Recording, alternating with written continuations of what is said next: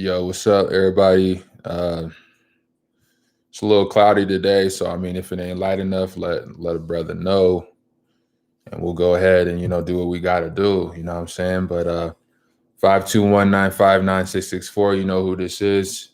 Dr. Leon, DJ Smoothie Blue. I'm a doctor first, always, first and foremost. Um, Courtesy of Leon Pedal LLC. Be your own doctor. You got enough gas in the tank. We're gonna start. I hope everybody's doing good this morning or nighttime, wherever you at. I updated the description this time, so it should be a lot more smooth in terms of knowing what segment is which. So it's a pretty cold. So eventually I might get hungry. I might eat some cereal, whatever. We'll see what happens. All right. So we'll hop right into it. Reviews and testing. So I'll kind of recap what I did yesterday. Yesterday, I uploaded. I was a little bit quiet. I was working on my Canvas credit union review, and then I was working on throughout the day. I did last night. I went ahead and I just did Colorado because I only know Colorado. I can't speak for outside of the state. I mean, it's for a whole, honestly, in my opinion. It's for the whole companies. I don't want that to get misunderstood, but it's for the I review Google for the companies in my state. So, for Canvas, I did all the Canvases in the state. That's local anyway. You ain't going to find a Canvas credit union outside the state. For Chase Bank, American Express doesn't have any Google portion, so I just included them on my Chase reviews. I did most of the Chases in the state. I also did all the Bank of Americas, if not most of them. So, it's out there. Again, I mean, I am who I am. I ain't hiding behind no one or anything. Like I said what I said. I meant what I meant. Y'all got to get it together because I haven't seen anything of that. I mean, but y'all quick to take somebody's money and y'all act like I didn't see those other reviews on the website. That doesn't mean you can't change. Again, whatever I say could be used against me too. I'm human. I'm not perfect either. I'm the first one to tell you and put my stuff on blast like that I'm not perfect and I'm human and I make mistakes too. So at the end of the day, I'm the reason why I'm in this position right now. But at the same time, I'm in society where stuff isn't determined because of me. So I'm going to call out what sucks. If it sucks, it sucks. And how society is handling COVID right now, it sucks. It's trash. You know what I'm saying? So, and I mean, that goes for everybody too. It's not just on a corporate level. If I could go at somebody corporately, I could definitely go at somebody on a smaller level and even on a personal level, which I don't even want to do. My whole point is I'm here for justice for everyone. I'm here for the equality of everyone. And it's like, you might not like hearing that from my mouth personally. You can hear it from somebody else's mouth, but I'm not going to stop from telling my story and using that to empower other people to tell their story over how they're feeling about a certain situation. So with that being said, that's what I did yesterday. In terms of today, I mean, if the chat's wide open, my phone number, 720, I'll throw it out there again. If anybody wants to call in, I mean, you could go to my website too. That's in the description. But if you want to give me a phone call and you want to go on speaker, you know what to do. If not, you feel free to just keep watching. I'm doing my thing. Moreover, like I said, this week is going to be the last week I do full of this kind of structure in terms of, okay, I do reviews and testing here, then I do sports here, then I do traffic education here, then I do life doctoring coaching here. My life is my brand. So like from after this week, when I go live, there's not going to be as much structure. Like I said, if I still haven't decided yet, and most likely will be every Friday because that's when stuff releases on music. And I know we're in COVID, but that's when movies come out and things of that nature. And I like to have a little bit more put together. And also after this week, I would like to go back and some of the videos. I'm not going to do too much. I feel like some people want too much. I've already, kind of segmented the way the time's going to go. So if people want to go and hear that, great. I'll do what I can in terms of I'm going to organize my own channel first. But after that, whatever time I have left over, I have no issue. And I mean, that's what that's what I'm going to be doing live, is just living my life, you know. So if I decide I want to do some push-ups and sit-ups and stuff, I'm gonna just turn the computer and show me doing that. You know what I'm saying? If I'm gonna be racing and doing esports, I'm gonna just show the computer doing that while I simultaneously stream on Twitch. If I'm just gonna, you know, if I decide I just want to go through, you know, if there's a product I want to talk about, I'm gonna just do it right then and there versus waiting on it.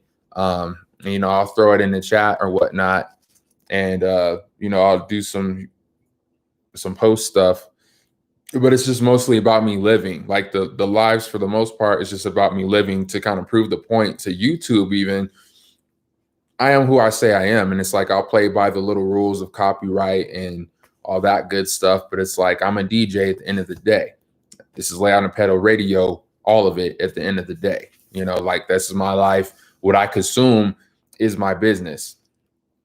You know what I'm saying? And I've had a YouTube since 2007. So it's 13 years later, you know what I'm saying? And I'm a grown man now. So what I consume with or without YouTube is my business.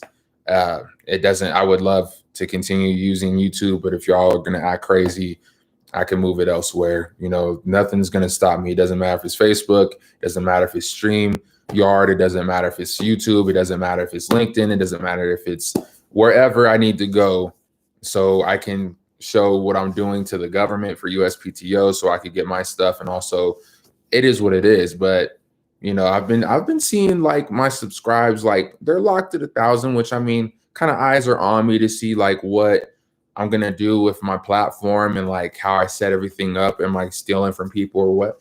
It's like, I ain't stealing from nobody, but I'm claiming myself. And like I said, I'm my walking brand. So regardless, it's like, pay me, you know what I'm saying? Like, I gotta survive. I gotta do what I gotta do. And if it ain't y'all, it'll be someone else. But either way, you know, but what I'm out here in this week is twofold. It's not only to, you know, prove what's up to YouTube, but it's also, I'm spitting basically what I wrote in my book series, which is $7.77 online, you know, which some people would debate, well, why are you giving that for free? What's the value of that? If it's, you know, you're giving it to me free right now, it's because I'm not wrapping it in a bow for you. I mean, on my website, it's kind of wrapped in a bow. You got all the photos, you got the story and text, and it's got more flow. And then eventually when I publish it, there's still going to be a difference between the published version and what you see on the website. There's going to be a difference in that. And even from the version I've told you here versus there, you know, like, it's just different. It's not going to always be 100% the same. Sure, the outline is going to be the same, but it's not always going to be the same. I mean, like, since I'm already talking about it, I mean, let's just talk about social media in general. I'm going to review and test that real quick. You know, I got love for y'all. I feel like I've watched the Social Dilemma live, which I think everybody should do. Forgive the dark. I'm trying to turn the heat on. It's pretty cold by the window over there.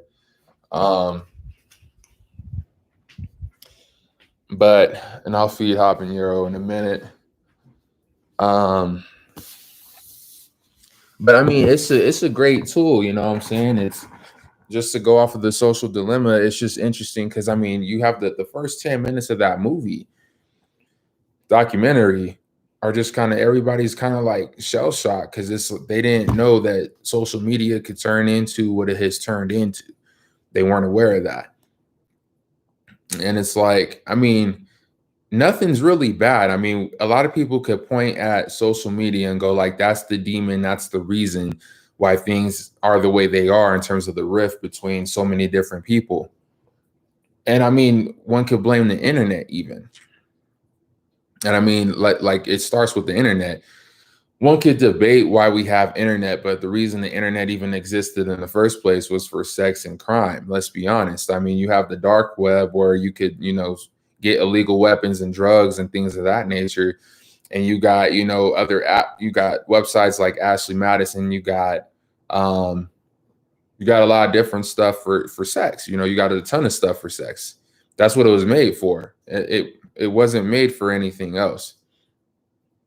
You know what I'm saying? And that's clearly evident. As soon as you surf enough, you get to, you know, more crazy stuff.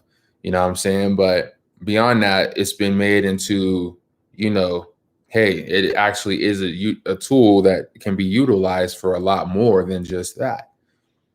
For, you know, sex and aggression and crime, you know, which is like what Sigmund Freud said are the two biggest drives is sex and aggression. And I mean, go figure, because I mean, the reason you and I and whoever's watching this video is here because the reproduction of cells, whether no matter where we go, it doesn't dismantle my support for the LGBTQIA community. It doesn't dismantle my support for anyone that, you know, chooses that can't have kids, or they choose to have kids in a more artificial manner, or they have to have it in a more artificial manner. Regardless, the reproduction of cells is why we are here, which is by definition sex. So I feel like, you know, that goes to life in general. And that's what I talked about a little bit yesterday is, you know, sex and aggression. Everyone could do that. You know, everyone could go hurt somebody. Everybody could go screw somebody, whether it's wanted or unwanted, even themselves. I mean, it happens every day, every, you know, second, somebody's dying or whatever, you know what I'm saying? So there's nothing really special about that. But in general, in life in general, we take certain things and it becomes toxic because greediness, greed is, you know, the more accurate term. Greed has turned everything into an inauthentic version of itself. For example, we could look at vehicles. Vehicles started, I mean, pure as the pure, you know what I'm saying? It was the purest of the pure materials. You had real wood grain, you had real, when metal got involved, you had real metal, you had real leather, you had real hardy materials, and there was real art into those materials. As time went on, things started getting more plastic. And I mean, we could go on a safety level and say, well, with more metal and stuff like that, more people have died than with like the stuff out now. I think that's debatable, to be honest. Hi, BB, what's going on? I appreciate your time. Welcome on in. We're just talking about reviews and testing right now in general. So that's the segment we're on right now. If you have anything you want to talk about for anything you've experienced, go ahead and chat that in. If you want to call in, and if you're comfortable being on speaker, you definitely could call in and say what, you know, talk about the story, good or bad. That was a great experience for you. Otherwise, feel free to listen. What I'm talking about right now is just overall quality of things, like how greed has really impacted how everything is now. And right now I'm talking about vehicles, and that, you know, vehicles used to be made with care. You know, it took a while to make them. And I mean, of course, I mean, Ford started early. This isn't to disintegrate Henry Ford's legacy. I mean, I knew about Henry Ford before I watched Ford versus Ferrari. And I mean, I even know about him now. And I mean, to be honest, they still haven't really learned their lesson even now. Even after that movie's come out, even after the whole situation with the Le Mans events. And I mean, honestly, a lot of people follow suit too, because there's a lot of cars everywhere now. And I feel like Ferrari, as much as some people, like, I mean, I saw Lupe Fiasco's live the other day where he was actually a member of Ferrari, and he went to those various car clubs and he was in those secret events and whatnot. And he's called the vehicles trash. And I mean, like, it's subjective, but I mean, if we're going to go in terms of, he said it wasn't until just recently that vehicles, that Ferrari started making like really reliable, good quality vehicles. And I mean, Ferrari got started because, you know, he wanted to race primarily. I mean, you could even go to their website right now and see, like, that's what they want, is like someone willing to race. I mean, you know, it's a status quo to buy a Ferrari and to, you know, drive that around and pay millions of dollars. Like, I mean, people pay millions of dollars every day for stuff that it's just priced high. Does it mean it's full of quality? No, but it's as simple to say, like, hey, ever since the late 70s emissions crisis, they have been trying to make cars lighter and more aerodynamic with lighter material. Yeah, I agree with that. I agree with that definitely. I feel like that's still a problem even today. I mean, we still have, and I mean, there's nothing we can really do about the older cars. And I mean, with like the whole crisis we have going on with climate control right now, which I mean, it's evident. I mean, people could have their own opinions, but I mean, it's evident. I mean, there's everything we do has an echo, and it doesn't really make sense that for us to release all these emissions into the air and to put all the trash in the ocean and to kill all these species that are needed. And I already talked about dropping nukes into the ocean and just doing drilling where we shouldn't be. If every force we create has an echo, that is creating an effect on the earth, whether we like it or not. I mean, that's just cause and effect. That's a universal law. That's a universal law. So, we have a long way to go in general with getting everyone on track for properly maintaining our ecosystem. We have a long way to go, and there's a lot we need to do. But I mean, it starts with, as you said, making cars with lighter materials. In the same aspect, however, I want to, kindly suggest that still the quality of cars has deteriorated heavily. We could still make cars decent with lighter material and still make them with good quality. We don't have to, do we have to use do we have to use leather? No, we don't have to use leather. But at the same time, when we make a car, I mean, we're already making something that, for the most part, isn't biodegradable anyway. If it gets broken down and left on the side of the road, or most cars go to the junkyard, it's still like, regardless whether it's metal or plastic or of a lighter material, it's still not being dealt with the proper way. Would you disagree with that? So it's like, either way, when it comes to the ideas of cars, what I'm talking about at the moment is just more so the quality in general, which, I mean, it's not to neglect, again, what you mentioned about us having it biodegradable. That's a non-starter in terms of, I'm saying that should be around the board. Like, we should be using toilet paper that could be recycled easily, and we could keep utilizing that. We should be, I mean, the animals do it. Why aren't we doing it?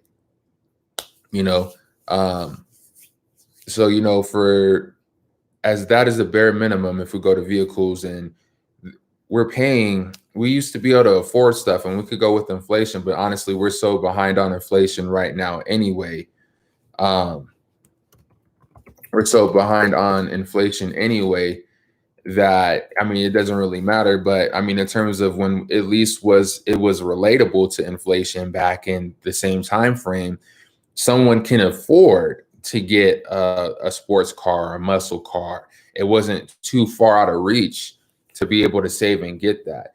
Nowadays, if you're not utilizing the system to the maximum for your own benefit, you're not going to be able to afford a Ferrari. You're not going to be able to afford a Lamborghini. Some people have to wait until they're 80 to drive one, or 65 to 70 when they retire to finally, purchase, which, cop.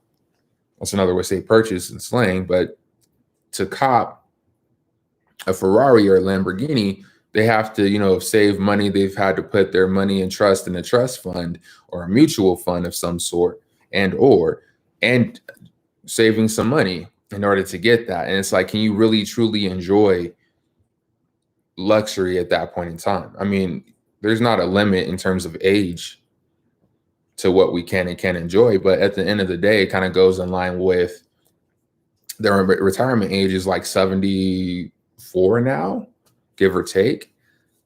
It's like, okay, can you really jump out of a plane the same way you could, like someone like myself being 25, or someone that's 34, someone that's 40? Can you really hike and do everything that you wanted to do? Most people don't take care of their bodies good enough to be able to jump into that. It's already too late. Versus, like, if people maintained their physicality to later on, car manufacturers pay attention to what drivers will mostly be touching in their car and focus on making that more durable and visually attractive. They make the non-touch zone extremely cheaper. I would like to challenge you on that to like provide some more examples on that. No disrespect, but in terms like, for example, my girl has a Nissan Versa, which is a smaller vehicle, and that's extremely cheaper. Nobody really wants a smaller vehicle. And again, I'm a race car driver, so my knowledge, I'm not saying I know everything, but it's kind of extensive. So for the cheaper cars with the extremely cheaper vehicles, usually a lot of things are stripped, weight stripped. I mean, to be honest, they don't even utilize carbon fiber. That's more expensive, but they're gonna strip weight. They're gonna strip, speakers. Her speakers aren't as good. It's kind of a cheap vehicle, like in terms of it shakes a little bit. There's a lot of different things I've noticed about cheaper cars these days, especially that don't have the same type of functionality that the durability they had in the older days. My father had a 1993 Subaru Justy, which is another small car. You could Google that right now. And it was more durable. That car held on for years. So, I mean, just because, with all due respect, the car isn't as popular because there weren't a lot of Subaru Justies on the road in my day, seeing it in from the 2000s to 2005s, it was rare to see a Subaru Justy.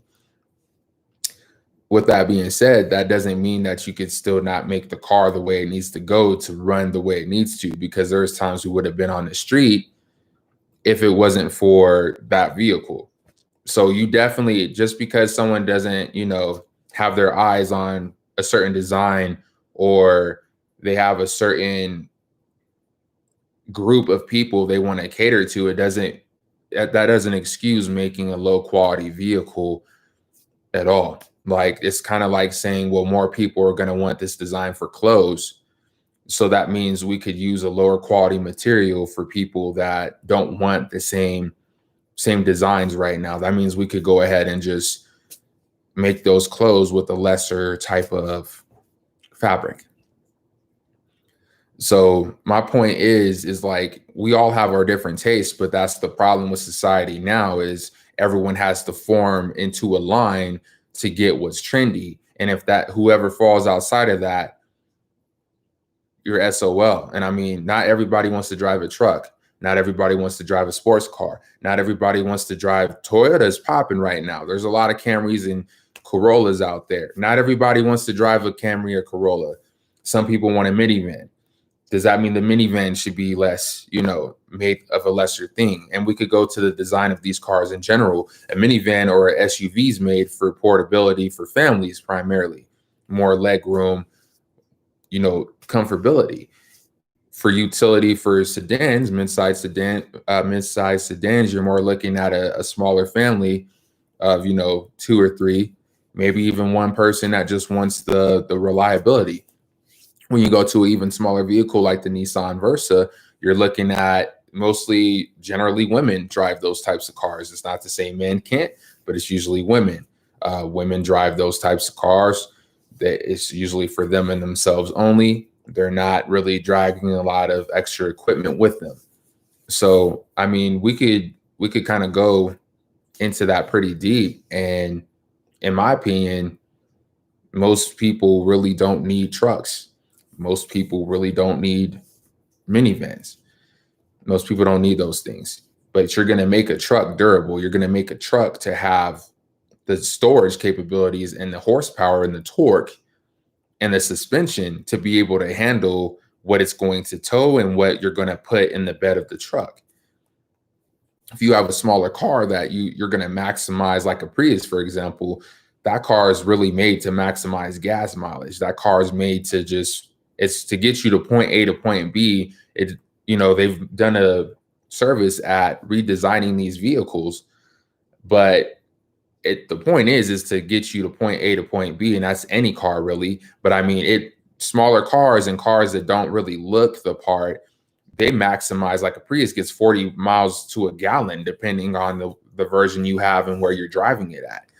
You're not going to see 40 miles a gallon in a mid-sized sedan, definitely not a truck, and definitely not an SUV or a minivan. So my whole point is that we could sit here and talk about, well, what does the popular opinion want for a car? And we could talk about emissions, which I've addressed, but that still doesn't take away from they need to make a quality car. Like, for example, I paid $13K for a used 2011 Nissan Altima. It's a cheap car in terms of materials.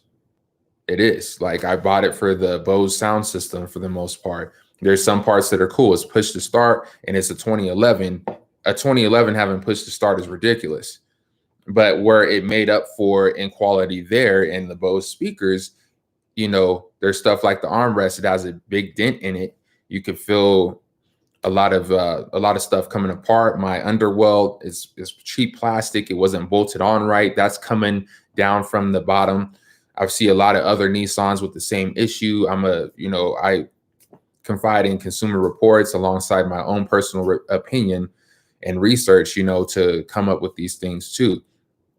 But you're not going to go to a 1985, you know, car, for example, and you're not going to have any issues if it was taken care of course, with it being fastened correctly underneath the car in the underworld. You're not going to see that common. Usually when I see issues with older cars, it's because of neglect, and it's because they were in certain areas like that were flooded, or so there's erosion, there's rust, which, I mean, rust is a thing with metal. You shouldn't have that in certain locations. But I mean, that kind of comes another conversation too. And I mean, we could talk about, you know, materials that are more efficient for long-term durability.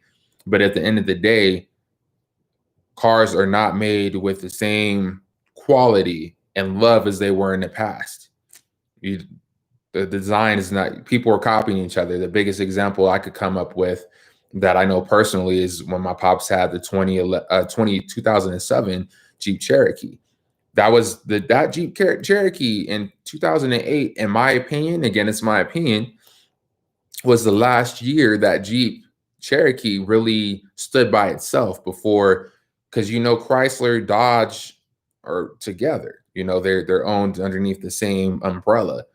But when they went from 07 to 08 and 09 and went to that European model, my pops was invited to one of those meetings in which people gave their feedback and opinion, you know, on that type of thing. I drive a 1989 Chevy truck, and my dad had it 20 years and it's still going with around 300,000 miles. And that's great. You know what I'm saying? That's amazing. You're not going to see a 2009 Chevy truck do that. It's going to be rare. Like, I could look up online and we could try to find some people that are able to drive those Chevy trucks. And it's little to none. It's America is the biggest example, and like I was saying, of Jeep, of integrity and quality going down tremendously. It's rare to see any type of American vehicle go that long without any crazy problems. Usually it's when you drive it off the lot. And I was like, going back to my Jeep example, that is America, you know, and I mean, it had a lot of issues, to be honest. It had a lot of issues with the AC unit, with there was issues with I want to say the engine. It just, you know, it was cool, you know, but in terms of, I mean, it was like 35,000, I think, around there.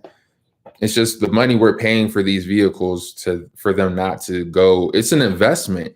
If you buy a vehicle like your example of a 1989 Chevy truck, that should be able to take you through for years. You should be able to rely on that car.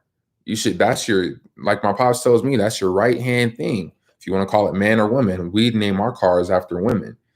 But, you know, regardless of how you name your car or what gender you want to assign it, that's your vehicle. If you put that much money into it, which usually, I mean, it took me 2.5 years to pay off my car, not to mention the other issues I've had with, you know, I've had to redo the shocks, and I've had to redo, you know, not to mention, you know, standard stuff like tires and brakes and things of that nature, the axles, you know, not to mention the extra stuff. We're looking at upwards $20,000, and some people aren't able to pay that. You know, some people just end up taking on a car payment the rest of their lives. And if you're going to be in that situation where you're going to take a car payment the rest of your life, would you not rather have something like that 1989 Chevy truck that's going to get you through no matter what, that's going to get you through the rain, sleet, and snow, and you don't have to worry about dependability or reliability for that vehicle to get through? It's just going to get through. That's what I'm talking about. That's what I'm talking about for that. I'm talking about just in general for quality over quantity. You could push out, 100,000 vehicles in a week or whatever the ratio is, but if it's all garbage, then what's the point? If they're all going to break down after 20,000 miles, if they're all going to have issues, then what's the point? I'd much rather have a car that took time to make it. And I mean, a good Chevrolet example right now of them making a better car is the new Corvette C8. I mean, that's a great car. And I mean, it's used the LaFerrari as inspiration, apparently. But that's a great made car, and they actually undervalued the car. And it's selling for way more than it's worth. The standard price, I think, is like 65 to 85K.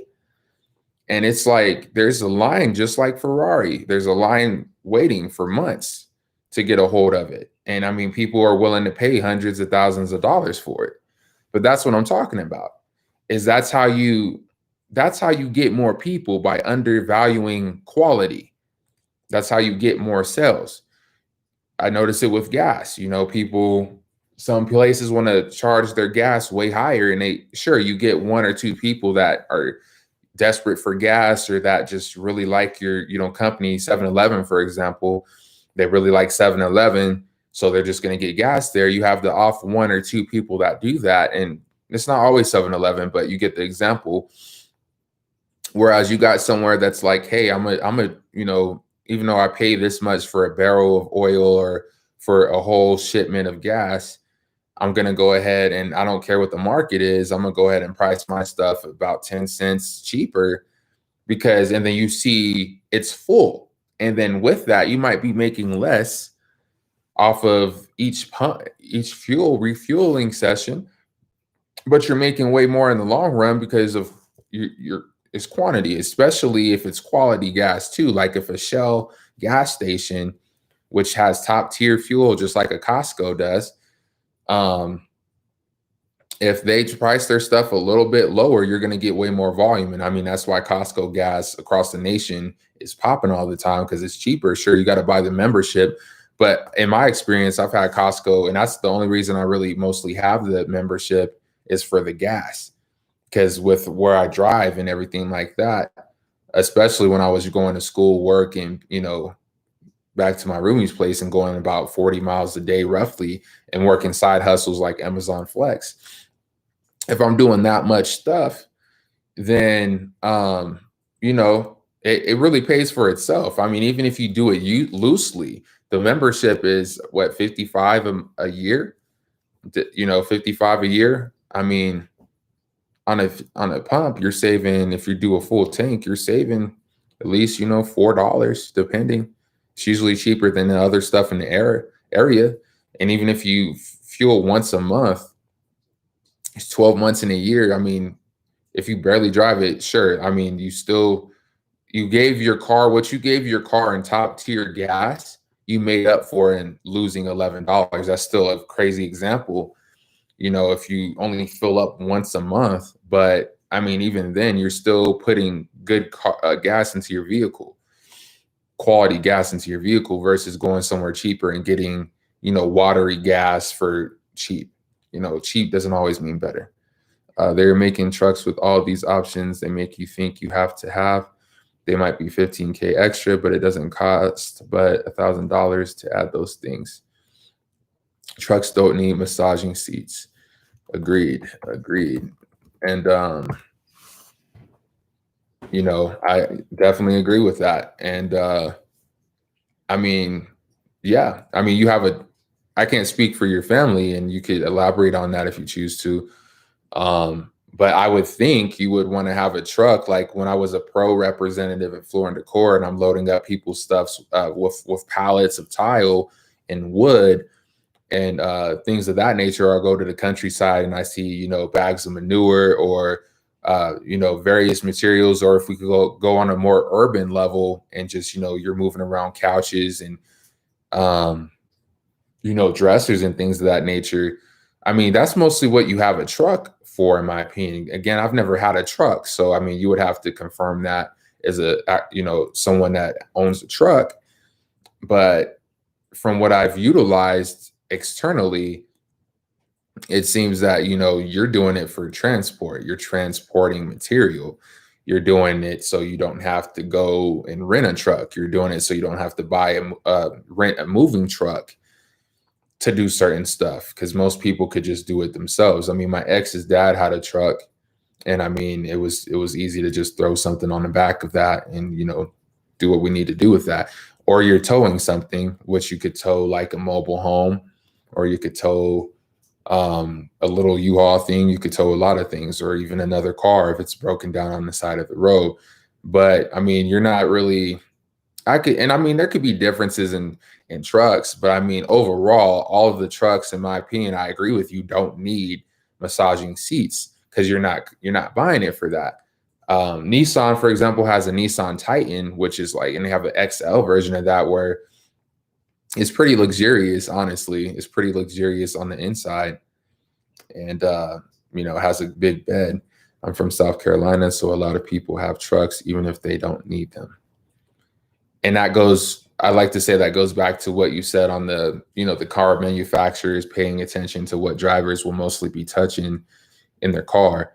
And I mean, even though that might not directly 100% correlate, I like to use your example just because, that's part of the status quo too. I mean, if most people follow what other people are doing, whether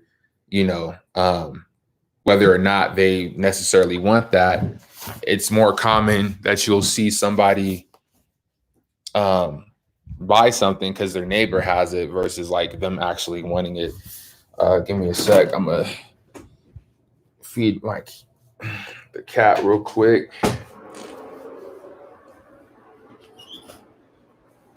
But yeah, like people usually, and I mean, I'm a victim of this too. For example, I mean, we could even talk about something that's not related to vehicles and just talk about just basic consumership, like on a food level. And we could talk about, you have the Popeyes chicken sandwich, and most people don't even like Popeyes or don't even go to Popeyes, but because everybody's talking about a Popeyes chicken sandwich, they're going to go buy one. For me, I didn't wait in line 3 or 4 hours to eat that. I waited almost a year to eat it. And I mean, it is tasty, but I mean, I was loaded full of MSGs and whatnot. But I mean, it's the hype, right? I mean, it's basic human nature. You got most people doing that. And I mean, honestly, irresponsible consumership is honestly why it's not always the car manufacturer's fault. Just like I can't blame 100% the government, for everything that's going on right now, just because you have the people, the citizens that let it happen. The popular term and phrase, you are what you allow. If we as a collective allow companies to, make hella money off of us, purchasing their product, even though it wasn't a good one, then they still won. And that's proven a point. Actions speak louder than words. If more people go and buy the material despite it. And I mean, I'm guilty.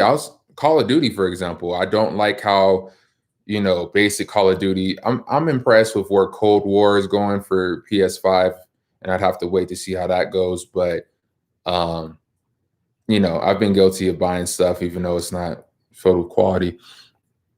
Chick-fil-A is the most successful, and they don't work on Sunday like their competitors. That's saying something. Yeah, agreed. It's standing 10 toes down, and firm with what you're offering in your services. And I respect them. Do I agree with all their points of view? No. But I mean, that doesn't stop me from eating their chicken sandwich, and they're not really hurting anyone. Like They're not, it's one thing if they're maliciously saying like, hey, we're killing people that are part of the LGBTQIA community. I still, again, I don't agree with their views, but if they're sitting there, saying that that's what they're doing and they're hurting people, then hell no, I'm not going to buy their chicken sandwich. But I mean, the principle, like you said, of them like saying like, hey, this is what our belief system is. And regardless, we're closing on Sunday, whether you like it or not, because we're that popular where we don't need to do what you're doing to get clientele, to get continuous customers. I mean, their app is one of the best I've dealt with. I haven't gotten more free stuff that I haven't had to, trade. I mean, they still give you stuff if you take a survey on your experience, they still give it to you. But it's been a real easy process getting an email, and then they say, hey, we sent you some food, for your home location. Go get a biscuit sandwich. Yeah. And I mean, when you put out blessings come back, regardless if I'm more spiritual, I'm not religious, but I mean, it's just like it goes with the law of, cause and effect too, karma. If you give out value and you give out good situations, and I mean, even their customer service is superb, whether the individual working there actually feels that way or not. I mean, it seems like they weed it out. And I feel like you'd have to be committing somewhat of a self-suicide to want to work for somewhere where the customer service is that great. But I mean, they give superb customer service. They give good quality food. I mean, sure, we could talk about, the tea has a lot of sugar. It is what it is. They're not perfect, but compared to what they're offering, that's in relation to other places, they're offering it way better. They're faster, they're more courteous, they're kind, they respond with my pleasure. They have a system, and it's a great system, and it works. And that's important too, is having a great system of quality. And I mean, on a mass scale like that, I mean, in Colorado, they barely had any business. I mean, the first Chick-fil-A was in Aurora Mall over there, and they expanded from there. And at least in Colorado, and they expanded from there at that point. And honestly, there's times I went there and got some stomach aches, and just because the chicken wasn't cooked thoroughly. And I wasn't going to pay back then $4 or $5 for a sandwich. And I mean, I still barely do it now, but I mean, because of all the perks, I have no problem spending more money if it means I'm getting better service in return. They teach that at my school. They teach at my school that place that aren't open on Sunday are usually more successful because God tells us to rest on that day.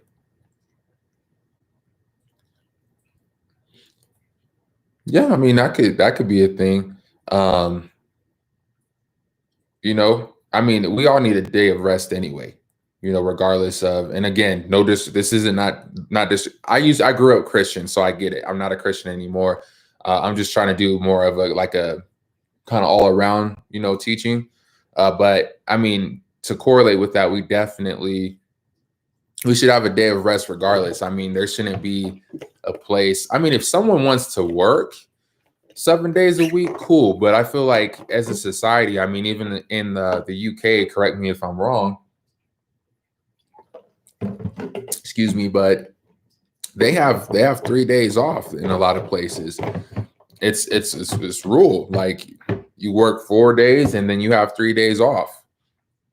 And I feel like we need more of that, where it's like, sure, we have our few holidays, and I mean, more places are catching on where it's like that's a standard that needs to be had, is you have holidays off. But I mean, in my opinion, I already don't like the job system, because you're working however many hours in your whole life just to get vacation time, barely, and then like hopefully you get holidays and sick pay off. And perhaps maybe you could retire with, 20, years of your life to spare. But I definitely feel in general we all should be on a more lax system in terms of like, yeah, we have an economy we have to run. There's certain jobs that I feel like, yeah, you can't really take time off. So then you should just have more people that prefer to work a different schedule. Maybe their life is based around a different schedule.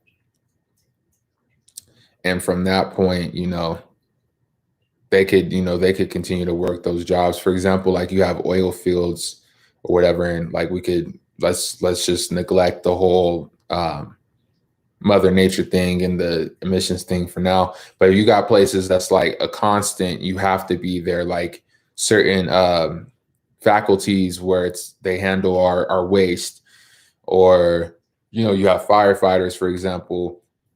That's like a job you can't really take off, so you need to have more people that can, excuse me, enable people to take a breather. I feel like there should be, it's a beautiful point that I feel like we all are more successful if we have enough rest time.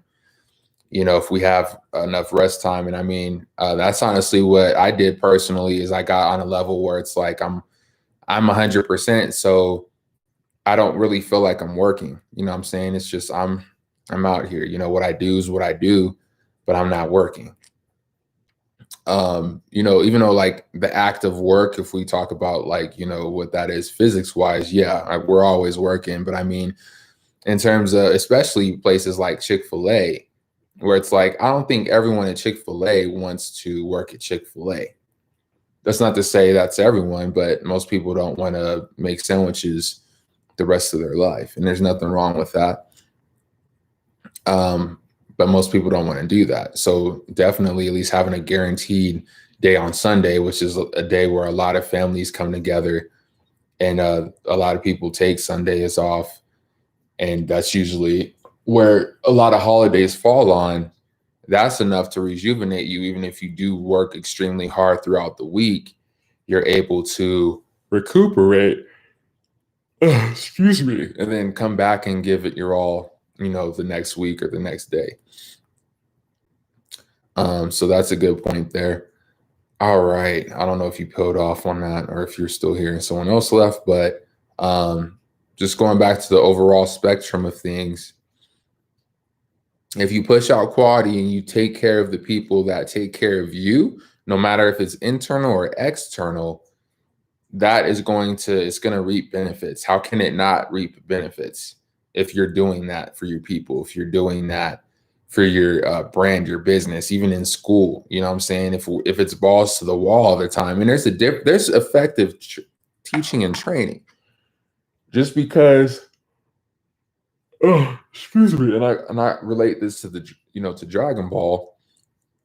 When Kakarot was talking to Vegeta in the after the hyperbolic time chamber, Kakarot coming out and Son Gohan, Kakarot was like, hey, training isn't beating your body up all the time and putting yourself through hell. That's not training. There's an efficient way to do it. And I wish school was more like that. I wish school was more broad. Like there's different ways to learn. There's people that are kinesthetic learners, there's people that are visual learners, there's people that are auditory learners, and there's some people that are a culmination of one or more of those attributes.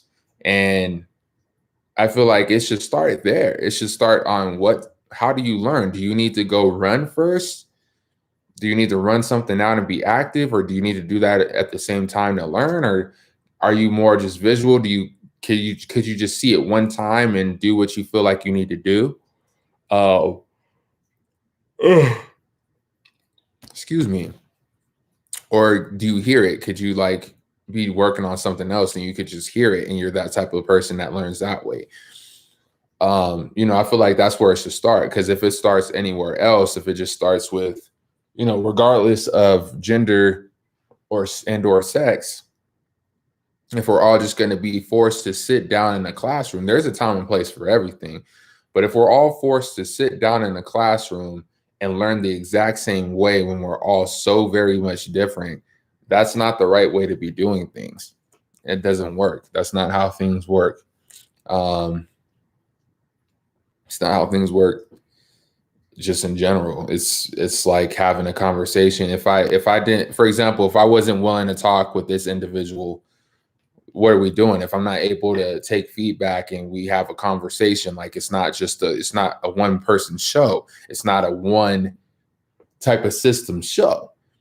If we do like a survey and we do actual data that's not manipulated and we actually get actual statistics, I'm not saying numbers are bad, but if you're only getting numbers of one demographic, if you're only getting numbers of one type of from one area, that's not reminiscent of what's actually going on. If there was an actual, national survey, which should happen in voting, of like what type of learner you are, or that can happen at school, even first day, like you answer some questions and it's like, what's your personality type? What's your learning type? And then you go in the same room with the same type of people, and then you like hone that skill before you go into another room with other types of learners. Because I'm not saying that because that's not how society works. It's not like you could stay with a certain demographic and group of people your whole life.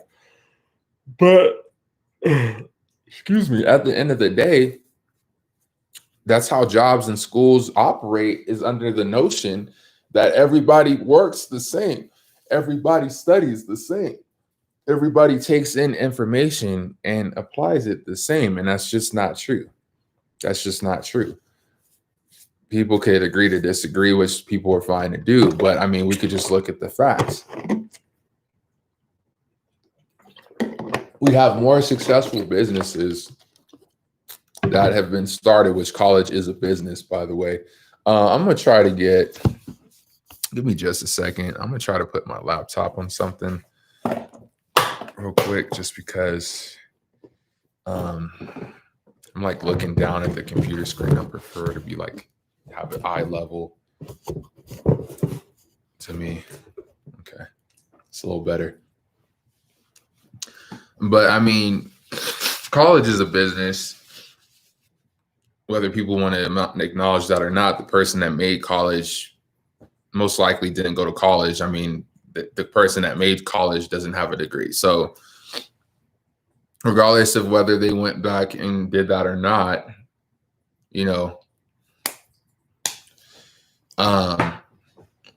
that's another conversation. But most businesses now have someone that's the CEO or the owner, founder, whatever you want to call it. Most of them didn't go to school. You're going to find that most of them aren't capable. Not everybody is Jeff of Twilio, right? Not everybody could start a company that they could do. I'm not saying that's everybody, but not everyone could successfully start a company in which they could and finish through with someone that, actually can do what they're doing. Most people start a company, they don't know what they're doing, but they know the system and they know how to manipulate the system. And it's like, I might not know how to scrub a toilet well, but I'm gonna go ahead and hire people that can, and I'm gonna go ahead and just, manage them. And I'm gonna just, they get better and we spread our clientele. We get more people working for us that could do the same thing. And now you have a whole movement. And is that all that's just an example, but that's where a lot of jobs and businesses come from. Is like, I'm just going to have my own example and my own version. I mean, is that not a job? You go around it, and sometimes, I mean, even I drive around sometimes when I go into kind of lines of buildings, if you will. There's a more accurate term for it, but a block of buildings, and there's some companies I never hear about. And it's just like you find your niche, and then you make a company of other people that could help you run what that's doing. But that's all a job really is. That's all a business really is. It's like, how can we do what you need? We supply, I mean, all grocery stores are is distribution, which is like, how can we not all do distribution? All they are is distribution. You have the company that makes the product. The store is just the hub in which those products are located to make a sale. The company itself gets a kickback, gets like most of the profit because it's their profit. And then the store gets the kickback from what they're selling. I mean, it's just a physical that's honestly where the money is distribution. And that's where a lot of credit card companies or a lot of people that handle money, that's the only reason why they're rich is because they handle the money or because they have distribution. If you're not the distribution, if you make the product, then you have to find, if you're not going to be the distributor, then you got to find something that will distribute it for you. That, you fit their, because some distributors don't like your product, you know what I'm saying? And this is in general. Some distributors don't like your product and it won't see the light of day in like a big store. You're going to have to go with a smaller store or a smaller field because sometimes maybe the big distribution wants too much money. Other times, maybe they only have a certain, I mean, it's up to every business and person on what they're going to distribute. Like, honestly, everything I see doesn't make it to who I talk to. I'm not going to sit here and act like I'm the best pusher of everything because I'm not. There's some stuff I haven't told anybody about. For example, these heavenly hunks, right? I haven't like fully went all in promoting this because they're not really paying me to promote them. But I mean, these are better than some chocolate chip cookies. I found these at Costco's. But they're heavily hunks by E&C's. And like the phrase is, it's Ellen and Casey. That's them. But you don't see a lot of places that put their face on the product, right? But they say we started E&C's in 2013 from a family recipe Ellen created 30 years ago. It's a secret known only to us, but our mission of baking with love and real ingredients, which is trademarked, is at the heart of everything we do. We start the creation process in our kitchen using the kind of ingredients you'd find in your own cupboards. Once we have something we love, we can't wait to share it. We hope you'll love our heavenly hunks as much as we do. To learn more about our story, check us out online. Most people don't care about the story, let's just be honest. But I mean, E&C Snacks LLC.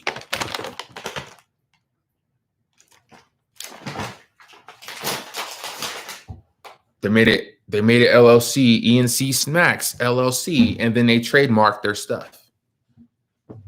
Doesn't matter if people talk about them, not really. It's their product. And it's like people could choose to talk about them, or like I had the choice to bring it up. You know what I'm saying? I had the choice to bring it up and talk about it or not. But they're doing their thing. They're getting paid for it regardless. Like they made themselves a product, and regardless of who distributes it, they're getting paid for their product. That's what they do. They might do other stuff, but that's their thing right there. This is my thing right here, is Lay on a Pedal. I produce a lot of stuff. I made a company off of it, and that's what I'm doing. You know what I'm saying? That's it. Like anyone could do it. And that's why the system is so ridiculous. Anyone could do it. We all do it. But it's like, who has the connections? Who has the connections to make it work? Who has the resources to make it work? Who has more of the power to make it work? Popularity versus somebody else that's like on the street. You know what I'm saying? They're not going to have the resources and or connections. And we don't even provide knowledge on an equal basis. So not a lot of people know that it's even an option to create what they can. And then once you do create what you can, you got all people trying to block you out and say, like, this is competition. Like, don't let this person enter. It happens a lot. Example of that is when I went to Glenwood Springs and they had the little festival, everybody priced their stuff the same. I would be that off dog that would be like, hey, I'm pricing my stuff cheaper. But they might look at me and be like, hey, well, he's trying to like get more clientele. So push his stuff out, like push his stand out, or we're going to like talk bad about it and say that they're offering lesser quality. It happens a lot. And I'm just like, may the better person win. Put out a product and shoot, let people decide what is, if it's the Heavenly Hunks versus other cookies, it's the Heavenly Hunks because it's good. Does that mean the other cookies and oatmeal treats aren't good? No. But it just means that y'all got to do a better job. And I mean, it should be that easy for everyone to do that. It shouldn't be such a a roadblock for that to happen. So we're getting to the tail end of reviews and testing here. I'm gonna let Habanero out. Hopefully she doesn't eat things on the floor. Come on, Munchkin. Don't be eating shit off the floor. You're going right back in there. Can't afford you having stomach issues, girl. All right.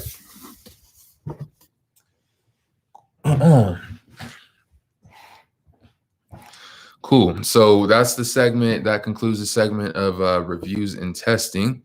We're about to hop into sports. So again, it's always open. If you want to, throw something in there, let me know if there's anything you see. I'm gonna go ahead and just go to YouTube and see what's popping.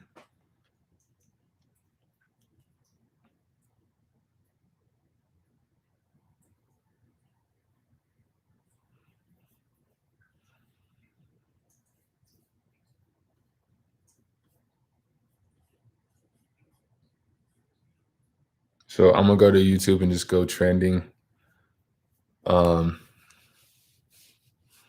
See if there's anything.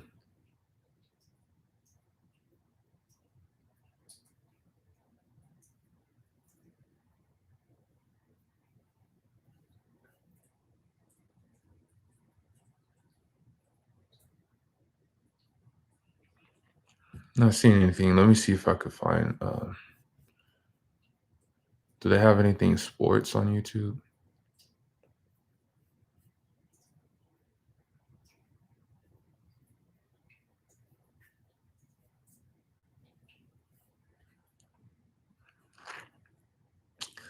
I see Barcelona versus Ferencváros. Is how you pronounce that? I mean, why not? I mean, I just don't want to make it seem like I'm gonna mute that. Like I'm just doing stuff I care about. I mean, I used to play soccer back in first grade, and I stopped playing for whatever reason I stopped playing, but I used to be decent. I wasn't like crazy good. I wouldn't even try to play like on a serious level now. I've been too far detached. I was 2001 and it's 2020. Like, not to say I'll never ever not play it for fun. I could play it for fun or something, but to the level that they play it on, let me share the link. I apologize. It's kind of selfish on that. Here we go. So that's where I'm at right now. Just watching some highlights on that. The reason why, I mean, I don't watch soccer too much. The reason I don't watch them too much is not to say everyone's like that. And I mean, this is ignorant just because I just see a lot of highlight. I like women's soccer a lot more. I see a lot of flopping for men's soccer versus women's soccer. That's not to say every team does that. That's just what I've noticed. But I mean, the skill and prowess, regardless, needed to do this stuff is pretty crazy. I mean, you see a lot of different walks of life doing what they got to do,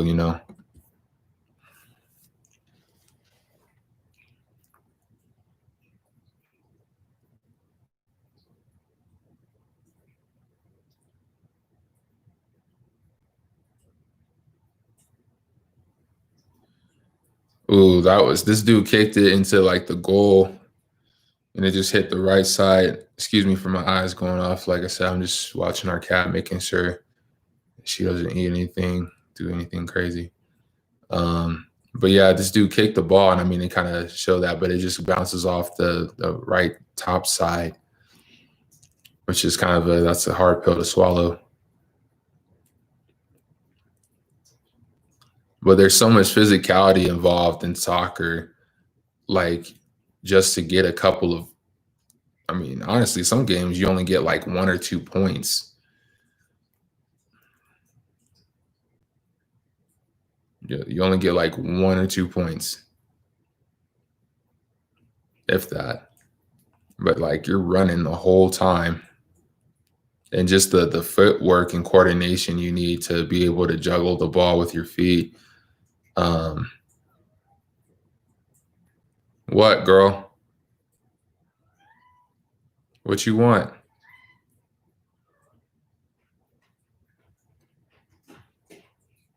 Don't you eat it either. Yeah, I'm talking to you.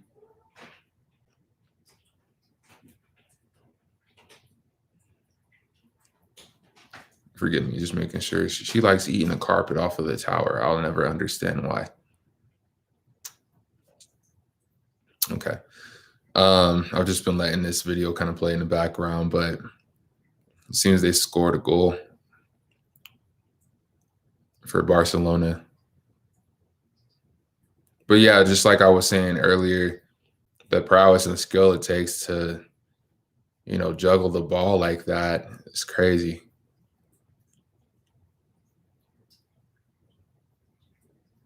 Oh, excuse me.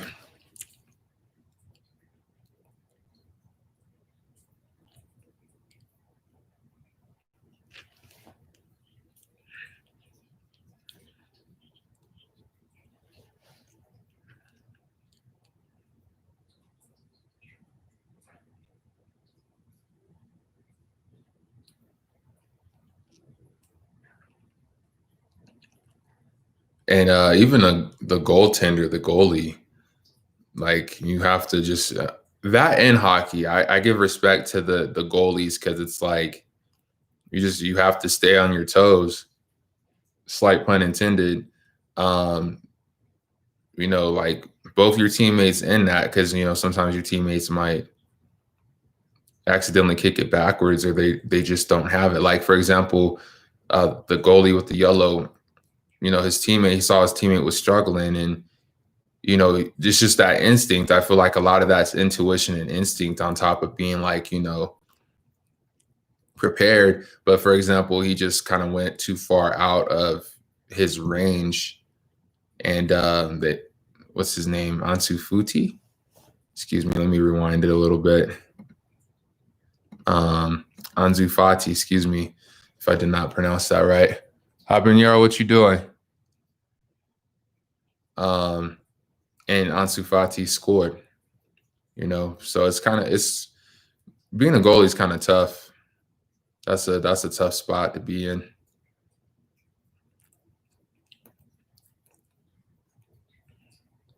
Props to him for the goal.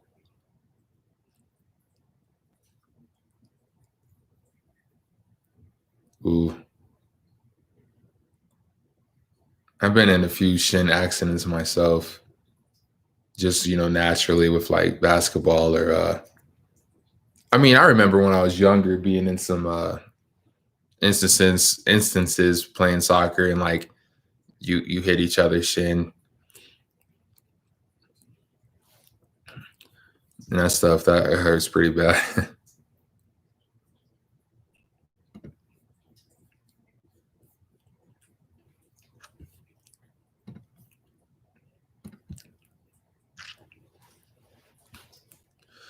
And shout out to Champions League on CBS Sports. That's where I'm pulling this from.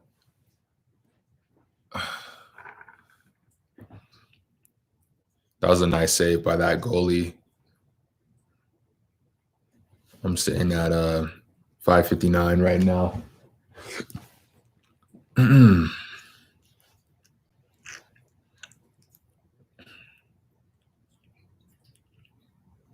Cool.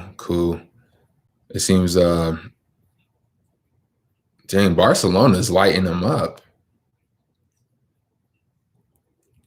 And I like their relationship. They just scored a goal and it's like, it's pretty cool and genuine. And that was a nice feed and pass. Like 14 scoring that goal like that. That was beautiful.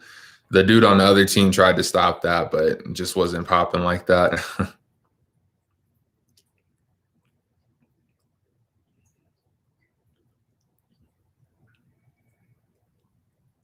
But yeah, I definitely just want to, I just want to experience more. You know what I'm saying? Like, even if I don't, it's not my favorite I'd like to go to an actual soccer game and watch it versus serving at it. I served at it for LGC hospitality, and I didn't really get to watch the game. So it'd be nice to actually watch a soccer game. But usually I was playing when soccer season in high school was there, I was playing football. And I mean, sometimes I'd look over there to see what they were doing, but I was mostly playing American football versus, football.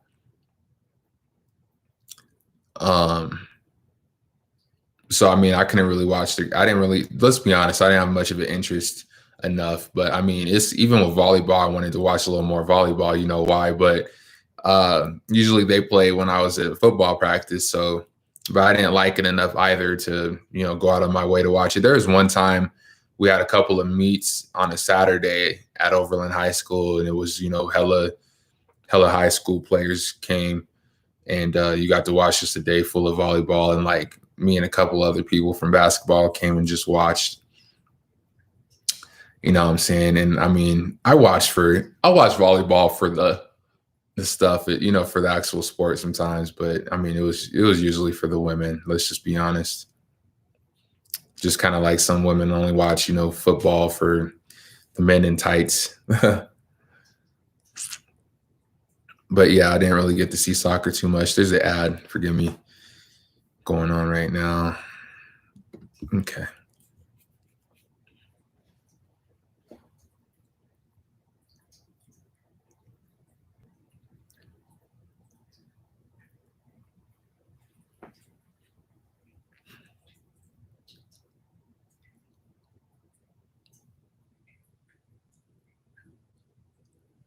So Ferra Severos. I don't know if that's how Ferran Savaros. I want to say Savaros. Um, they finally scored one. So that's pretty cool. Let me see if anyone said anything on the stream. Just been kind of doing this. All right, cool.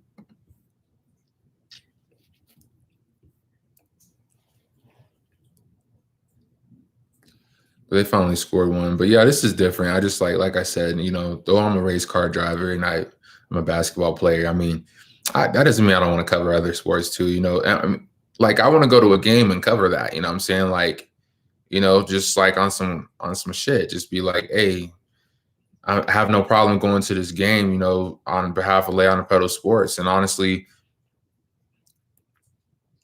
I'm my own athlete, right? My own, sport player. But honestly, want to be an eye of talent too. Like that's outside of the agency. That's just like, why can't like people as a whole that have been, athletes or something look and be like, oh, that's talent right there. You know what I'm saying? That's crazy. And I'd like to go to high school, college games, and I might not be as official as like a college type of scout, right? But just on a level of like, oh, I see a person with character, integrity.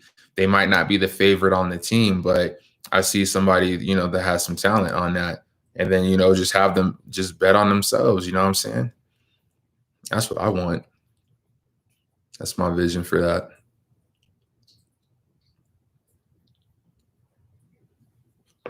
Oh, oof.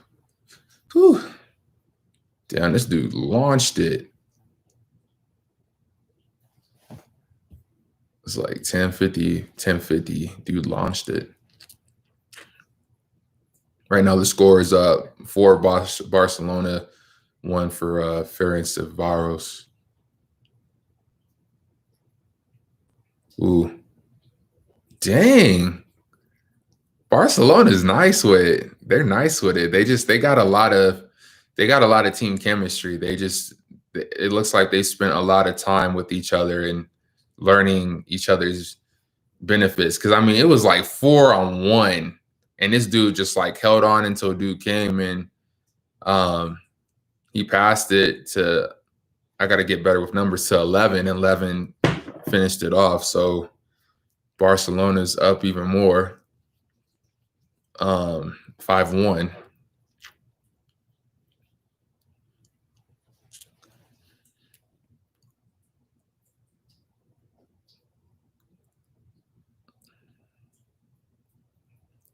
One of the players and the ref just got into it. Ooh, that was a nice. I think they had that like foul kick or whatever, and dude jumped up and like that was a great block by the goalie for sure. That was real dope.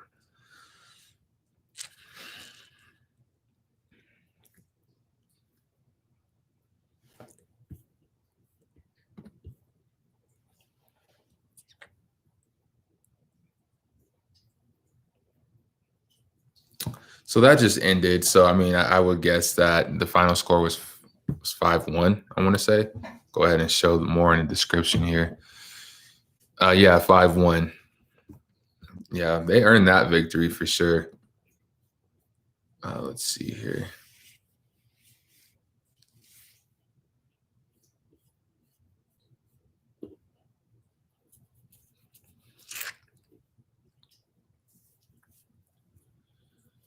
Let's see.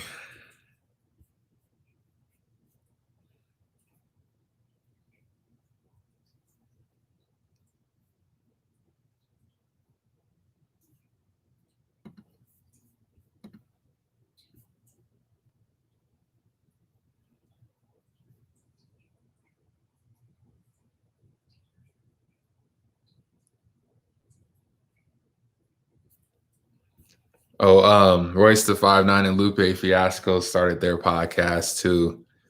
Um, which is real cool. I mean, that's not sports, but I mean, hip hop's a sport, but they talk about a lot of different stuff.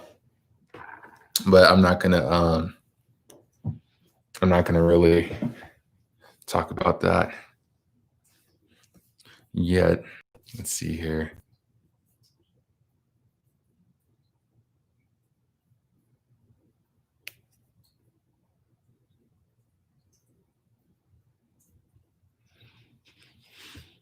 Mm.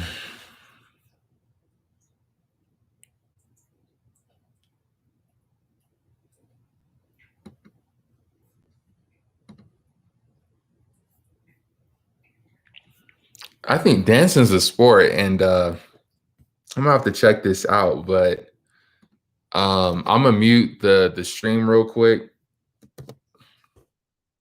and check this out because it has Hobson in it. It's called Cash the Future Kings feat Hobson, and I'm more in this for like I love Hobson. So this is more for the dance because I want to cover dancing too. Like again, I don't want to stick to a box, you know.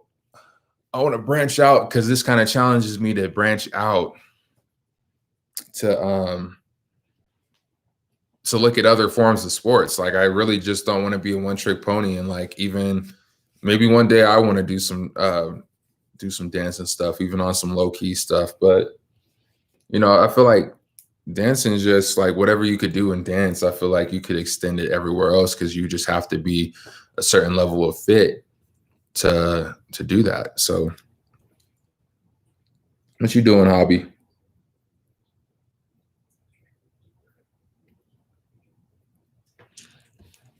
All right, here we go. I'm gonna go ahead and mute the stream real quick and watch that video.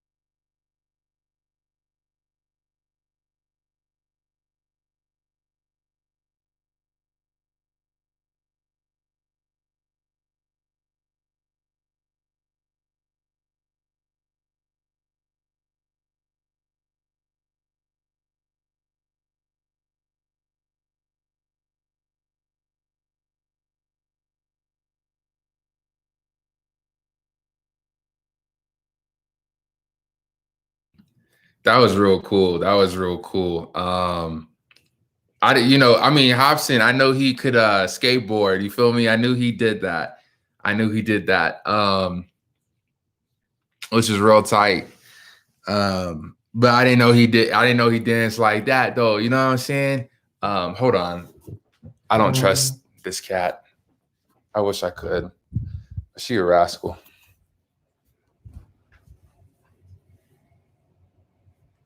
All right, she just in a litter box. Okay, but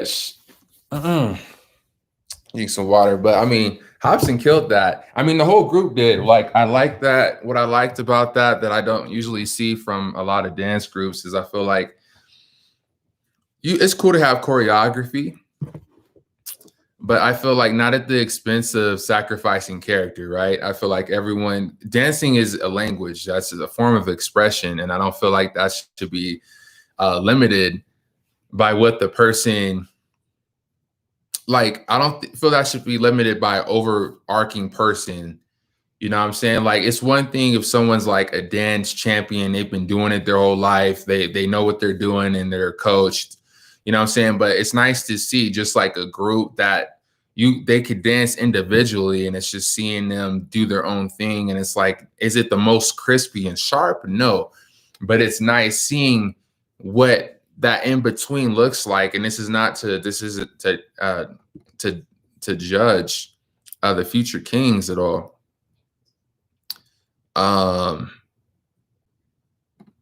This is definitely just to say, like, they're different. They're not the most crispy in terms of like, hey, it's got to be sharp in terms of like, it's got to be the same dance moves, like on some color guard stuff or some hold on.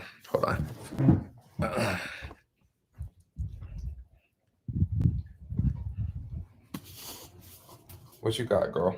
Go. I'll give you a little sec. She's a little rowdy, so it's like I wish I could trust her not eating stuff on the floor, but she's just a rowdy little girl, man. So we're just gonna give her some time to pull off a little bit. Probably play with her a little later. But yeah, it's nice not seeing it like crispy.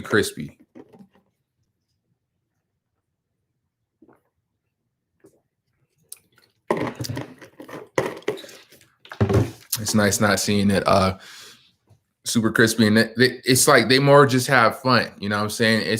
I miss the art where it's like art.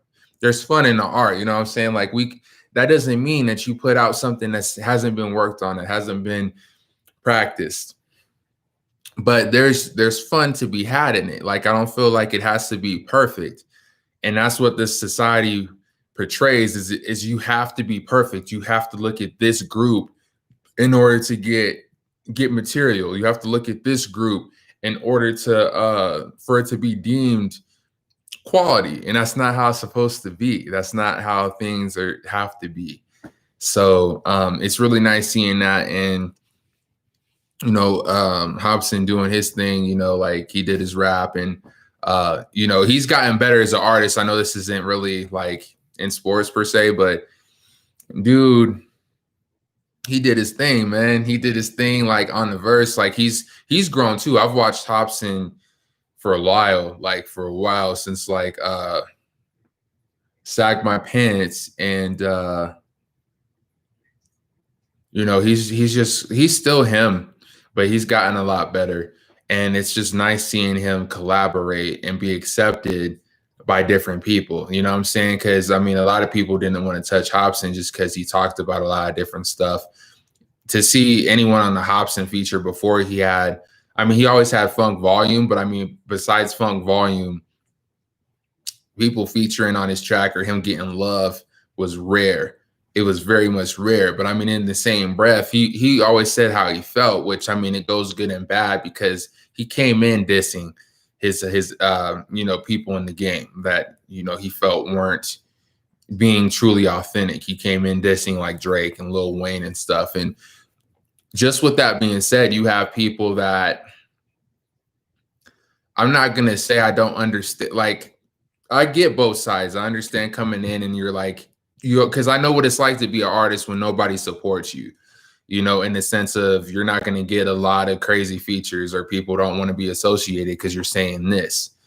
You know what I'm saying? I feel like Nipsey for a minute, he did a lot of stuff by himself too. And I feel like Russ did a lot of stuff by himself too. And it takes doing a lot of stuff by yourself to really get to that point where it's like you don't need anyone else. It would be nice to have someone else, but you learn how to just do it yourself and you find out what works for you and what doesn't and how that correlates back to this video. I feel like their chemistry is dope and they have their own, you know, they have their own humor and they have, you know, their own characters. It's not, they're a group, but they're not trying to be solidified. You could definitely separate each one just off a dance alone, you know what I'm saying? And how the way each person carries themselves. So I dig that and I really like that.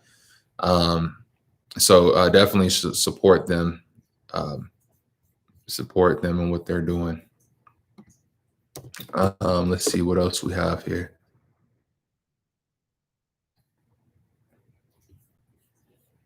Oh, they have a dance and an official music video for Cash, which is dope. That even makes it even better. That how they did another video and Hobson was in there on that. That's really cool.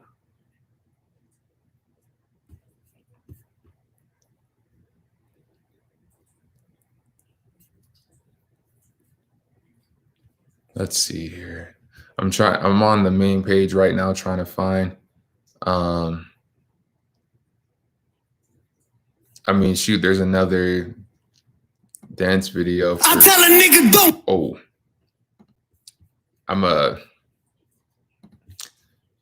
this is by 6ix9ine, so you may or may not like the content, but we're just looking at it for the dance. So you could definitely view the video and just mute it. I'm gonna mute the stream real quick to take part in that so I don't get, you know, flagged, but give me just a second.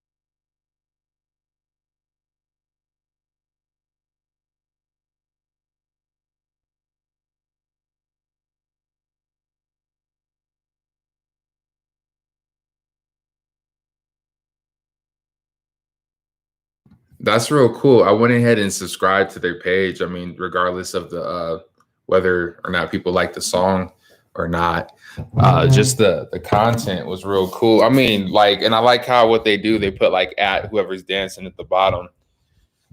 And what you doing in here? Oh, you know where you're going. Go.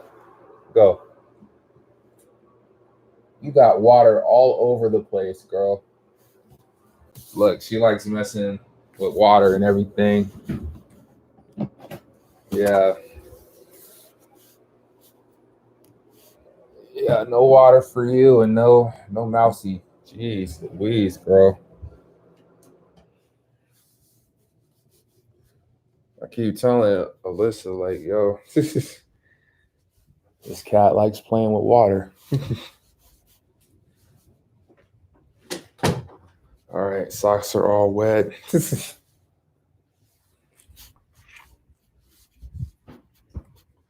me just a second. I appreciate. I just, like I told you, I know something. I know her.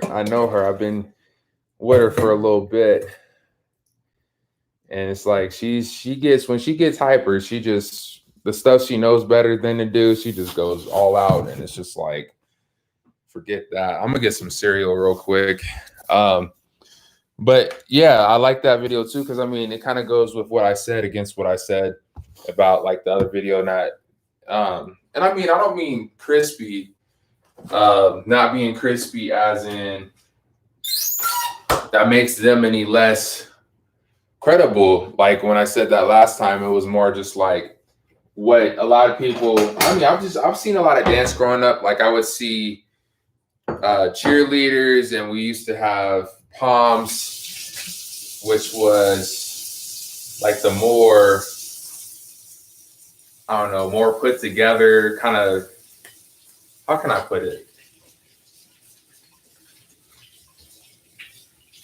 Like, I can't really explain it the way I want to, because I mean, you had different levels of cheerleading, but if I had to put kind of a different skill level onto it, it was like regular cheerleading was kind of freshman and just kind of laid back, and then Palms was more like the actual competitive nature type of performances. And I'm gonna go take her toys outside real quick, let them dry off.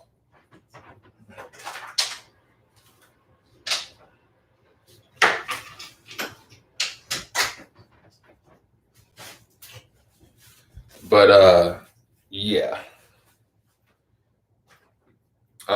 So you know, I've seen like Palms, and it's just like I've seen them like rehearse and study and whatnot. And I mean, I've seen dance growing up. You know, I haven't really done it like that in a crazy manner, but I've seen people dance, and it's just like I like their group because it's just different. You know, it's like you had like crumping, one dude crumped. I know Bring It On's not really, it had its times. I know like some parts are corny, but you know, I've watched Step It Up or Step Up. I forgot what that was called too, but with Channing Tatum and you know, Drumline. So I've watched stuff where it's like choreography and like stuff being tight is really emphasized. And I'm also an external person, though I've seen it. I've never really done dance on the true level. I've wanted to a few times, but couldn't, because like again, it interfered with like basketball. Like there's basketball rather than dance or stuff like that. You had to pick and choose a lot growing up. So I like, but I watched a lot of dance stuff. You had what's that movie back in the day with Omarion and stuff, and Marquez Houston? You probably know what I'm talking about, but I mean, I've watched a lot of cuts with these artists, man. So, you know, Stomp the Yard, you know, you name it. So I'd love to start watching dance and stuff again and get back into it. Woo! Excuse me. All right. Appreciate your patience on that. I'm just hungry. So what's up? Thank you. You know, saying thanks for your time. If you watch an hour later. All right.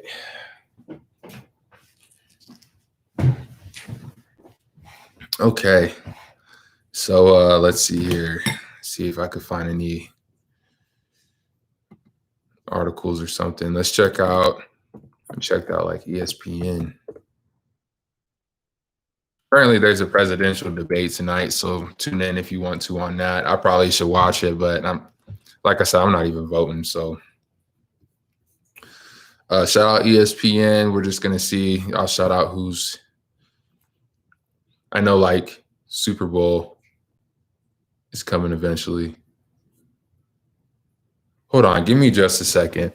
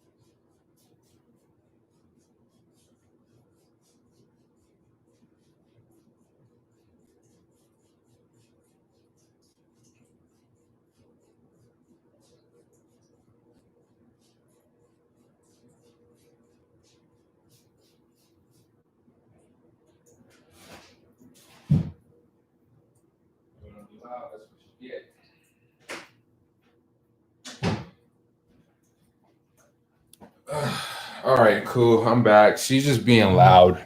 It's like you're gonna sit here and be all messy and then be loud. So she got sprayed pretty good. But I'm back with it. Appreciate your patience on that.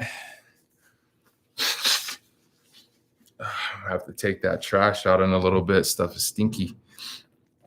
Let's see here.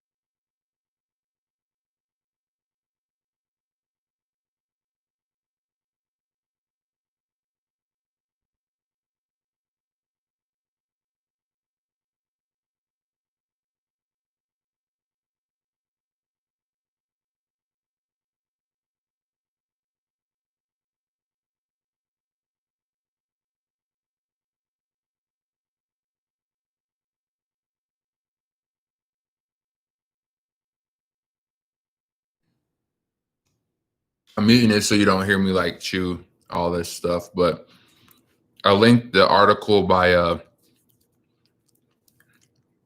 Daniel Cormier. I told to Brett Okamoto. There's an audio on that. So I'm gonna mute that and watch this video real quick. As well as we could look into the article. Appreciate you.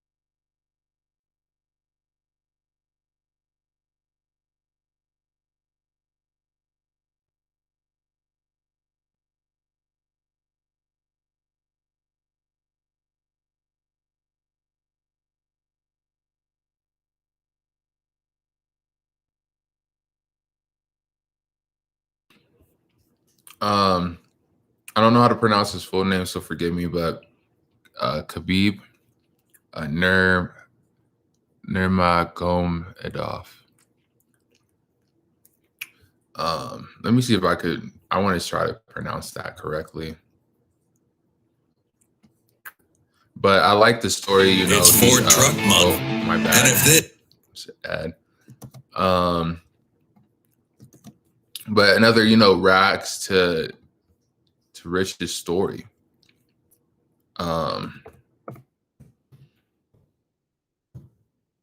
Dude didn't really have anything, and I mean, you could just see with the article, you know, he didn't, you know, he came with a dream, not much money. American Kickboxing Academy teammate Sean Bunch picked him up at the airport, took him to McDonald's and fed him because he was hungry, and then he took him to the gym.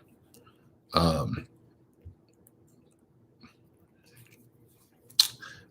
me see. I really do want to get his pronunciation right, though.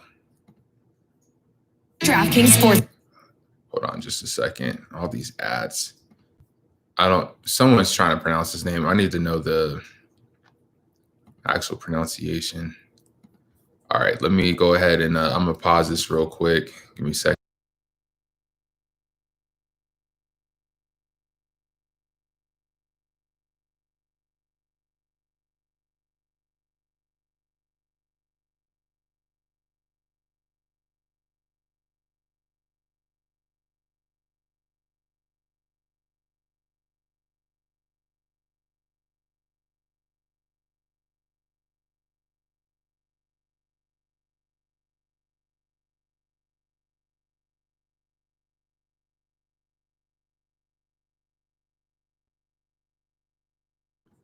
It's like I found a video of him pronouncing his own name, which some other people try and they fail, but that's how to pronounce his own name. I'm trying to like listen to that right now. So if I'm muted, give me just a second.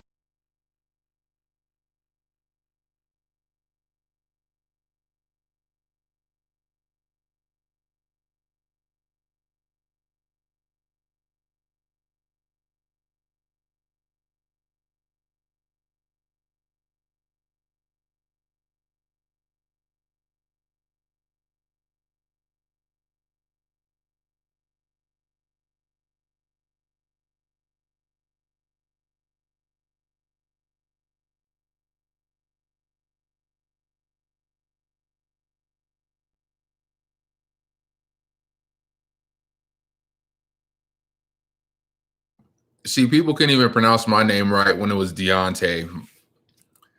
This is a difficult one. I'm not gonna even front. It's like Habib. Like you got to do the K, like kind of like if you're hacking something else, like Habib, and then Nurma. Give me just a second.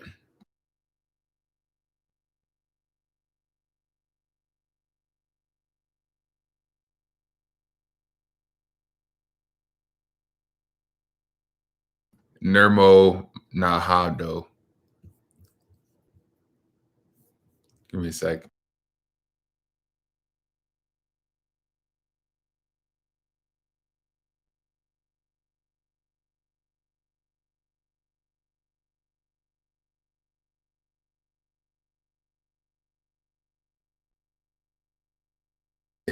Nurmo God dang, man. It's an interesting name. Give me a second. It's beautiful. It's beautiful. I just gotta learn. This is personal, not anyone else.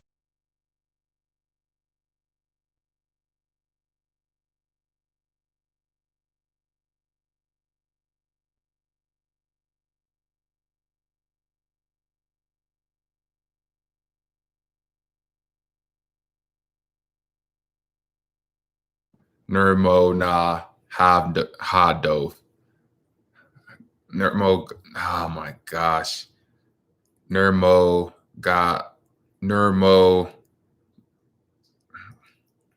go. Oh my gosh. Give me a second. This is crazy.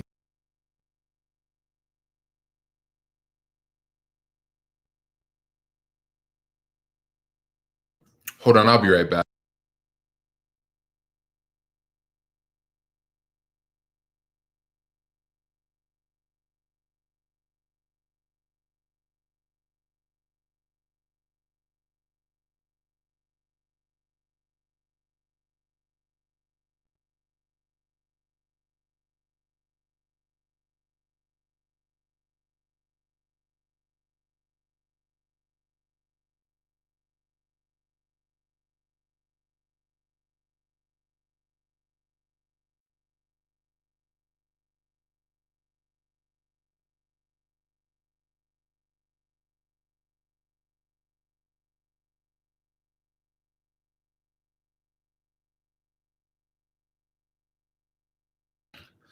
I'm back. Cat's tripping. She's wild today. It's Thursday. She wilds out on Thursdays. That's her day. That is her day to show out. Okay, I'm gonna try to pronounce this name. This name is, man, I don't know why I'm stuck.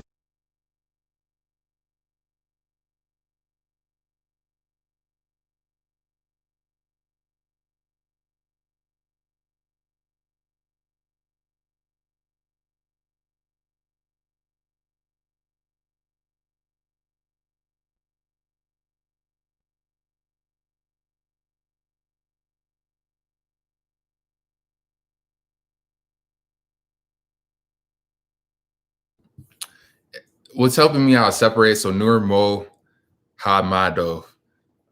So Habib Nurmo Hamado. That's quite a name. Quite a name.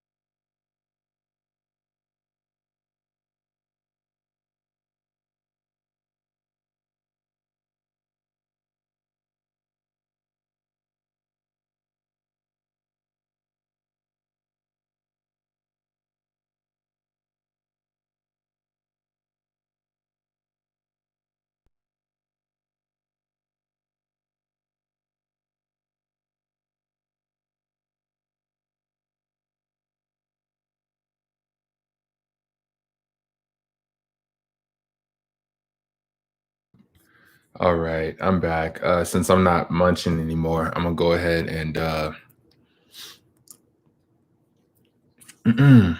see here.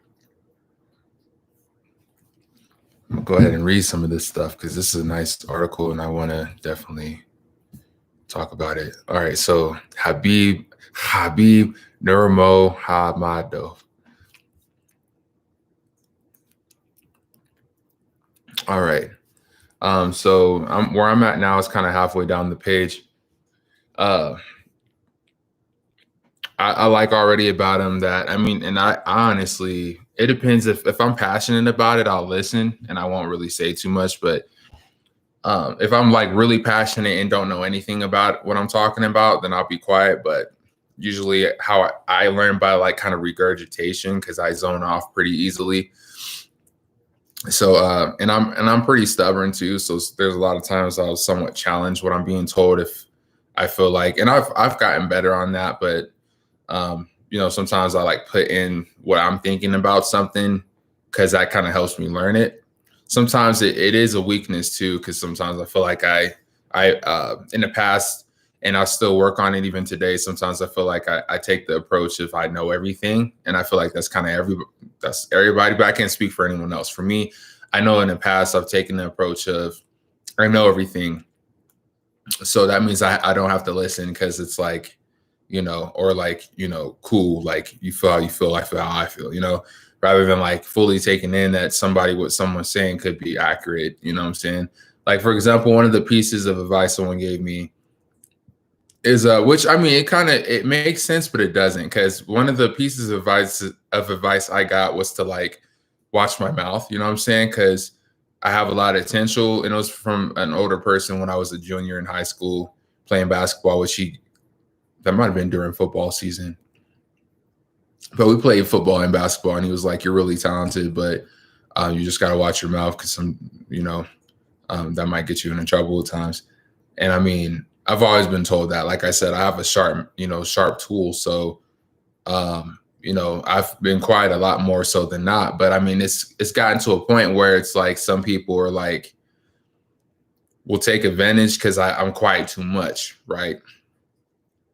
Um, but in this guy's case, uh, Habib Nurmo Hamadov, and Habib's situation, um, he came, and I mean, he didn't have nothing, like, like J. Cole likes to say, a dollar and a dream.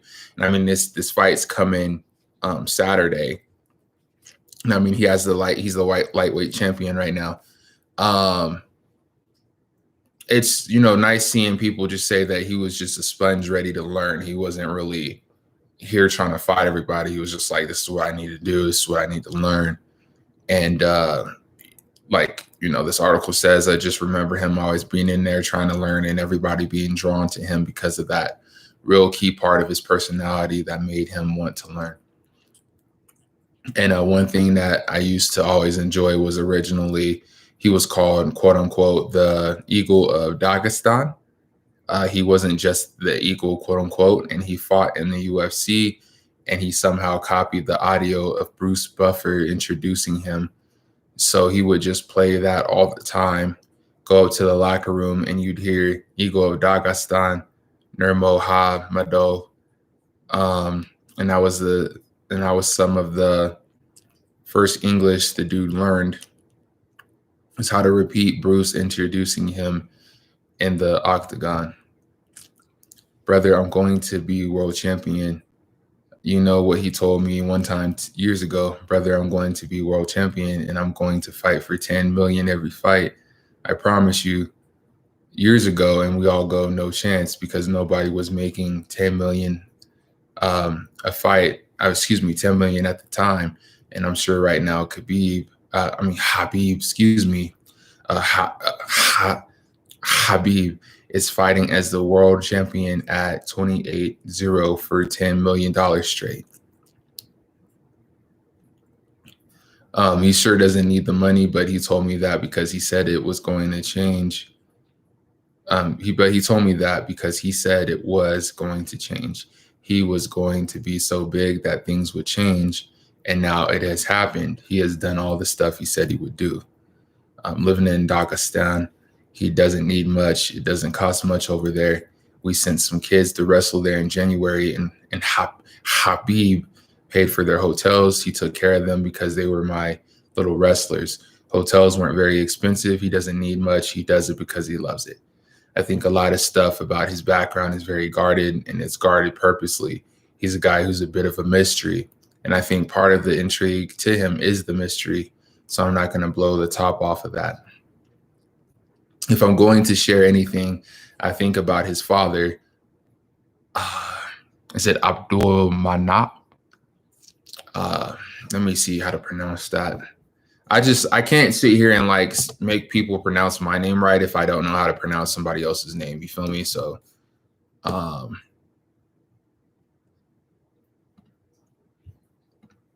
see if I could see how to pronounce that. Give me just a second.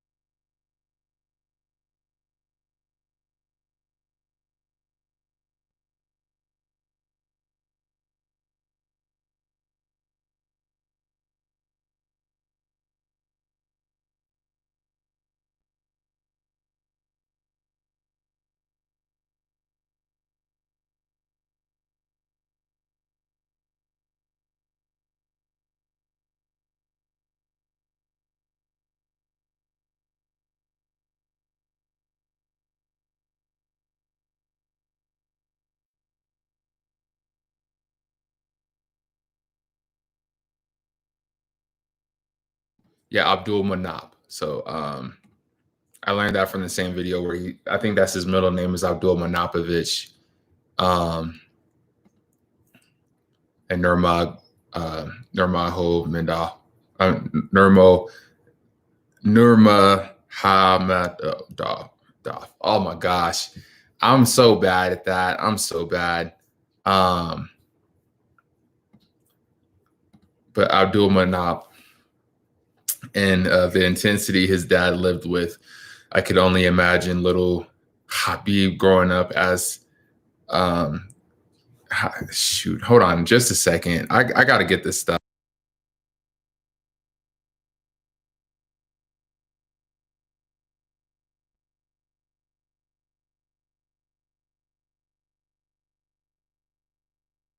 Okay.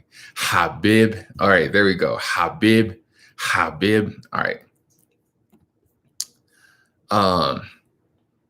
Abdul Manap and the intensity his dad lived with, I could only imagine little Habib growing up as that kid in the house. When I was light heavyweight champ of the world, one day I was cutting weight. Habib's dad jumped on me to grapple with me, and the dude was actually trying to win. He was wrestling, trying to win. Just an intense man, very, very knowledgeable man. I know that he raised Habib pretty hard. I'm so nervous. I've never done an English interview. Around 2015, 2016, Habib came to Fox to do an interview, and I was doing quote unquote UFC Tonight. And I was like, quote unquote, you can do it, just try it. He was like, quote unquote, I'm so nervous. I've never done an English interview. I thought he did well, but I remember he would talk, but he would only talk shit. It was like all he did was talk trash because we made fun of him all the time. We made fun of him for his little widow's peak. We used to call him Eddie Munster, and he hated it. And he just learned to talk trash back, and now that's all he does is talk shit the whole time. There have been times when Habib was short on training partners,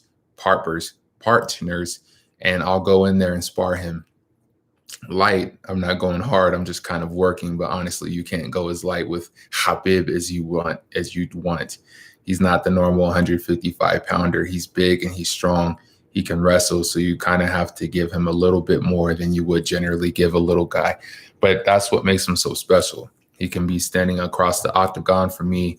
And that's when I was the heavyweight champion of the world. And I would go in there and spar with him a little. And that dude had no fear. I kind of had to give up a little bit more than I would normally give a little dude because this dude's actually trying to win. He's like his dad. He grapples so much, it's wild. He grapples more than anybody I've ever seen. He's getting better at controlling, which is absurd because I don't think I've ever seen a guy better at top control in my life. He's better at chasing the finishes once he gets on top because for a while he was just beating up guys. He wasn't finishing them as much as he wanted to. But now he's getting finishes. All that control that Habib does with his legs now, it wasn't like that before. He was a wrestling guy like me, and we were trying to control everything with our arms and squeezing. And over the years, he developed the ability to control with his legs, and it completely changed the game. Even in general, not that I do UFC, but just watching some martial arts on anime, and doing a little bit of kickboxing, there's a lot of unused strength that goes in the legs that, even in general, just throwing a punch, even me, actually putting the whole movement in said punch versus just, throwing it with your arm, like a punch is your whole body. It's not just your arm. It's a whole twist motion. But there's a lot that is lost without the use of the legs in general. I feel like most people will try to grapple and do chokeholds with their arms, but I'm like, the legs are much more powerful, so if you can learn how to control the fight with your legs, it's a whole different story, so there's that. So I just wanted to kind of throw, my two in there, even though, I'm nothing on these professionals in that regard, but, just, hearing a viewpoint from a novice, if that, to, professionals such as this. All right, back to the article. Habib takes a lot of pride in the fact that he knocked down Conor McGregor. It was supposed to be the wrestler versus the striker, And for him to be the one who scored the knockdown was a big deal for him. He doesn't really say Conor's name, though. I don't ever think I've heard him say Conor's name. It's always this guy, which I think tells you how he feels about him. And I try to trick him into saying it. He won't do it. And that's a big thing too. And it's like, especially with someone like him, with like people that I'm sure butcher his name all the time, myself included, for him not to say someone's name. I mean, and that's the power of a name in general. And that's why I take it like serious, even though I like joke about it. That's why I try to make sure I'm saying it right, because if you don't say it right, you know, that's the only thing a person really has is their own. You know, there's other words in the dictionary that we utilize, but a name's the only thing that's us. Like, that is us, period. And I feel like when that's taken away, when that's butchered, when people do things with that, you know, that says something, whether you intend it or not. So for him to not say Conor's name is crazy. That's saying a big statement. I don't think he'll be around very much longer. I think you have to take it in right now. Obviously, he doesn't need to fight. I'm sure he has enough money living in Dagestan for the rest of his life. I think he'll fight for maybe a year or two max and then move on, spend time with his family. I know he does not like whenever he comes to camp because he misses his kids and his wife. I think part of Khabib going away sooner rather than later is part of the reason we all love him so much, is that he understands that as long as he's champion, his teammate, I think it's Islam Makhachev, can't be. And he feels like Islam is the champ if he's not fighting, even if it's for that, to give Islam that, he won't be that long. And it's going to suck. It's going to be a terrible day for us all at AKA when Khabib walks away, because he brings a different vibe to the gym. Excuse me. A different feel. And he always has. Not just as the champion now. When he was a kid who didn't know anything, everybody liked Khabib because he just brought something different to our gym. He was like our Russian little brother who had a ton of potential. Now he's our Russian little brother who's a global superstar. When he's done, I think it will be over. I think you'll see him on social media occasionally, but I think he'll be gone. I don't know if he's one of those guys who loves fame. Some guys love fame. Maybe he will. I think he'll be around with his teammates, but I don't know if he'll be a guy you'll see him randomly. He loves the competition. He loves the ability to go out there and do something special, leave people talking. I think fight week to him means getting in there and being able to do something. I don't know about all the interviews and everything that leads up to it, but he has gotten really good at it. I went into the locker room before he fought Conor, and I couldn't believe the stillness of the room.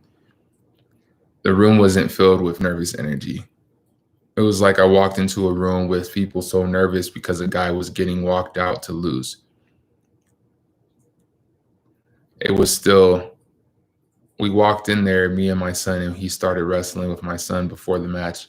I think he lives for those moments to go out there and compete. GSP will be the one he leaves on. If Khabib ever gets scheduled to fight GSP, know that will probably be the last time you see him, because I know how much he respects him. He respects Georges and wants to fight Georges for all the right reasons. Well-written article, very well-written article. You could definitely feel the by Daniel Cormier.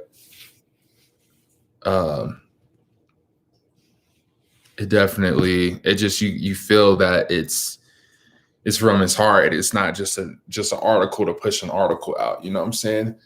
And it's real nice to see. It's real nice to see. And I mean, I'm glad to be able to look at this stuff, because it's kind of like I've been disconnected from the world in a sense, because I've been tackling making things equal versus, you know, being out there actually doing different stuff. Because it's like I don't like doing the same stuff over and over. Like I like having my niche per se. Like it's cool, but I like doing different stuff and being exposed to different things. And, you know, if I decide I like it, cool. If not, I haven't been in UFC too much. Like, I mean, I watched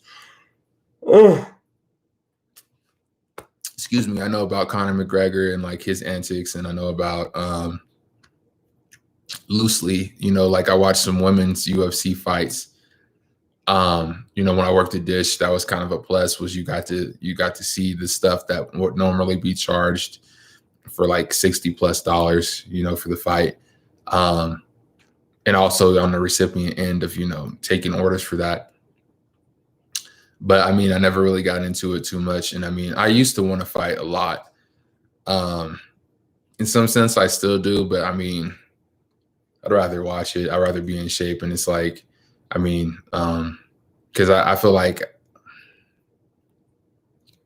how Mike Tyson felt, not to compare myself to such a great, it's just more of, I used to fight a lot back in the day. And it's like, if I were to fight, it would be more of a, I don't know, it'd be more of like I'd have to ensure that I've dealt with all of my faults, and I know I haven't dealt with every single thing yet. That's going to take a lot of time. Because the last thing I would want is to lose my temper and then it goes another direction, So yeah, I mean, kind of digressed a little bit, but Habib is, it just seems like a real homely dude. That's just like, I just want to do my thing that I love doing, but I'm not going to let what I love do consume me, and that's the important thing too, is I feel like so many people get lost in the fame, which, I mean, if you could deal with the fame, great. But I feel like so many people, you get caught. It's easy to, like, you get a lot of money and you get paid a lot of stuff. You get a lot of attention and popularity, and it's you just want more. Like, it's easy to get caught up in there, that more. Whereas, like, you have certain people that are content with who they are and what they want in life, and they get what they want. They get what they're worth. You know what I'm saying? Like, so a lot of people could debate, well, nobody's worth 10 million. It's like, dude earned it, right? I mean, you saw where he came from, and dude earned that. And he deserves to be able to spend that how he wants to. Oh, it's 11:11. I'm way deep into the other segment. My bad. I just felt like that was an, inspiring story to talk about. So, excuse me on that. We're in traffic education now. Let's see here. I think I'm gonna watch like that second video I was watching yesterday for accidents. If I could find it.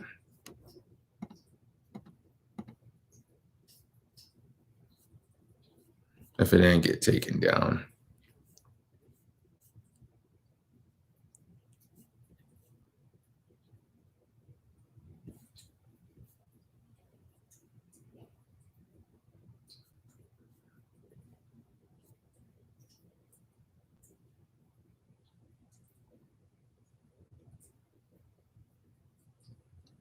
Okay, as soon as there's a traffic compilation, I'm gonna go ahead and post the link of the video. Give me a second.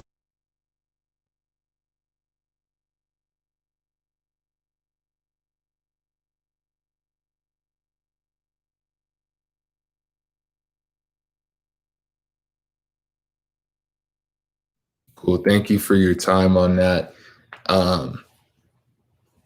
I went ahead and posted that link. I'm gonna mute this so I could watch the video and get the audio, but I'll come back after each one.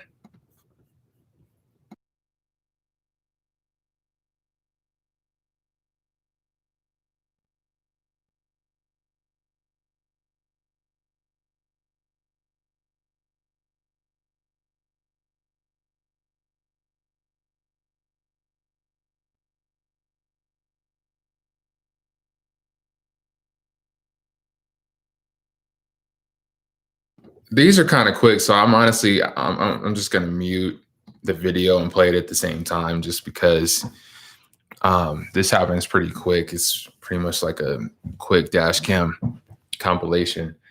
So here we are. The first one, I mean, there's the one before the video, and that was pretty crazy.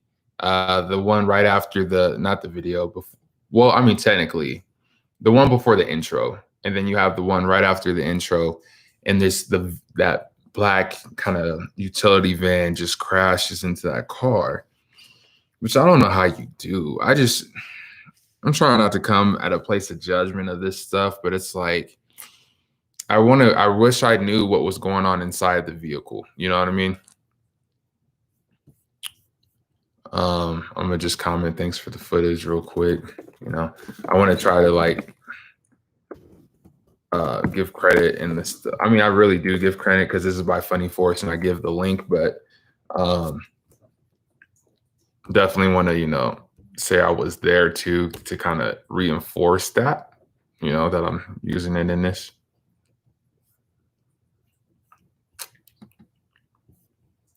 Oh shit, my bad.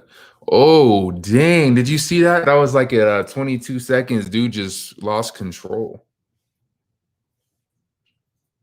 Same with this one.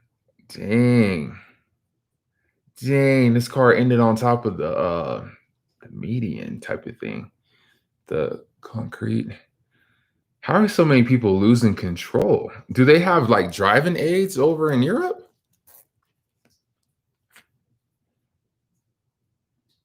Oh, dang.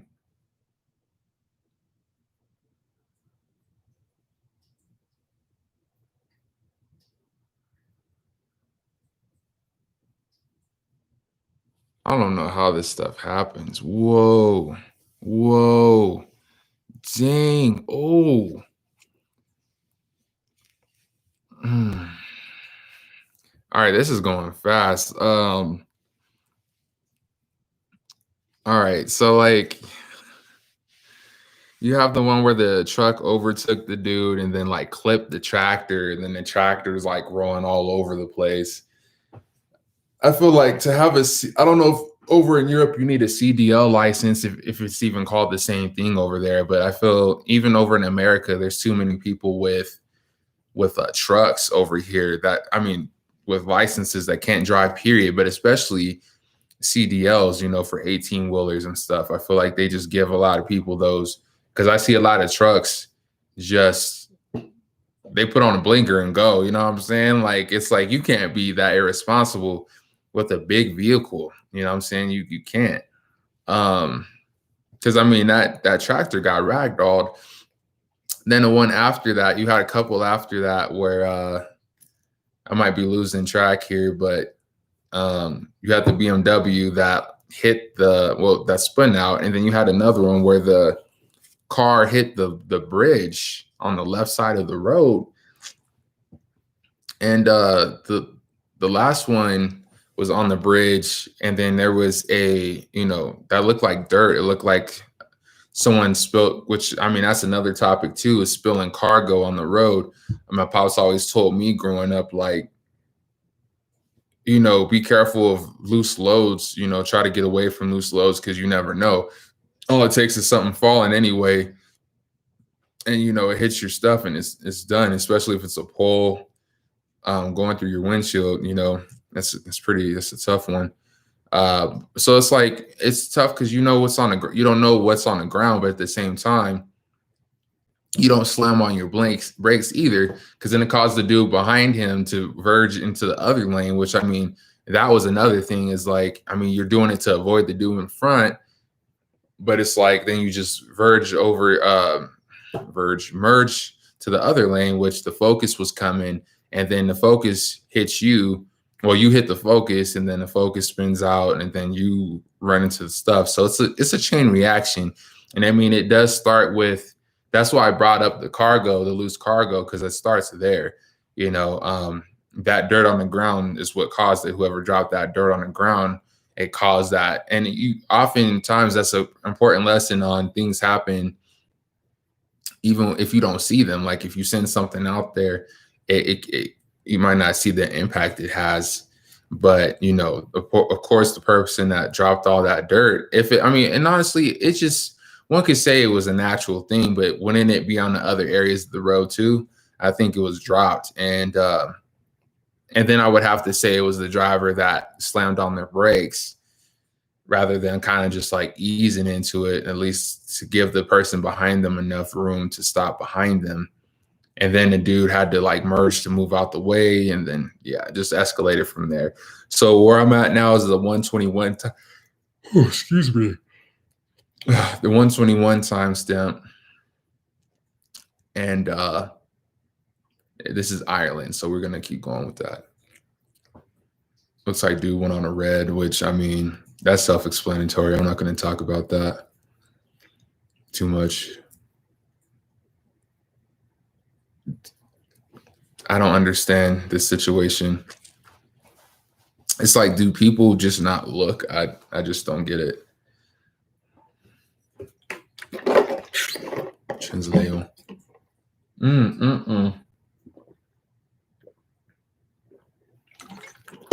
How do you hit a truck so hard on the right side that your wheel just flies off?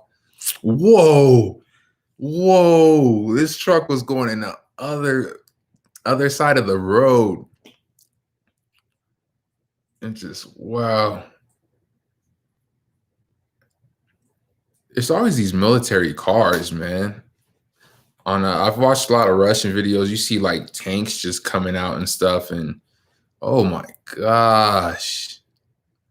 Oh, I don't know if you alive.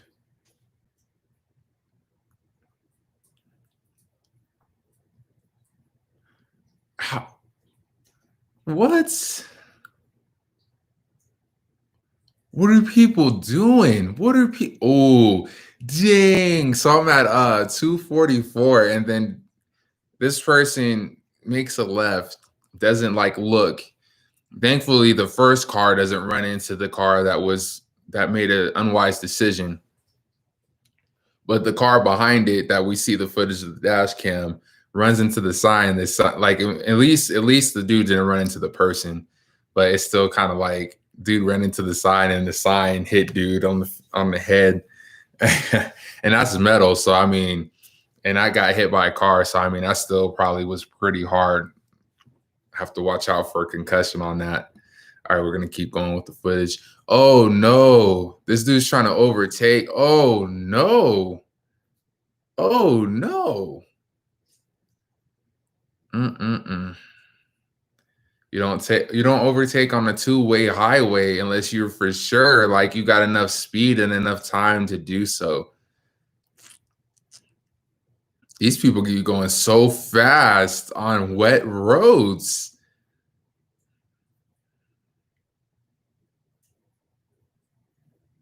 Oh man. Oh. Oh. Oh man. This they are wild. Holy smokes. This stuff is crazy. I mean, at least the BMW kind of avoided everything, but I don't know why the dude tried to overtake. And this looks like a rally thing going on in the basement. What just happened? I don't understand what just happened. Russia.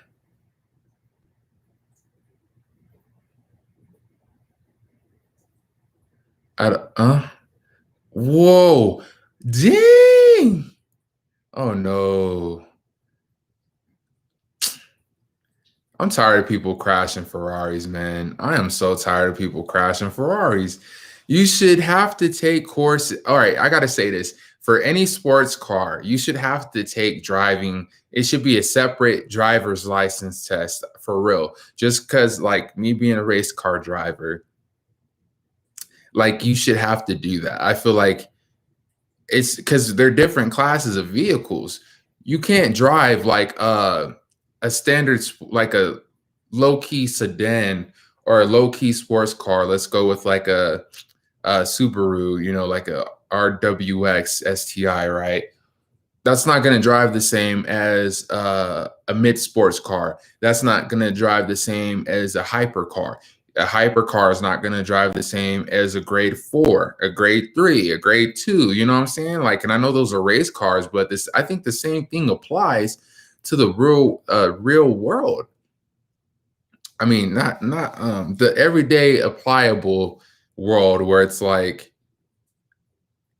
most people have never driven a sports car or even like have that simulated before, and then you think that you can handle it, and then next thing you know, you push on the pedal and it's like boom, Next thing you know, you spinning out and losing control. And I see that a lot I see that a lot out of Ferraris, especially. I see too many Ferraris on this footage where what you call it, where they spin out and they just wreck the car. It's ridiculous. All right, we're at a 419 on Funny Forces dash cam compilation video. And another truck losing control. Oh no. Dang, glass everywhere. Or I don't know if that was glass. What just happened on that? I don't know. How does that happen? Some of these, I just have to question, like, how does that happen? Oh man, they are wild over there. Another for, oh no. Oh no. Ferrari was involved yet again, but it wasn't, I don't know, Chief. I don't know. I'm at like 5-0. I'm at 512. Wow. Wow. Right. Yo. This is what I was talking about. This is what I was talking about. I'm at 530 right now, seeing the tank on the road, and then it just spins out and it takes out a whole street lamp. Like, I don't know how these military cars are out there without like no convoy oh, that's engineering. The whole rear axle of this big old truck just holy smokes.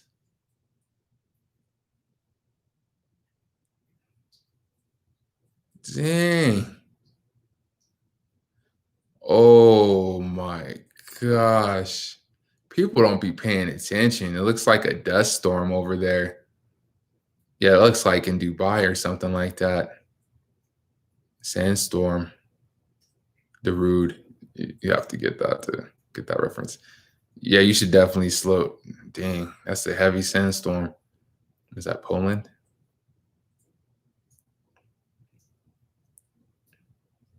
Ooh. At least you didn't keep dry. Dang. All those trees came down. Oh my gosh. Is that an earthquake? Oh. There's nothing you could have done on that. That is crazy. All those trees just came coming down. Dang. Oh, why doesn't the middle have a median? That's ooh, see, because that's what that helped that truck out, not go on the other side. So dang. I'm at 713 in case you're watching. Oh my gosh, man. Oh my gosh. Yo. Yo.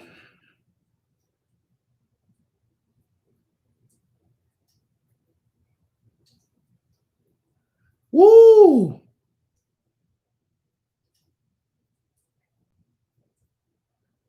Ooh, that's not good. This car ran into the electrical pole.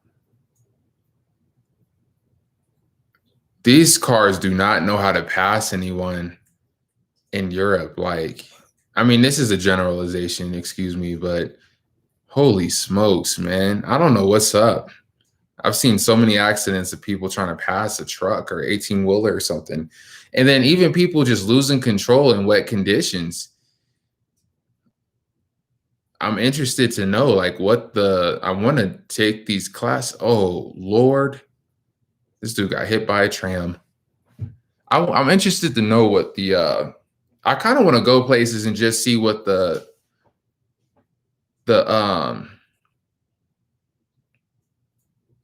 what the course is, like the course load is for people learning how to drive. There's a better word for that. I'm just brain farting on that. Or in Italy. Oh my Lord. It's a traffic light roundabout. Oh Lord. That's all I can say with these is, oh Lord, that is nuts. Di- oh all right, I gotta bring it back. We're going back. I'm at 857, 854. Um, I don't know. So it looks like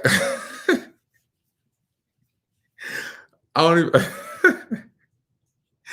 let me let me bring it back again. All right. So we have 850, 854, and it's like a bus and it's a taxi.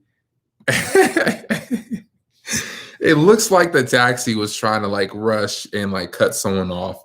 They hit the back of the bus, and then the person in the far lane, left lane on their side, but the lane closest to the median from our side, then runs into the back of it looks like a Camry that's a taxi.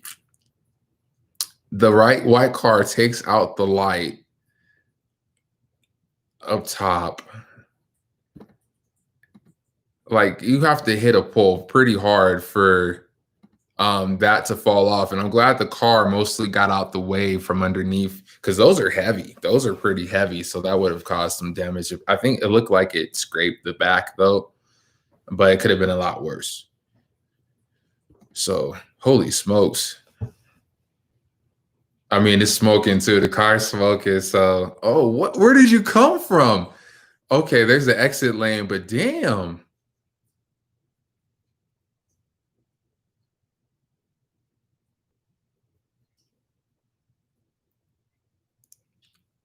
Oh, wow. Oh, wow. Oh, wow. I don't know, Chief. I don't know. Dang. Road rage. Ooh.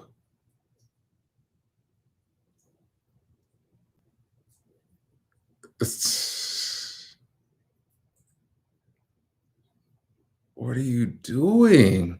If you already are gonna cut, like I talk about that story where I cut, I cut a short gap right in front of a cop too. Dang.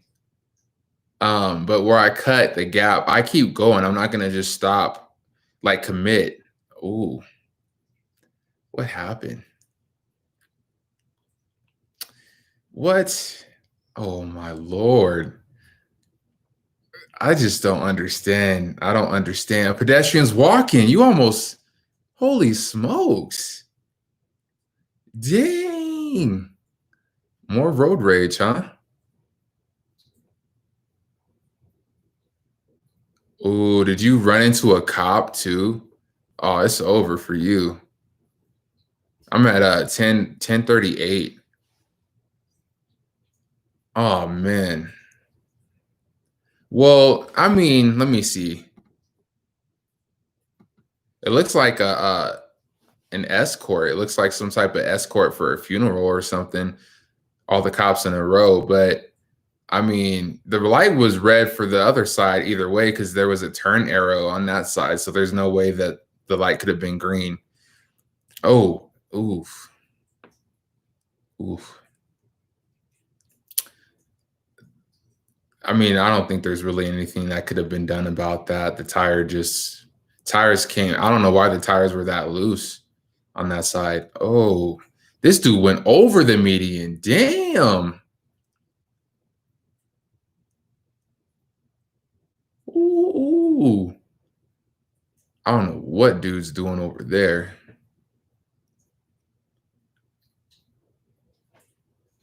Another wet condition video. I really don't understand. Like, I feel like that's maybe not over there. I'm really curious to know.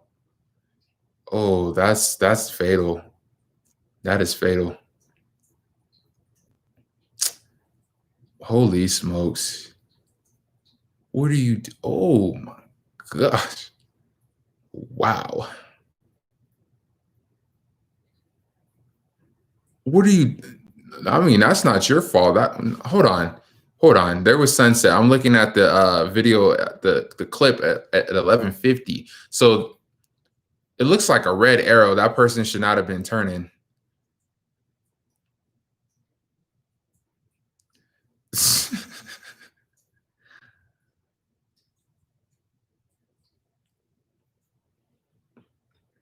What are you doing, Chief? Oh no, bruh. What are you doing? What are you doing? Oh, jeez. Wet conditions again. When are y'all gonna learn, yo? What are you doing? Oh my God.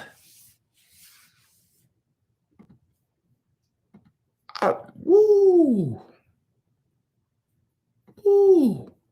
I'm gonna throw that video in the traffic education, man. I just don't understand, Chief. I don't really understand.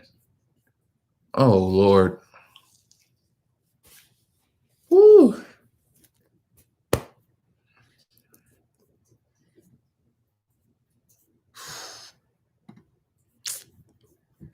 All right. I think they had a second video, so I'm gonna go ahead and I'm gonna click on that. Oh, that was number one.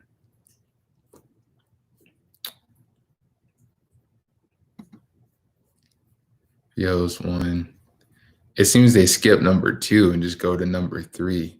I don't know if they meant to do that, but I'm gonna go ahead and link. How much more time we got? We got about 25 minutes of this segment before intermission. I'm gonna link this video, which is number three, in the description. I mean, in the chat here. And here we go.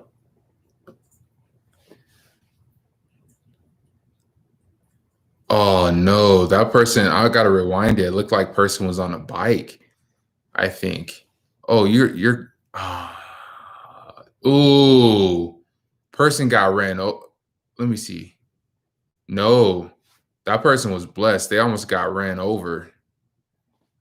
Ooh, that he slid right through those cars. Incredibly blessed. Ooh. Why? Gosh.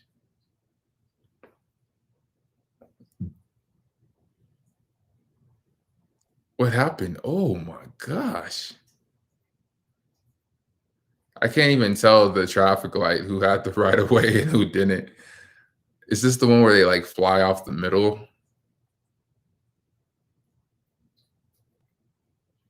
Dang. That's why you should always look before you go, even if the light's green. There's been a couple times like something just told me not to go. And I'm glad I didn't, because the car ran a red. I recommend that too, if you're ever in a situation where you just feel like, I mean, you shouldn't like evade traffic. I don't know what happened with that truck, but if you're in a situation like that where you just something says like don't go immediately, it's probably for a good reason. Your intuition's there for a reason.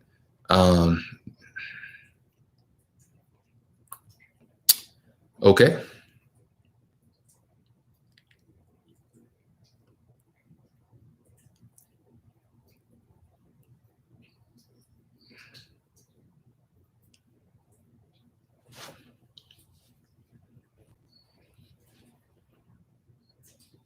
I have no comment on what happened at 135. I really don't.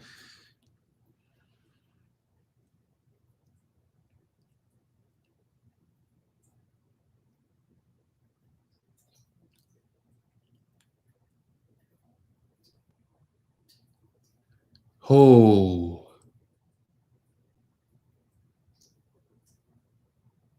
is this dude about to? That looks like a highway, bro. You just walking across a highway? Oh, damn. That dude's gone. That dude's gone. This dude had, I'd be surprised if dude is alive. But why are you walking across a highway? You should be running.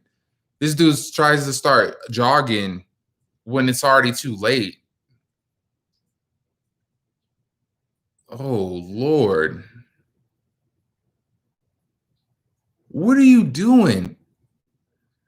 That's like one thing that gets me is like people that are in a far lane away from where they need to turn and they just decide to turn. I don't know what this truck is doing. Like, I don't know, Chief. The light is red, bro. Or is that for like left turn only? That'd be more, I think, having a I see how a solid red could really mess things up if it's a left turn. But still,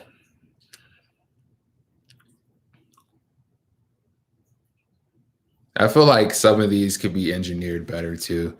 I mean, a lot of these are user error, but I feel like a lot of these intersections could be better engineered to where people, because I mean, it's more expensive, sure, to add an extra light, or might be inconvenient to add an extra sign, but I mean, it's cheaper than one or many accidents that happen from not putting up enough.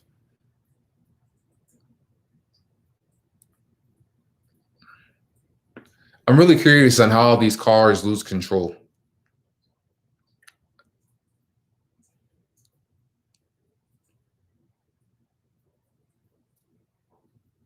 Oh, Lord. The light was red for you.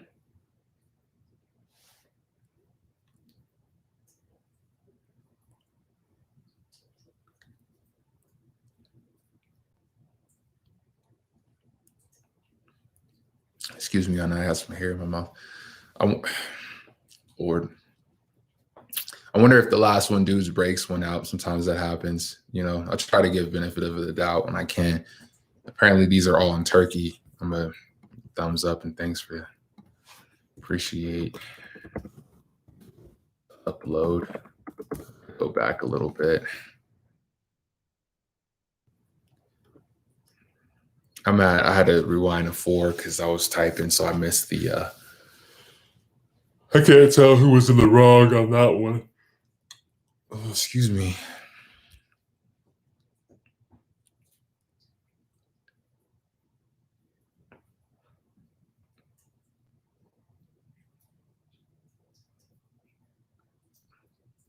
I can't say I blame the driver because I mean, you don't just walk across the street.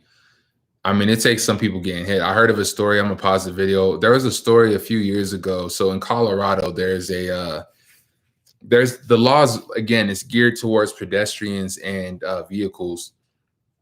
I mean, bicycles and pedestrians. So like, there's a lot. If you see, a pedestrian chilling at a crosswalk, like you got to slow down and stop. That's the law. You're supposed to yield for pedestrians and stop, unless they have a stop sign. But if it's fair game, if you're not at a crosswalk and you just walk in the street, I mean, at that point, it's like you have a couple decisions. If you have control over the situation, you could either, you could stop or hit them, and there's been some situations I could have hit a couple people myself. And I heard a story where the police officer came and, saw what happened, and that person wasn't at a crosswalk, and the police officer was just like, I mean, shit out of luck. Like, you go into the hospital and honestly, they would have gave the person a ticket, but they went to the hospital, but they would have gotten a ticket because it's like, you walked where you shouldn't. So, I mean, it's not the fault of the driver. So in that situation, it's like, if the crosswalk was going for the pedestrian, then the driver's at fault. If it was still green for the driver and the pedestrian just decided to walk, I don't really feel bad for the pedestrian. And it's like, I bet she won't walk in the street again. You know what I'm saying? No disrespect, but we're going to go ahead and continue with the video here. I don't know, these roundabout, well, that's like a interesting intersection. All right.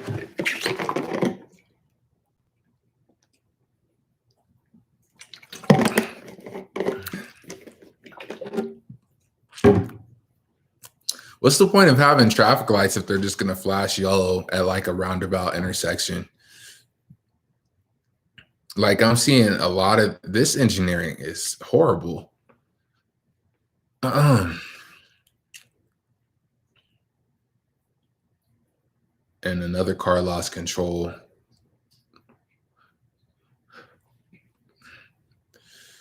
Mm. Mm-mm-mm.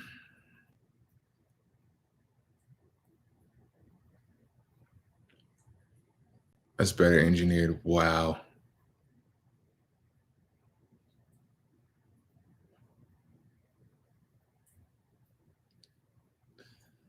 That that person had no business trying to do a U-turn right there and in that fashion.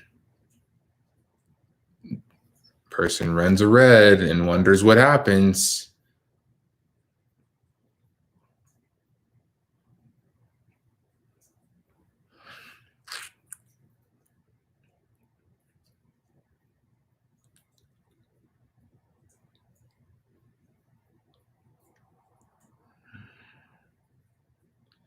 Another wet condition video. Lord.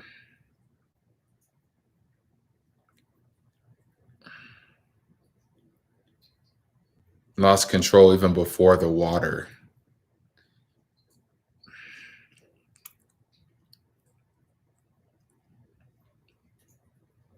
Dang, this person just hit this pedestrian.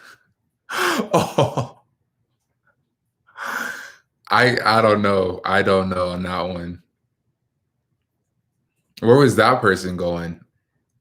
Where was that person going?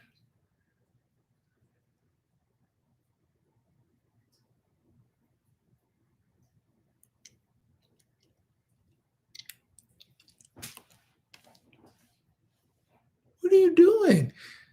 Oh, I wish there was like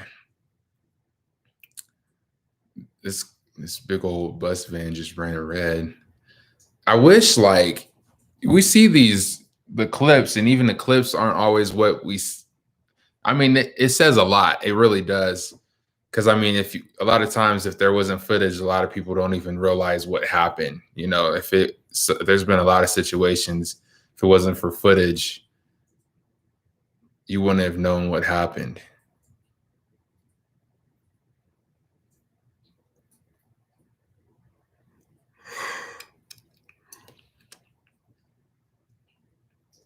Why would you do that? Why would you do that?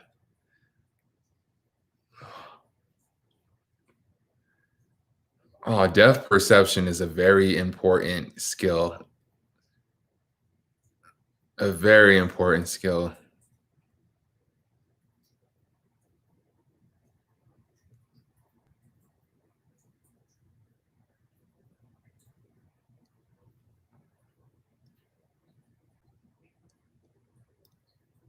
I don't like these roundabout intersections with like traffic lights on these poles. It just why would you stop in front of a bus?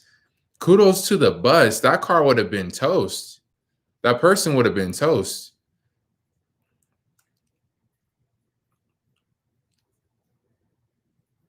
If you tagging along now, I'm at 8 minutes 42 seconds. Stuff is wild.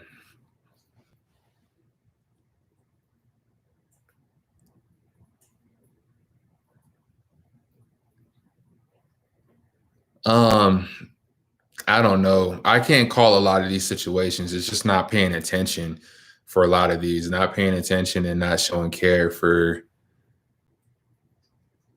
going through these intersections. I don't understand. This car is why slow down if you're already out there in the road? You're already out there. Just go.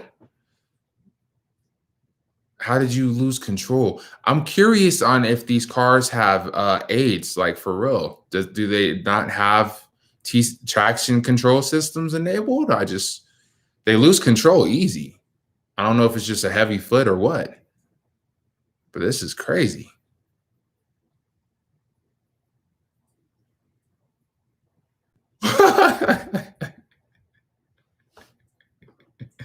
I'm at 9:45. You know better, bro. You know better. Come on.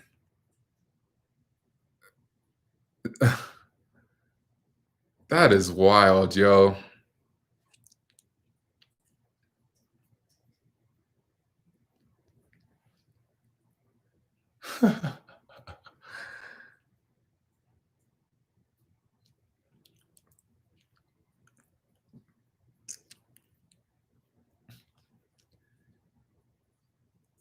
You have a stop sign and a red light, but you just keep inching out there. I feel like didn't they do this? Oh, what are you doing? You didn't even stop.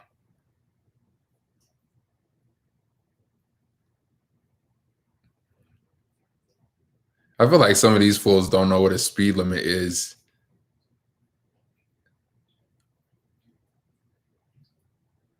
Ran a red, another running reds. Y'all can't be that like it just turned green like not even 10 seconds ago. Like, all right, here's another story. Okay, so it was when I was with my ex that I went to prom with, and we were sitting off of yeah, we're in Aurora, Colorado. It's kind of late. It's about like I want to say in 11s. It's when over here in Colorado, when it's late night, the most of the traffic lights will go underneath like a late night type of functionality. So we get at Yale and Chambers, and Aurora lights don't take too long, but I was like, she's asking me, should I run the red? And I was like, no, like, and she was like, I just kind of like, and she kind of kept pressuring. So I was like, okay, if you're gonna run it, you know, because I was just like, you know me, I love traffic lights, so I'll just sit there, you know, and I'll analyze it anyway. But she kept pressing, so I told her to do it. Right? She hesitated, but Yale and Chambers, we're going eastbound. In order to continue on Yale, like you have to turn right southbound and go down the hill and make a left. So essentially, it's like a T-bone intersection, and it's on top of a hill. So I mean, you could see it from if you're going southbound and you're down the hill from that way, and you're going uphill to Yale, you could see who's turning. But from the other direction, if she were to turn off her lights and go when when I said go, there is a chance she wanted. I mean, honestly, I didn't want her to run it anyway, but I mean, she hesitated when I told her to run it. So then, like, go figure, she runs it, and then there's a cop right there that catches her and she gets a ticket. And I mean, like next month, she had to take a course like up the street from me off of Troy and Iliff. To kind of get less points dinged on that. So yeah, I thought that's just, I mean, because I've run reds too. So I'm not saying this from a podium of like, oh, I'm just better than everyone else. Like there's some of these I relate to, but I mean, I never ran a red like some of these people are. You know what I'm saying? Like, and I've been blessed to be in certain situations. If I've run a red, like it wasn't a dire situation. It was just like, well, like it was green for the other direction and there was no car, or it was like a long transition from the red light on one end to the green light on the other end. It doesn't justify what I did, but just thought I'd talk about that a little bit.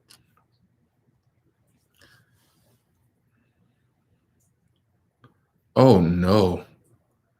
Oh no. What type of okay, I'm at 10 minutes and 51 seconds. I'm trying to figure out what type of intersection this is because it's separated. There's like a frontage road that has a traffic light, and then right after that, there's like a highway. And I feel like that whole thing should be part of the intersection. It shouldn't just, that's weird. I don't like how that's engineered at all. This car just, like, they don't commit. I notice a lot of these cars in Turkey, just these people don't commit. They like go when they're not supposed to, then they just slow down and they panic. Panicking is like, that's one thing. That's one thing my pops told me early on when I was driving was like, panicking is like the number one cause of like accidents. If you do something, just commit. Just commit to it. Hesitation kills, for real. I don't know what happened there. Ooh, that was bad. I went off the video on accident. Where was I at? 12 minutes. Was I at 12 minutes? I was at 11 minutes and 50 seconds. That dude's dead. That person's dead. You got clipped from behind and ran straight into a heavy vehicle. If not heavily damaged. I hope condolences to their family. I don't know what happened there. Okay.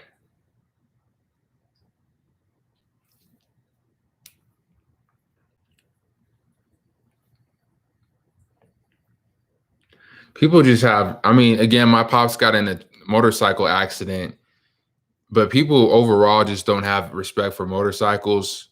I mean, they're hard to see, but not a lot of people are trained to look at a motorcycle. They're trained to look at a car. And I mean, looking at a lot of these videos, a lot of people can't even control a vehicle to look at another vehicle correctly, let alone look at a smaller vehicle that is going at a relatively fast speed coming towards them.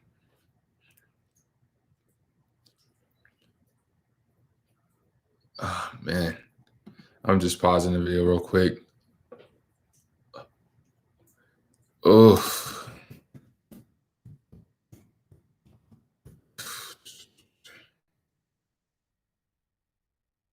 All right, cool. I'm back at it.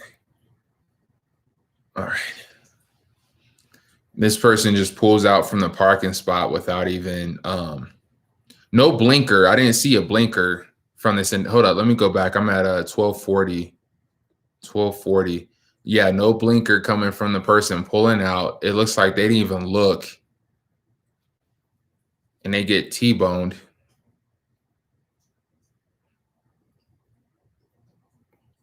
These people have no depth perception. They literally turn when a car is coming and they go so slow. Like, ooh. These past 3 accidents have been because of lack of depth perception. And I think they ran into a person on this last one. Oh, Lord. I don't like how that's engineered. The same intersection, the same one, even though like it's on the side that has, I'm at 1319 and it's the side. I don't know, Chief. I don't know. That is wild.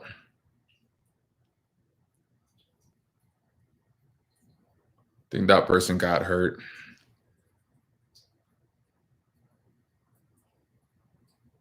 Ooh, that was a impressive recovery on that truck. That was impressive. That truck was about to flip over.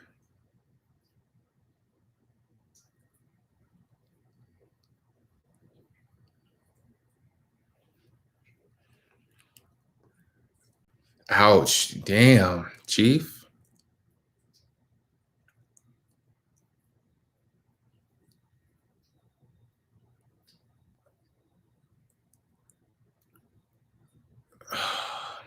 You had no excuse. You had no excuse. Running traffic, running reds, man. There's a reason the light is red. There's a reason, like red, yellow, green. It's like, I feel like that's a basic. That's a basic. I'm mad because like you're hurting other people. You know what I'm saying? Like it's one thing if you want to be crazy yourself, but like you got other people. You know what I'm saying? Like I mean, it's funny, like in terms of how it's crazy. But I mean, at the end of the day, it's just like we got other people. Other people want to go home. Other people want to get to where they want to get to.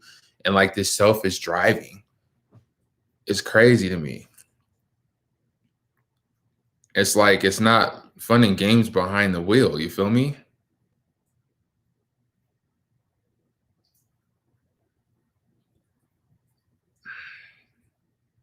Hopefully you stop.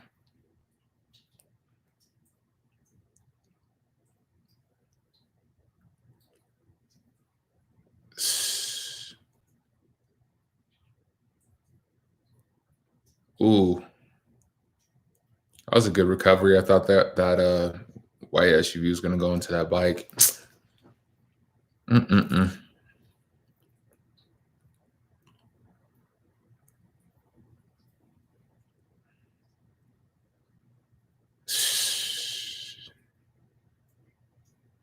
Another car. Oh, did this person go on top? Did that car? I'm at a 1547.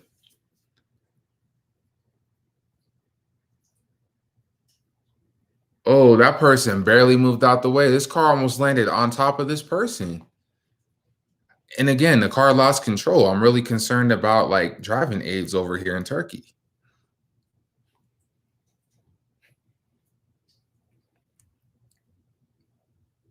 I don't even know how that happens, to be honest. Okay. Oh, that's a fatal one. That's a fatal one. Ouch.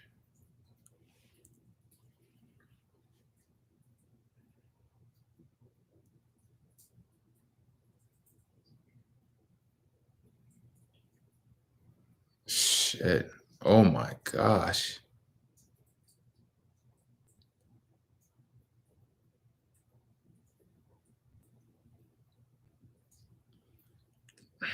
Houseway. Houseway. Jeez.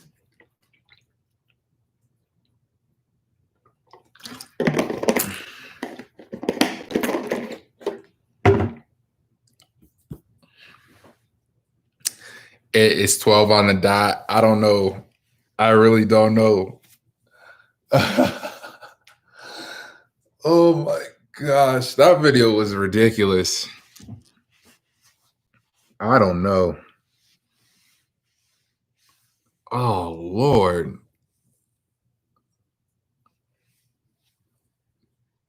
Whew. That was hard to watch. That was just I just like it was a combination before I like go on an intermission. It was a lot. It was a lot. It was a lot of different stuff at play there. Um there was a lot of different stuff at play. Like it was a combination of traffic engineering, it was a combination of just like general knowledge and perception and just irresponsibility for the most part. Just a combination, and it's like that across the world. Like I see a lot of it's there's a lot of stuff in the United States happens because people just don't care, and like I feel like stuff is set up in a sense better over here because we're more dumb. Like I mean, we choose to be ignorant, and I feel like we have stuff that's set up way more so for ignorance versus over there it's kind of like more on like each individual. I feel like, and I could be incorrect. I've never gone over there, but I mean, just I've just seen some of these videos, and just the traffic engineering is not up to par for the most part. Sometimes it is, um, and then you have like lack of. I don't know. I really don't know if there's just lack of aids there. Like traction control system it's necessary for multiple reasons, but I mean, I saw too many videos of people sliding off, especially when wet. I think that's just common knowledge that hydroplaning. Um, Too many people sliding off, and definitely depth perception. That's just sharpness of the mind, which I felt like a lot of people didn't have. But I feel like there just needs it's human lives, you know what I'm saying? It's one thing if we're in bumper cars and we have infinite health and we're like, ragdoll status where it's like we could get hit and we're good. But a lot of people, you get hit like that, you ain't coming back from that. Like you're paralyzed, you're dead, you're heavily injured, like it's crazy. Like, and I mean, if you're on the other end and you cause that to happen, that's PTSD arguably for life. If you're responsible for killing somebody else because of you being reckless, or maybe even if you're not, there's people that have PTSD just because they were associated with an accident, like they didn't they might have been hit by someone else and they were forced to like run over someone. That it's just we don't really consider like it's a real big deal. It's a real big deal. It's a big thing. Um, so what I'm gonna do, I'm gonna go ahead and start intermission. I'm gonna type that out real quick. Um, so go get yourself a snack or something like that. Again, it's always if you want to chat in, you can. But my bad. I'm gonna walk away a little bit, check on this fiery cat, and fix something to eat, and then I'll probably come back and just kind of I'll probably be on screen, but I'll just have it muted. I'll just be watching some other videos. Um, it's about the size of it, but yeah. Thank you for tuning in. Appreciate it. I'll be seeing you in a sec.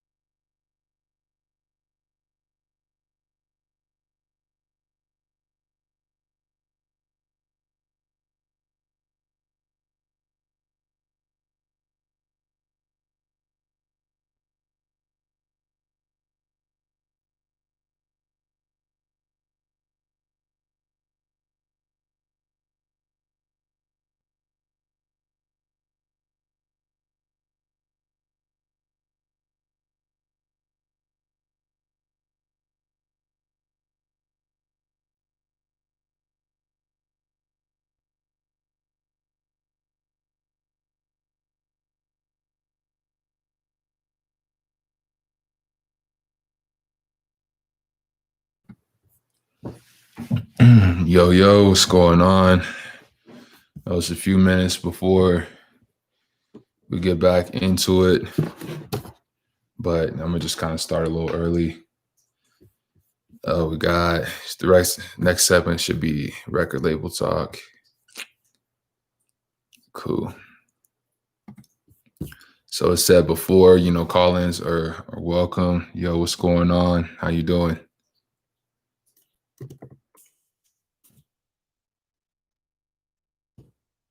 Hopefully all is well. Hopefully your family's safe. Everybody's doing cool. The phone line's open. If you are comfortable being on speaker, you can give a call. Otherwise, you can just watch me do my thing, or you could go ahead. We're talking about, so look in the description. The segment right now is record label talk. So anything music related. If you want to talk about anything like that, you could chat it in. Otherwise, I'm gonna just keep doing what I do and talk about it. If you're comfortable being on the phone, that's up to you. But that's what we're about to get into. So I'll look up for some stuff, if just to wait to see if you want to type anything out. If I don't see anything, I'm gonna just keep doing what I'm doing. But thank you for tuning in. If you're feeling it, throw a like there. Or if you don't feel it, throw a dislike. If you feel in the content on my page in general, go ahead and subscribe.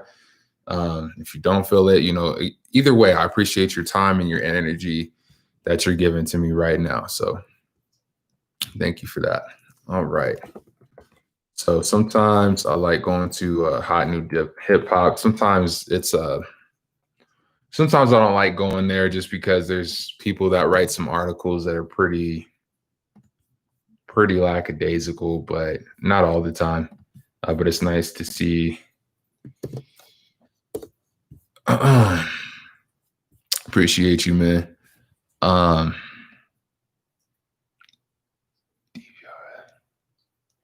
You have a beautiful name. I don't know how to pronounce that. But is it like Div Yara? Div Yara Dishi? Forgive me, Rajput. I had an incident earlier when I was trying to pronounce Habib's name, Habib, the UFC fighter up there. So, all right, but exciting hip hop. Just gonna see what's going on with here. So I know some celebrities are talking about what's happening in Nigeria right now.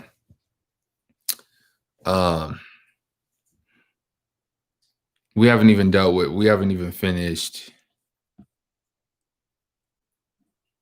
I mean, I feel like that's America's problem in general, and I'm gonna just talk about it real quick. Is that we always go externally, which isn't bad. I'm not saying anything outside of America. It's not just about America. But I was like, we can't even handle ourselves, and it's like we're trying to be everywhere at once, and it's just like we need to handle what's going on right now. Let me see here. Yeah, it's just like that's why I don't look at this site, because there's just a lot of irrelevant news. There's a lot of irrelevant news.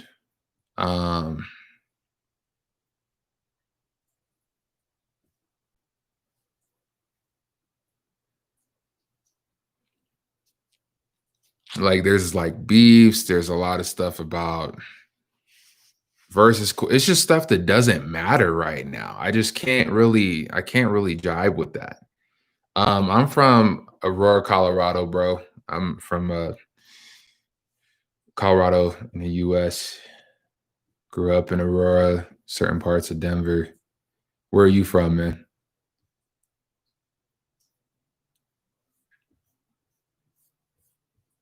Thanks for if that was you, thank you for the thumbs up. I appreciate that a lot. You're from India? Cool. Which part of India are you from?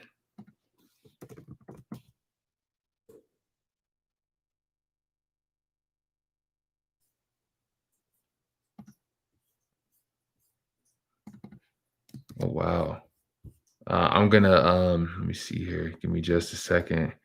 I'm trying to get better. Like I'm not the type that just sees something and doesn't try to like understand culture. I just want to see if I could pronounce it. India, Bharat, Bharat. That's not. I'm trying to. Oh my gosh. I don't think. Let me see real quick, man. Forgive me. I'm trying to pronounce that. Man, give me a second. I'm gonna mute it just to like try to get the pronunciation. Give me a second.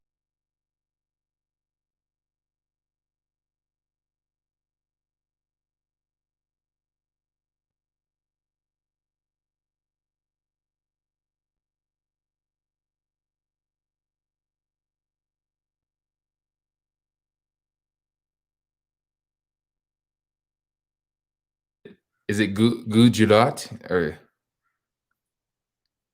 Buharat?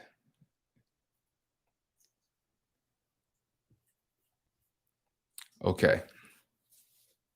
Buharat. That's pretty cool. That's what's up, man. Thanks for helping me out on that. I'm trying to, like I said, one of the most frustrating things I've gone through growing up is like people pronouncing my name right. I even changed it to get like a sense of to align with my own identity. So like, I feel like if I'm gonna go that far for myself, then I can't, reverse that. Very nice to meet you too, sir. You know, but it's just I can't sit there and I feel like that's the first thing. If you can't even respect where somebody's from, I don't feel like the conversation could even go on more than that.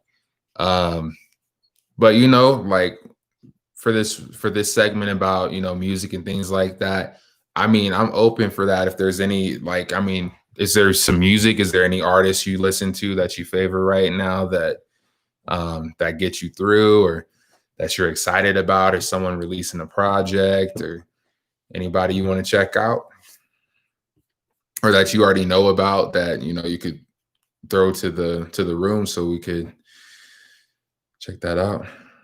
Yeah, like anybody, like music's music. I'm not gonna just segregate because it's like, in India, like I definitely music's music. So anything that inspires you, you know, let me know.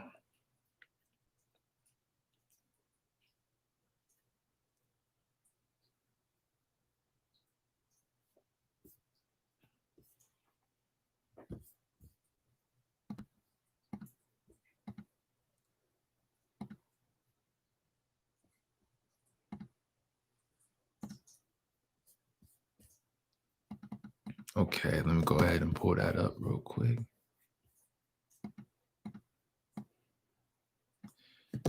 Got you, got you, got you.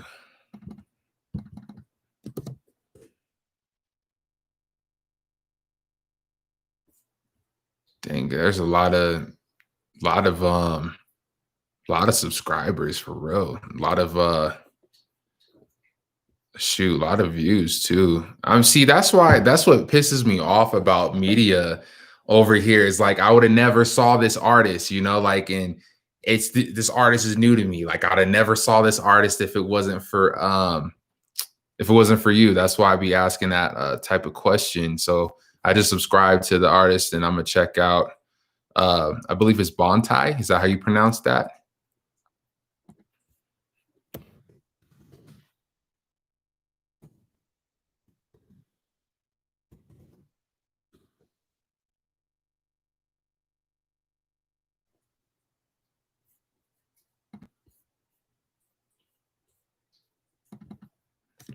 Okay, let me go ahead and make a new tab real quick.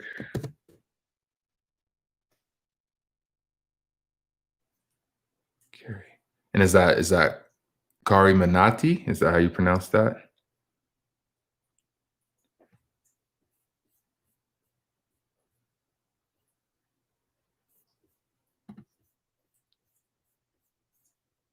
हरियाली से घिरे नागपुर शहर में मैं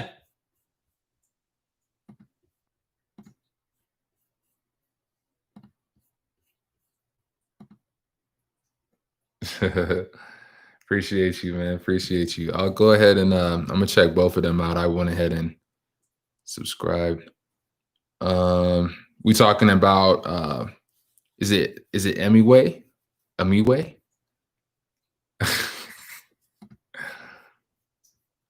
Amiway Bontai?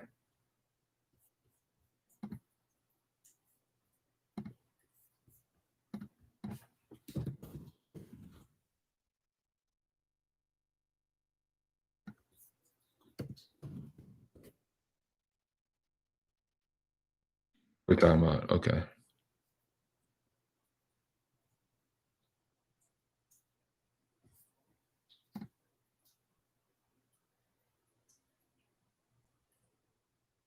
Oh wow, that's what's up.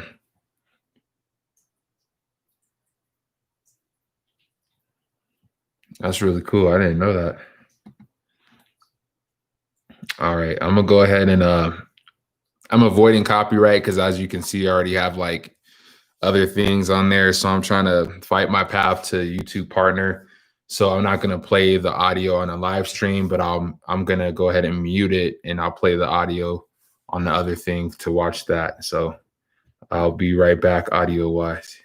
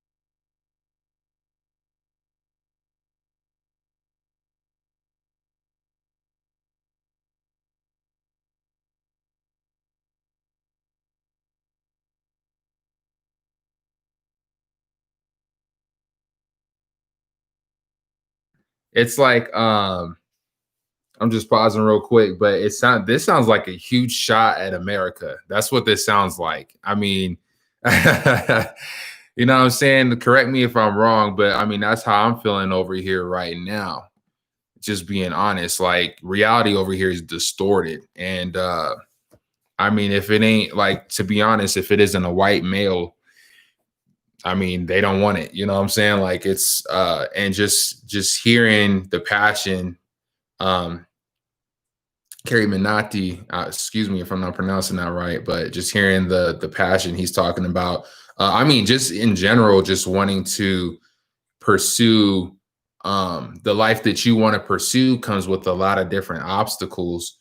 And I can't imagine when it's like over in India, especially for a man of Indian descent, to deal with not only the oppression that Indians yourselves, you know, face, but also with the rest of the world, especially America. I can't even imagine. But let's see here. But yeah, I'm gonna continue listening. But that's what I'm gathering so far. Is just like, you know, this dude's he's had it as well. And of course, that's not gonna break media over here. That's definitely not gonna break media over here. But it's like, you know, I'm gonna add that in couple of my playlists, man, because that's why, I want to do Lay on a Pedal Radio, because I don't like the radio over here. It's just it's a narrative. There's a narrative attached to it. It's not who's talented. It has to be English. I was like, why can't we have different, rap artists, what I'm saying? Different artists from different nationalities, and like let the better artists win. And like I want better, collaborations across the world. What I'm saying? It's not just America. Like America thinks we're the whole world. We're not the whole world. There's a huge world out there of different people. So I'm gonna go ahead and add that. And I'm gonna mute it again. More mixed in. Okay. I'm gonna go ahead and finish the cut I'm on right now. And then I'm gonna check out mixed in right after. Appreciate that. Or MC Stan, I don't know which one, but I'll check that right out. Right. I'll be right back.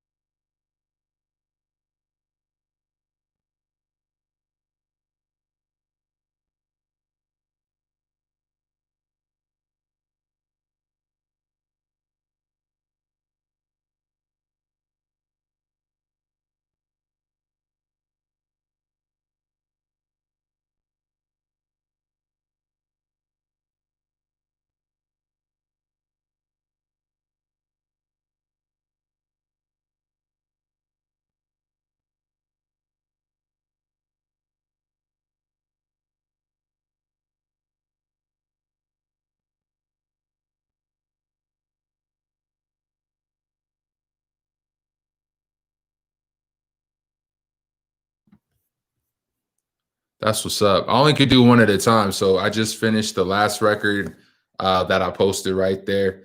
So which one do you want me to listen to next? Because I got MC Stan queued up. So is there a particular song you would like me to listen to? Or do you want me to just hop it over to Mr. Bali?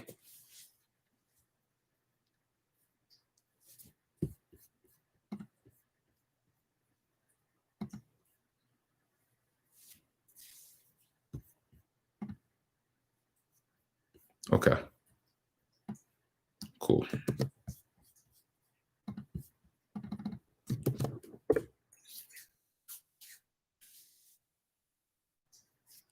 All right. Go ahead and subscribe to him too. And let me go ahead and throw that on. I'm gonna go ahead and mute the video. Appreciate it.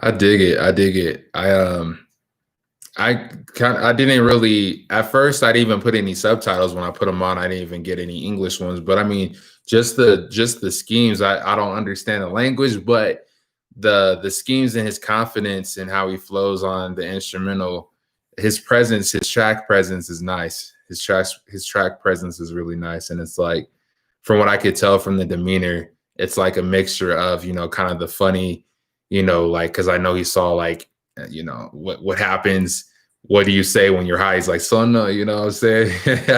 So that's what's up, man. That's what's up. And I like what the music that you play, that you suggested so far. And the production's not, it's not crazy. It's pretty simple. It's pretty simple, and but it's still it carries him and vice versa. It's a good relationship. And I feel like a lot over here in America, like it has to be people feel like the production has to be like God tier, like it has to be crazy. You know what I'm saying? And I'm like, you just produce something, you know what I'm saying? Produce something that's to your character. So I messed with it. I commented on that one and saved it to a couple of my playlists too. So that's real cool. That's real cool. I dig it. I dig that. Give me just a second here. Cool, man. Any more suggestions? Any more suggestions or any thoughts on like I got some questions like how do you feel India rap, you know what I'm saying, like Hindu rap, excuse me, compares to what's popular, the popular scene. I'm interested on your background in that and what you think, in comparison. Because what I can tell so far is I feel like a lot of people, it's in America in general, honestly, we feel like we're better than a lot of other places, but there's a lot of other places working a lot harder than we are and have some fire content because this isn't getting pushed over here. Like, it's not getting pushed. It's just, I'm not seeing it. You know what I'm saying? And I wish the whole point is I wish I, would see that because it's not bad music at all. It's really good. It's really good. So yeah, definitely interested on your what you think, in terms of comparison. And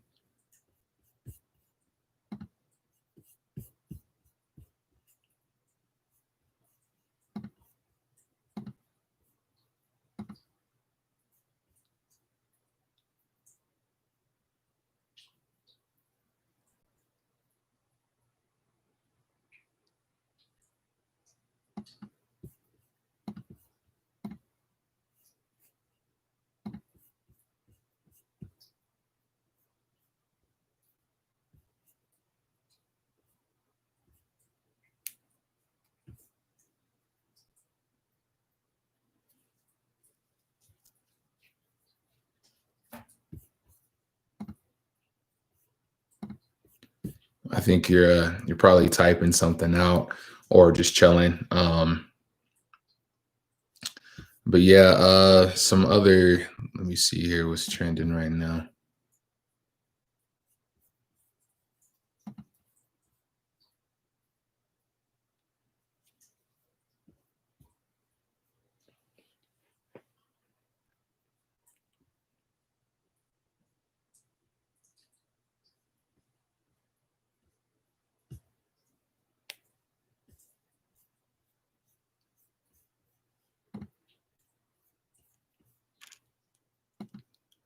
Oh, they hid your message. What?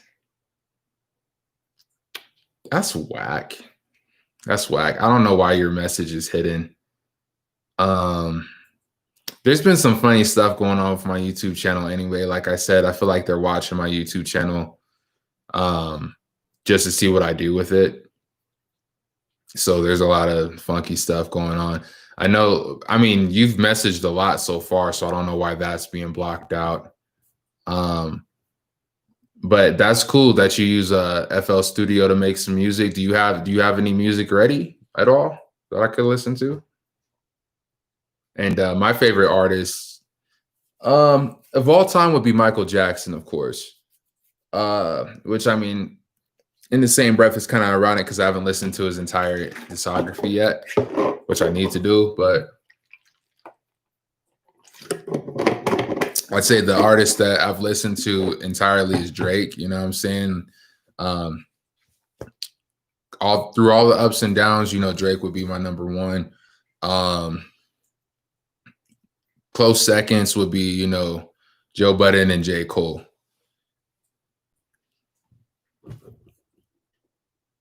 Junction. So My Cal Junction. Oh. Yeah, for sure. For sure. For sure. Just worldwide king, man. Worldwide legend. Yeah, man. Worldwide king, Michael Jackson, man. I mean, around the world, dude was loved. And it's a shame America just downplayed the dude, you know, and I defended him even before he was dead. I knew he didn't touch those kids. I knew he didn't touch the kids. I knew he didn't do all that extra stuff. But, you know, people judge me for defending him. And it's like it's just people are crazy, man. People are crazy. But what's your favorite artist? Is it any of these that you've mentioned so far, or do you have an all-time favorite?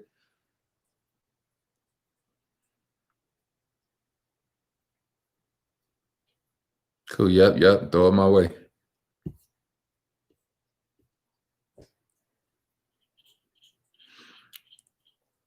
And when YouTube lets me open up, man, it's like I'm a DJ, so I have no problem. You know, eventually I just want to have a live and throw people's different suggestions up on here and just play stuff. Like, gotta do all this extra stuff, man. It's silly. Alan Walker, yeah. I mean, I did a remix of his song "Faded," and for sure, man. Alan Walker's a G. Alan Walker's a G. Do you have a favorite song of his?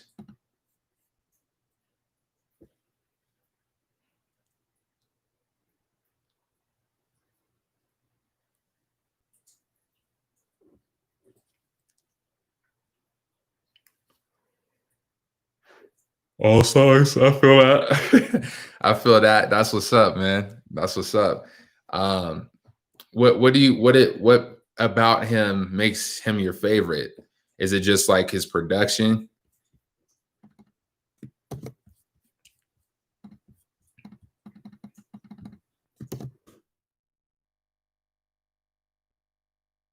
Ritvits. Is it Rivets or Ritvits? Ritvits. Ritvits. Ritviz. I think Ritviz sounds more right, but you know.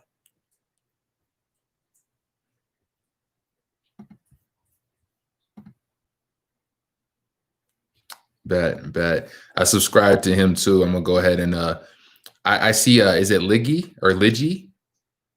Should I check that one out? Or I see another one that's Ra'ahi, Ra'ahi, perhaps. Oh, if I ain't saying that right, forgive me. uh, okay, cool. Bet. I'm gonna hop into that.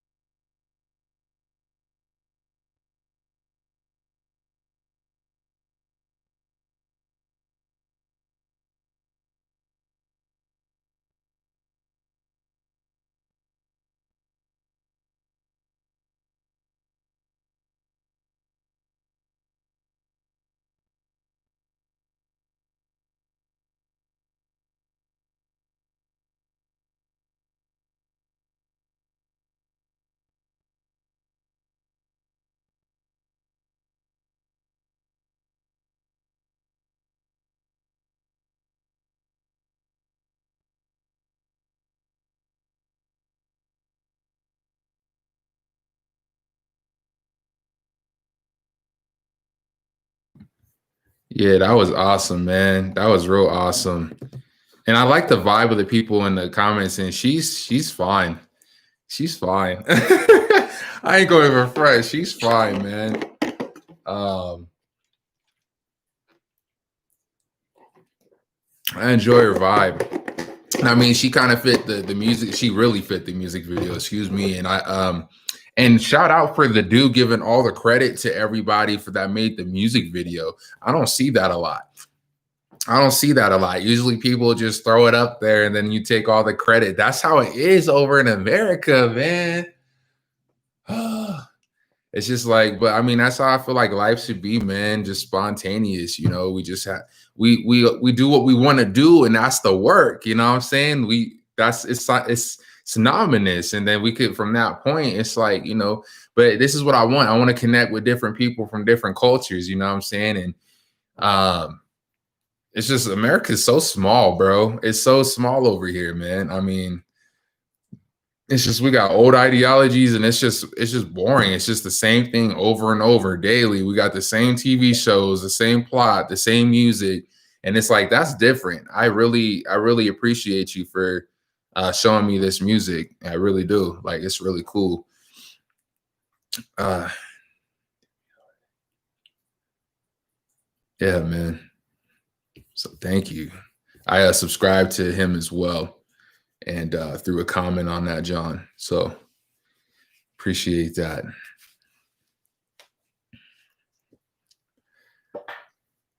Shoot, man.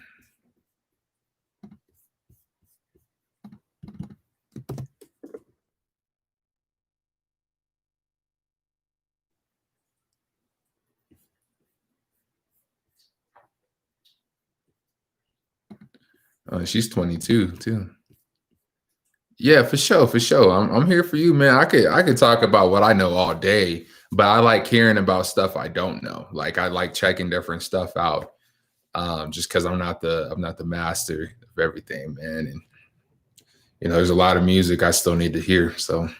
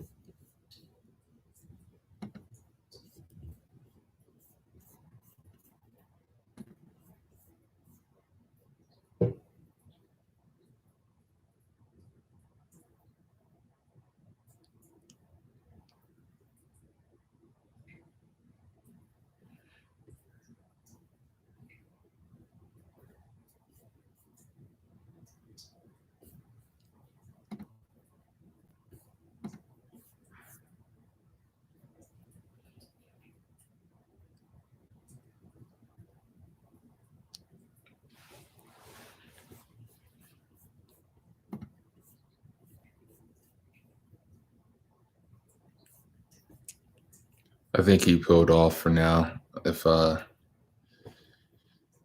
he's trying to, I would imagine he's probably going into his queue to see what's up. For now, what I'm working up right now is not many people are seeing it anyway. I'm not gonna I'm gonna just reveal partially what I got going. Is the present for Drake I got is a remix. It's a slight remix. Give me just a second. Just going over here real quick.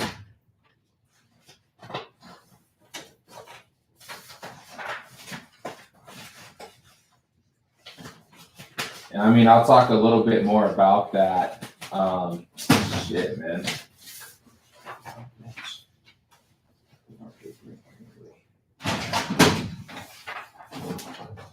And I'll talk a little bit more about that on Saturday. I'm not going to talk about it too much today, what I got in store, but Yeah, definitely trying to. Ain't gonna be nothing crazy though. Sorry, it's gonna be all right. It's gonna be cool. Um, let's see. But basically, I'm just gonna draw a little image, and I'll be the thumbnail on that. Okay. Go ahead and search this, John.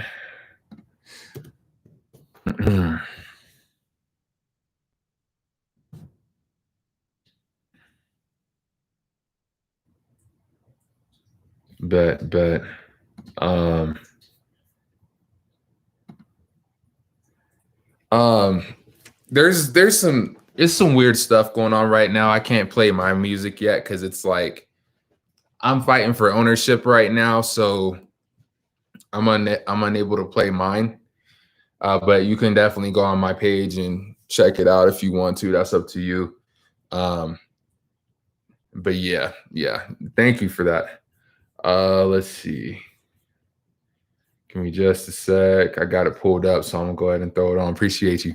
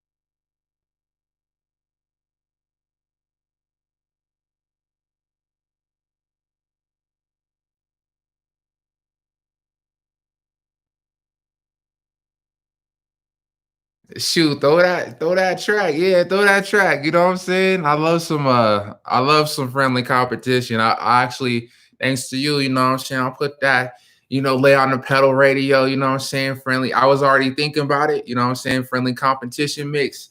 But for you, I went ahead and put that song first. You know what I'm saying? Normally I was gonna start with, the Tupac Biggie type stuff, but I'm gonna go ahead and put They Be first, man, for the culture, man.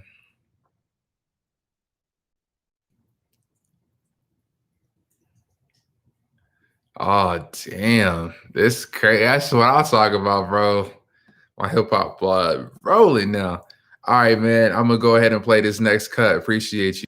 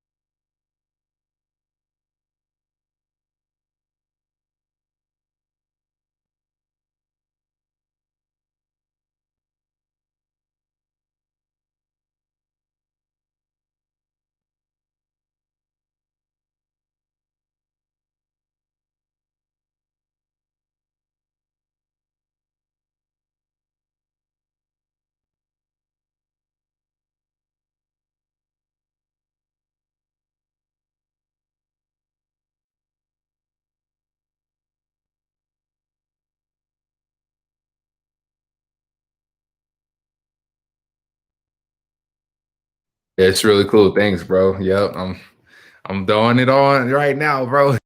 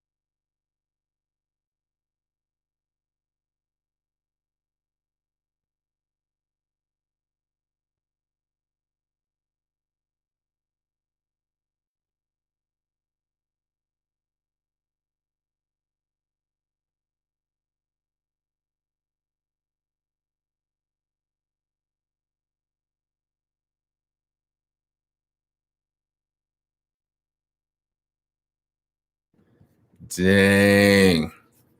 I was like, shoot, I might not have understood them lyrics, but I understood one thing: him putting Goku at the end of that, Kakarot at the end of that John, man. Shoot. And then ending it with some gunshots. I'm like, dang, I see why that was the final one. Gonna put some Dragon Ball in there. Dang. These fool, that's some rich money right there. Get that clear, bro. This dude got Dragon Ball cleared in a diss track. That's crazy. That is crazy, bro. That is wild, man. Oh man. Ooh. Ooh. Dang.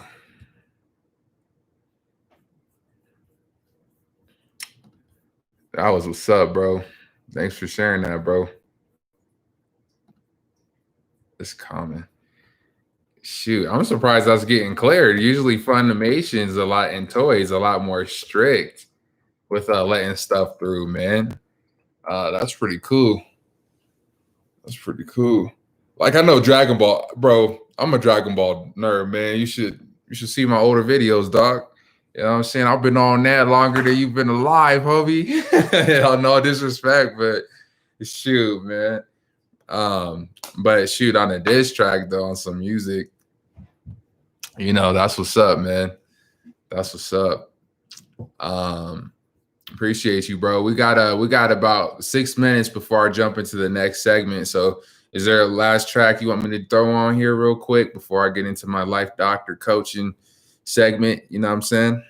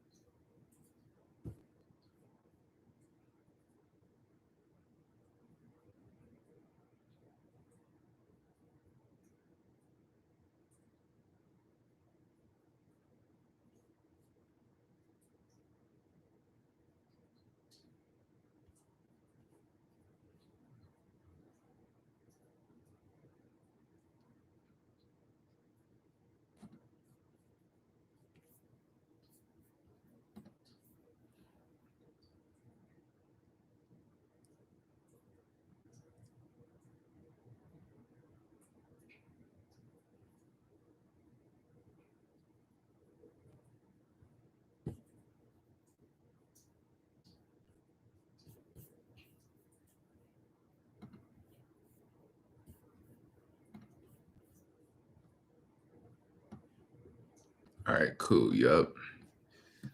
All right. Last track for the late on the pedal radio record label talk and segment.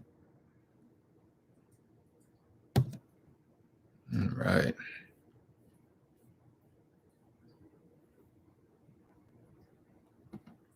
Come on in to DraftKings Sportsbook. Oh shit, my bad. These ads, man. Give me a sec.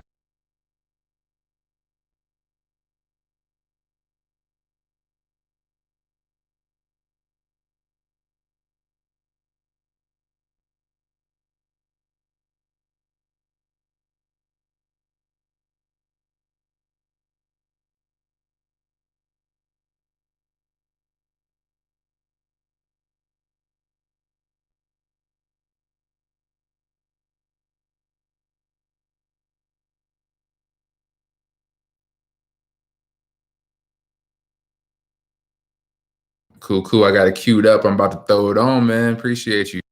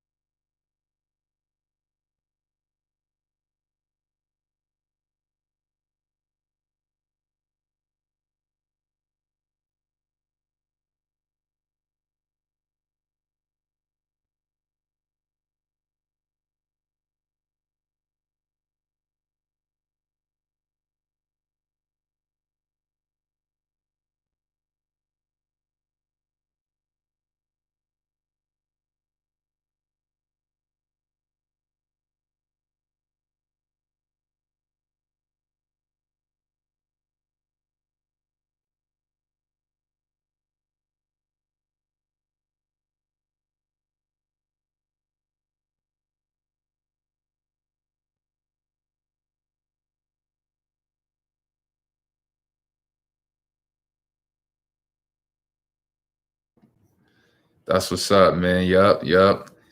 Yeah, for real, bro. Straight up, dog. Straight up, dog. Bros, man. Across the world, man. It's what's up, man. That's some OG stuff right there. That last cut. That's some OG talk right there.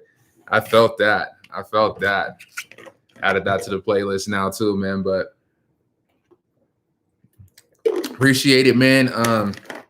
That's what I'm trying to, grow this into is having people play what they like. You know what I'm saying? It's not about me. I know what I like, but it's about people like yourself, that you have your artists and stuff, and what you like is different than what I like and what everyone else likes per se. So, putting the music there, ideally, eventually in the future, it's a whole thing, man. I'm trying to have Lay on the Pedal radio be crazy, man. You know what I'm saying? Crazy stuff. But that's my vision, man. But yeah, you know what I'm saying? Appreciate you. That concludes the end of the record label talk and the music segment. So we're gonna get into the deep. Yeah, man. I feel that, bro. I enjoy your playlist, B. You know what I'm saying? That's tight, bro. We about to get into the life doctoring and coaching segment. So it's a little bit of a different, area than where we're at. So if you got anything, if you want to peel off, you can. If you want to stay, you can. But this is more about finding oneself, some growing type stuff. So, giving you some time, bro. Whatever you want to do, I'm here with you. If there's anything you want to talk about in terms of like self-development, self-improvement, you got something that's bothering you, you know what I'm saying? You could throw it in the chat if you feel comfortable. If not, you don't have to. Either way, I could get into my little spiel in a second. But yeah, that's what we're working on, bro. So, appreciate your time on that. But yeah, man, just knowledge itself, I think, is the biggest one. And it's all good, G.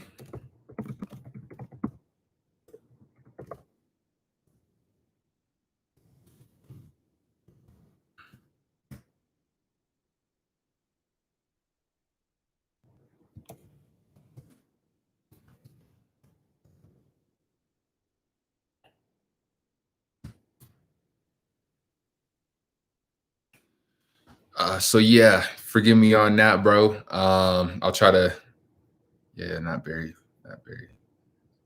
poor. Oh, cool. Bet. My bad. No disrespect, homie. You know what I'm saying? Yeah, we're just talking about, I don't know how much beneficial it's going to be, but receive this energy, you know what I'm saying? Receive it if you want it. If you want that, if you want to stay with it, receive the energy. You might not understand what I'm saying, but it still should hit home for you. If there's anything going on, you know what I'm saying, with your life that you want to talk about that we could capitalize on, not in terms of like for the light of the segment, but more so like if you need any feedback, or if you need, someone to help you, because you're your own guide at the end of the day, no matter what. So I could give you the ocean, I can't make you drink the water, you feel me? But you seem to be already on point anyway. So but this is for people that might view this a little later. So yeah, just I'm gonna use what you said a little bit earlier for your videos as inspiration. Even seeing these Indian artists, one thing they had regardless of the beef is knowledge of self, right? So all these people knew who they were, and it doesn't matter how much they're making. That's worldwide. You could be making a lot of money and still not know who you are. But if you know who you are, the money's not going to change you. It's just paper. You know what I'm saying? It's paper at the end of the day. So sometimes, what you like is not going to be what somebody else likes.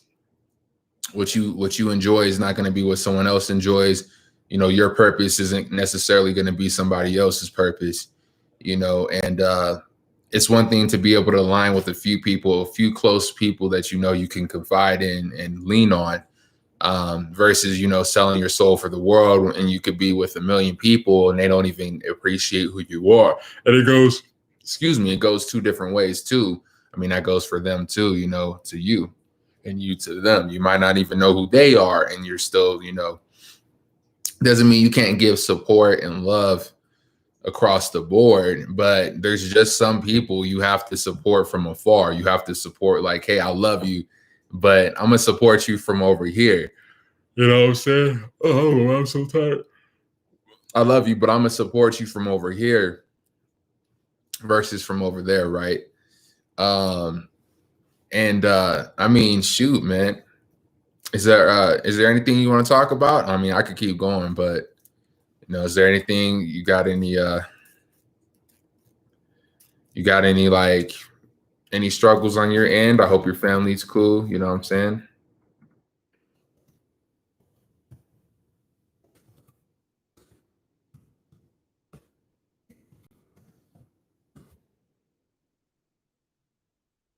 I know these are COVID times, so I kind of skipped that segment the past couple of days. So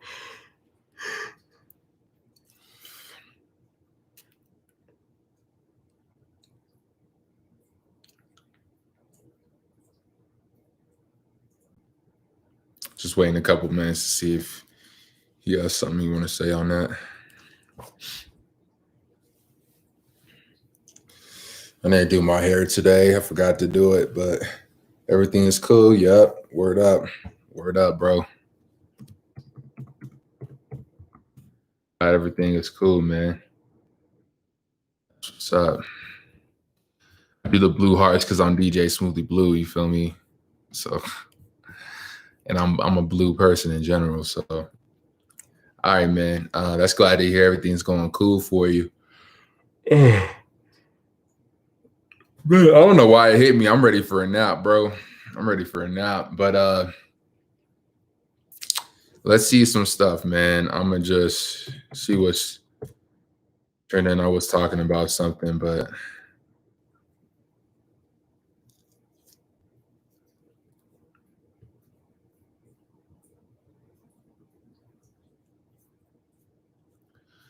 so the presidential debate is tonight. I ain't watching that. I ain't going. Hell no, I ain't going. Nah, I'm tired of this country and its bullshit, man. It's excuse the language, but I mean, I've been kind of honestly talking throughout the stuff, but I'm not going to the presidential election. I'm just gonna hear what people say, man. I haven't been impressed with what either party is doing. It's just like, until we address the big problems, like a lot of people don't realize we're in a situation right now. Like everybody's looking towards when the vote, they feel like the voting system, voting is when, you know, things are going to change, is when things, and I'm not saying people can't vote. That's not what I'm saying. I'm just saying I'm not voting. And I'm just like, most people wait until the election for change, right? It's kind of like people that wait until the first of the year to decide they're gonna, excuse me. Woo. Excuse me. They decide, you know, to wait to the first of the year to work out versus starting right now. You know what I'm saying? Like, why don't you just start right now? You know, or, you know, even, I mean, just anytime you put it off, I mean, even if it's just a little bit, even if you eat one meal, like, for example, I had a meal replacement shake today, you know, and I mean, I could have had something else. Sure, I had some cereal for breakfast, but I had a meal replacement shake for lunch. So, you know, that's better than me eating something else that's pretty wild for lunch, right? So, I mean, it starts, we all have decisions. Oh my God. Oh, excuse me. We all have decisions we can make throughout the day on diet, you know, like what diet we're going to eat. And I'm trying to make my own music. Vibes, very different music and theme. Yeah. Why do you want to make music?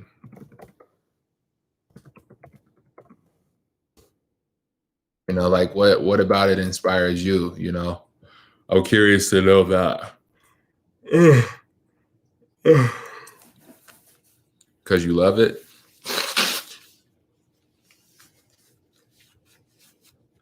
I mean, that's good. That's a start. You know, that's one of the biggest starts is loving what you do. That's a big start. You know, props to you.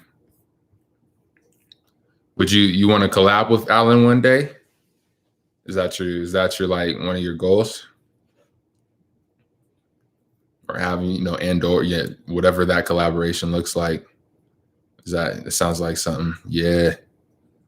Yeah. I mean, sky's the limit, bro. You could do it. You know what I'm saying? You could do anything you want to do. You got my support. You got it. You know, I see the collaboration happening on me straight up. Go make that happen. You know, I could see a music video. I'm gonna be clicking on a music video. I'm gonna be like my boy and Alan Walker on that joint, man. You know what I'm saying? BB, you want to collab with Alan Walker too?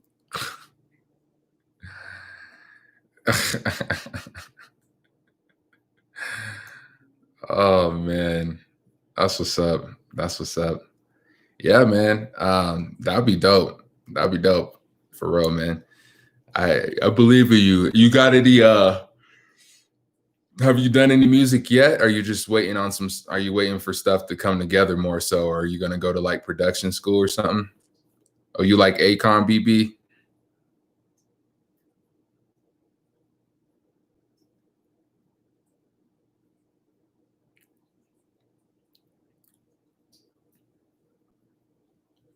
Well, yeah, follow those dreams, man. Follow those dreams.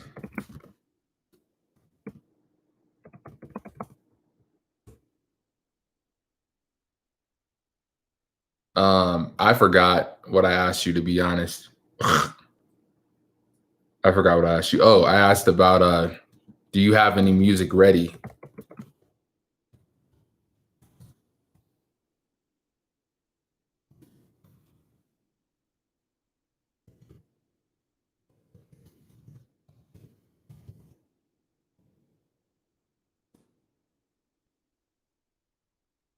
I mean, if you got some music ready, I mean, I know we're not really in the music talk, which this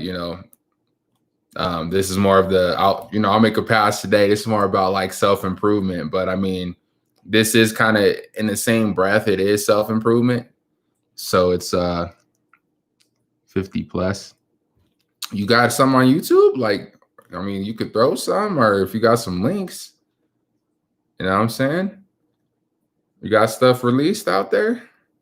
And for BB, like what about Akon? Like what about Akon inspires you?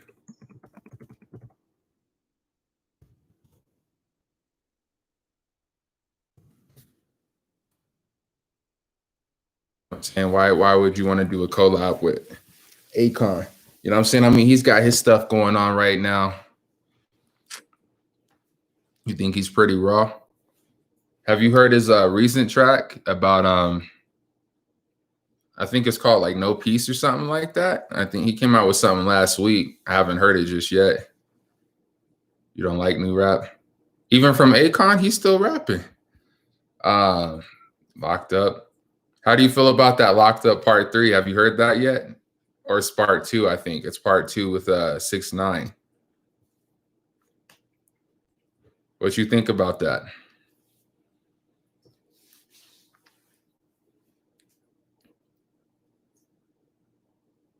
Why you saying what he shouldn't have done that?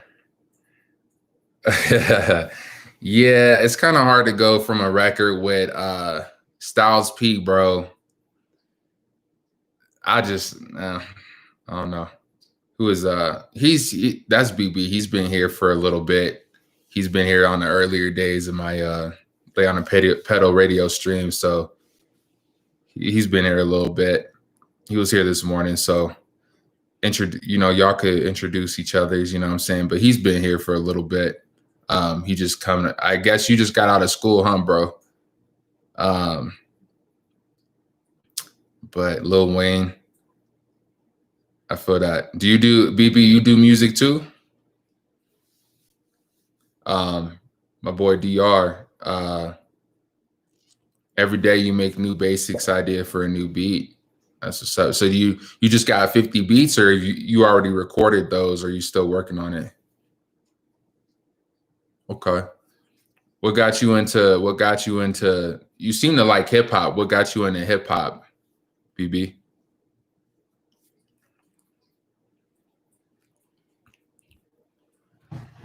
Hip hop rap. Your older brother.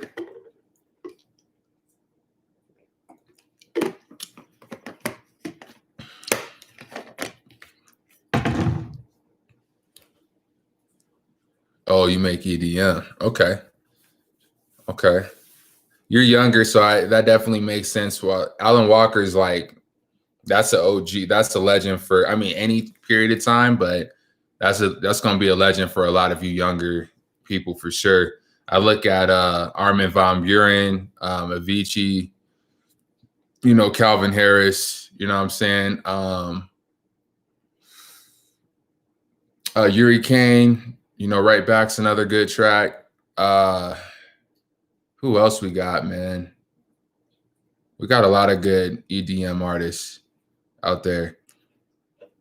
You're 16.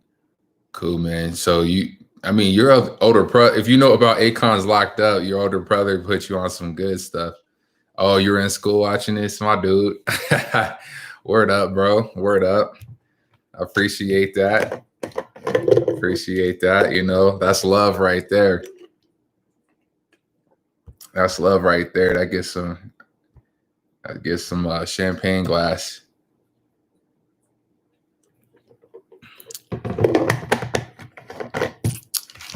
You know what I'm saying? Champagne glasses to the click. Word up. I've also had another like mysterious viewer too, which I mean, I wish I could show some, you get love from me anyway, you know what I'm saying? If you don't want to talk, it's all good. You don't have to. Some people, I just appreciate you watching, you know what I'm saying?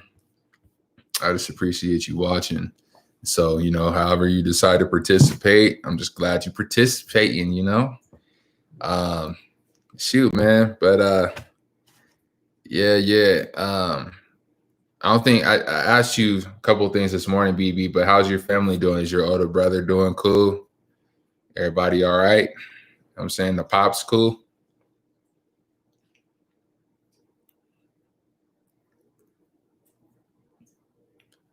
The Carter series is dope. 2 and 3 got to be my faves. The Carter's good. I have to re-listen though. There's a lot of stuff I need to re-listen to because I'm a lot more adept when it comes to hip hop than I was back in the day. Oh, so he's my age then. That's what's up. I'm 25 too, so that's what's up. So yeah, he came from where I came from in terms of music and that. Well, you said y'all from you said South Carolina, so I mean that's the South. So probably I'd imagine you listen to a lot of what T.I., some Trey the True, some UGK, some Outkast. Oh, dang. Yeah, it is late over there. All right, man. Well, I appreciate you tapping in, bro. Go get you some sleep, dog. You know what I'm saying? Enjoy your Friday, bro. And thanks for tuning in. Sleep good. Some T.I., man. Yeah. All right, man. Cool. Yep, I'll be here from 9 a.m. to 3 p.m. tomorrow, too. Like I said, the segments it's only going to be today and tomorrow where the segments are kind of organized like that. After that, I'm going to just go live and just do stuff, like do what I do. You know what I mean? So good night, my brother. Sleep good. You know what I mean? Much blessings. You know what I'm saying? All right. For BB, T.I., man, what's your favorite track by T.I.? Do you still? I mean, you say you don't really mess with new music these days, but because I know he's come out with a lot of projects over the years.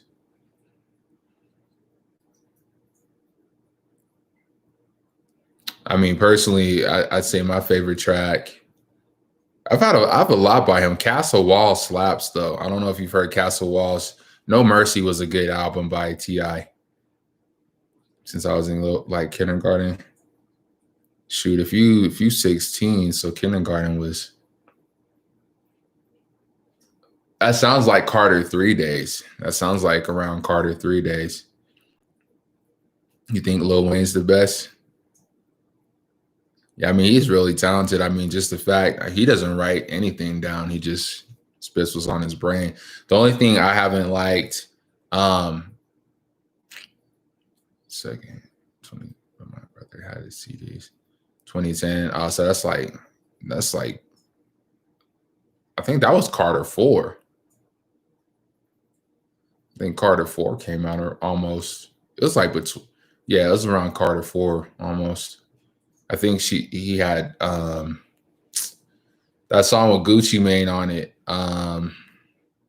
Okay, you're a goon. What's a goon to a goblin? That was a single at that time for sure. But yeah.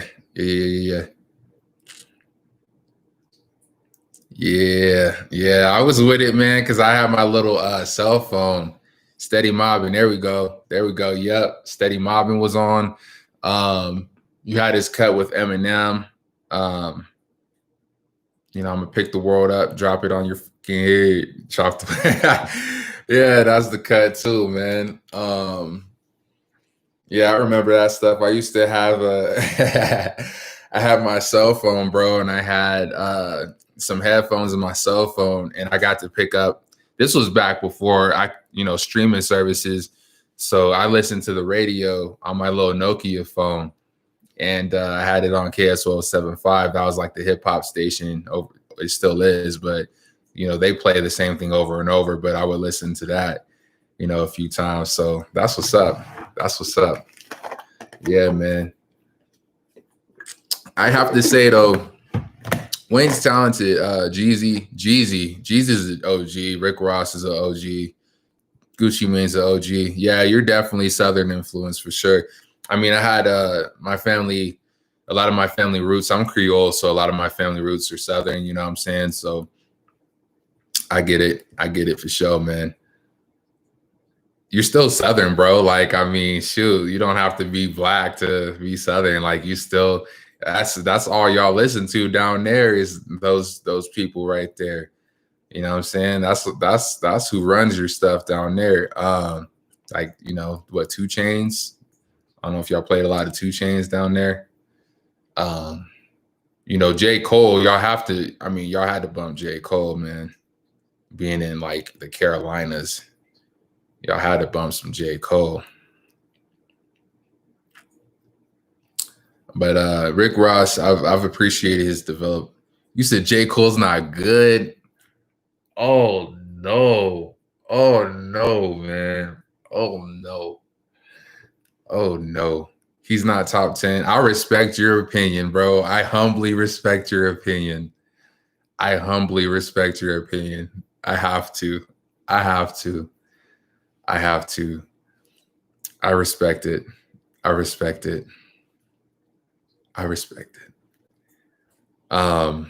May I ask why he's not top 10? I ain't saying he's top 10 dead or alive. I feel like everyone's dead or alive list is subjective at the end of the day. But I mean, definitely curious to hear why you think J. Cole's not good. For sure.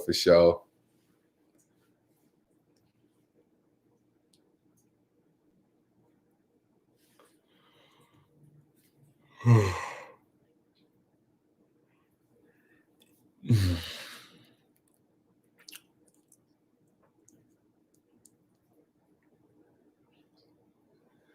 don't know. Never really knew him, but everyone at my school says he's top 10, but he's been doing it since like 2011. He's been doing it longer than that, bro. He's been doing it since like 06. And even before that, he was known as the Therapist before. And I mean, he's been doing it since he was 14. I mean, he wrote The Storm at 14 years old. And I mean, shoot, I could link that to you. But dude, he's been rocking for a minute, man. Yeah, dude is cold with it. Like, I respect opinions, but I mean, he wrote this shit at 14, bro. I can't wait till they let me do what I want to do. I wish I could just play that shit right now. But that's the storm, man. He wrote that when he was like 14, 15 years old and produced the cut. So, I mean, I don't know a lot of people that are producing and writing like that at 14, bro. I was like, we all got opinions, but I don't know who's doing that at 14, man. Birdman, I respect him for being an OG, but I don't respect what he did to Cash Money and Young Money, man. Ironically, even though he has a song named Respect, but which slaps, by the way. But I don't respect what he did to Lil Wayne and the team, man. Young Money, Cash Money, bro. How dude screwed that right on up. He fucked the whole team up from Mini Fresh to Juvenile. Just because he wanted extra paper, man. I mean, even Rick Ross did a diss track on him. Lil Wayne hasn't really been himself since 2013. He sounds different. He's headed back in that direction. I mean, he just did I agree with you. But he's headed back in that direction. It's slow, but he just did a cut with Benny the Butcher and Big Sean. And you know, there's also, I mean, he's on Big Sean's album too. And I mean, he's not gonna be the old Wayne. I think the old Wayne's gone, bro. Like, but he's not auto-tuning. Like he's trying to head back to who he was without all the auto-tune and stuff. And I think that's a combination of all the coding. And he's insecure. I don't think a lot of people know that, but I've heard stories about him, you know, writing verses. Well, I mean, doing his verses, and he would redo them over and over because, I mean, he knows he's good. I'm not saying he doesn't know he's good, but Obi tries. Cool, bro. How do these artists speak to you? Because we're past the record label talk. This is the Life Doctor and Coaching segment. So, like, more so, how do these artists speak to you? Like, what is hip hop? What does hip hop do for you? Like, if that's your favorite, like, what is that? How does that inspire you? How does that contribute to your development?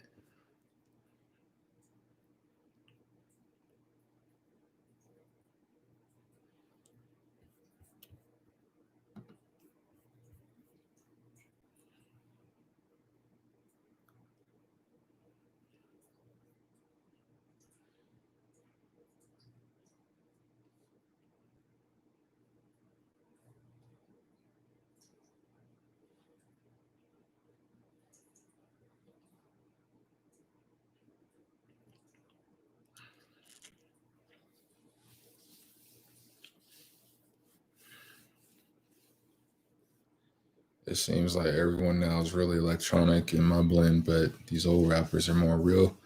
I mean, it's old rap is trying to come back, bro. You got to plug back in. I mean, there's a wave going on right now for OG stuff coming back. Like, you should check it out, bro. Like, T.I.'s making stuff, Jeezy's making stuff, or Ross is making stuff. You know what I'm saying? Gucci Mane's putting stuff out. He just did a project with his whole group. No, like I'm telling you right now, the OGs you put right there are making music right now. You know what I'm saying? Like, there's Jeezy's making stuff with Rick Ross. They got a record that just came out. Gucci Mane just came out with something, homie. You know what I'm saying? Like, you should get, yeah, you got to get on. Are you on YouTube Music? You know what I'm saying? Like, I'm not saying everything, but they're still making stuff. Like I said, hip hop's trying to come back right now. Apple Music. Yeah. I don't know what. I'm from Colorado, bro. I'm from Colorado. Aurora.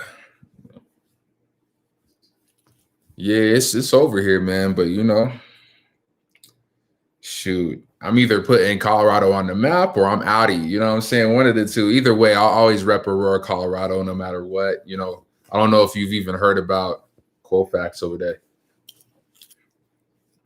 Getting pretty good.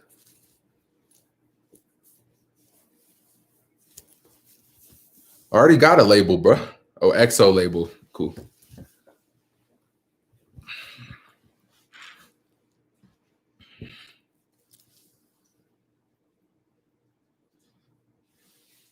Dig deep for me, bro, because we're in that life doctor coaching segment, which no disrespect, I'm cool with like talking music, but like draw it back to we talking about life doctoring and coaching. So how is this? I know if you don't want to go there, that's fine, but that's the segment. So how do these artists like speak to you? For example, I could say like one of my favorite artists is Drake. That really helped my personal development, listening to his lyrics, right? It taught me how to stand alone and to be emotional in the right way. So how are these artists? They seem to be important to you, but how do they correlate to who you are? You know what I'm saying? I know. I mean, if you just listen to them, that's cool. But again, we're at that different segment. All due respect, blessings and love. But yeah, that's where we at. So I'm more talking about like, you know, I'm interested in you. You know what I'm saying?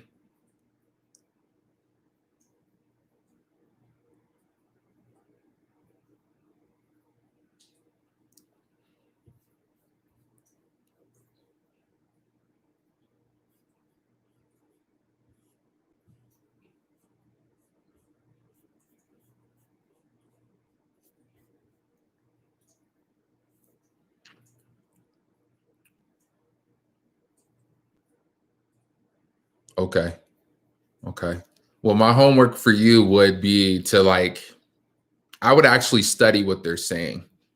Because what tells me, no disrespect, but from what I can tell, what you're saying is like, it could sound good, but it's like, are you listening to what they're saying? Are you really taking it in? Or are you just like listening to because listen, it's like Tupac said, you know, it doesn't matter if like I'm saying it or not. Like the beat could be good, the cadence could be good, but actually take in what I'm saying, you know, and consider that.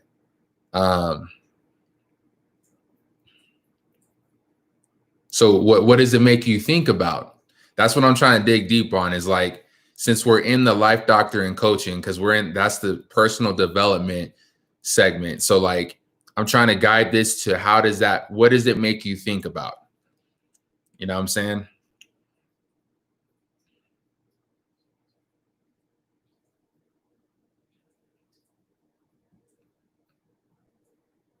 Right. Right. So go deeper. I'm gonna push you. I'm gonna push you because you're still here, with all due respect, which I love, but we're in that area where it's like we're talking about how like, give me some examples. You have some favorites, right? They have to speak to you on a level that's deeper than triple entendres. Like we're talking about personal development. So like, how does Lil Wayne, has he said anything that's really made you dig deep? And I don't mean just on a lyrical level. Like, I mean, like, what resonates with you? It makes you feel big. Like confident, you know, like it makes you feel confident and powerful. Like that type of big.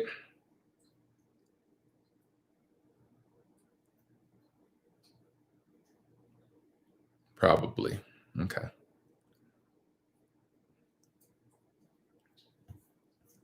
Inspiring.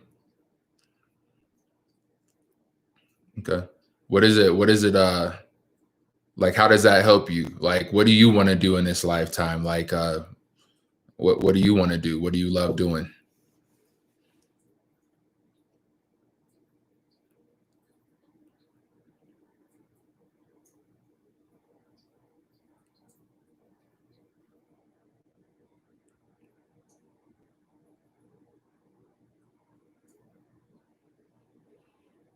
You don't really know yet? That's cool. That's cool. I mean, you play baseball? How long have you played baseball for?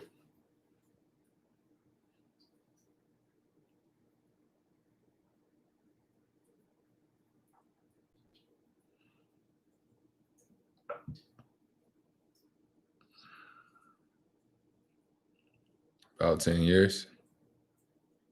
That's a long time. I mean, you're 16. You've been playing since you were 6. That's a long time to play a sport. Are you like serious about it? You just kind of like playing it as a pastime, or like what got you into that?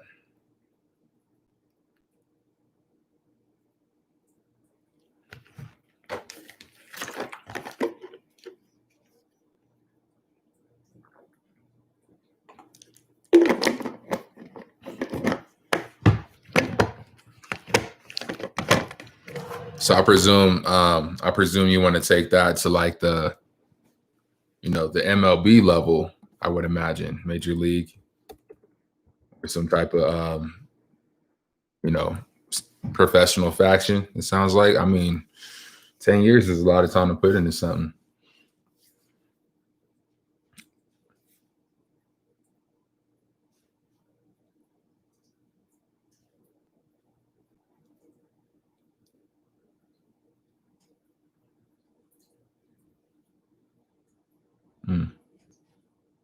Physical therapist. Okay.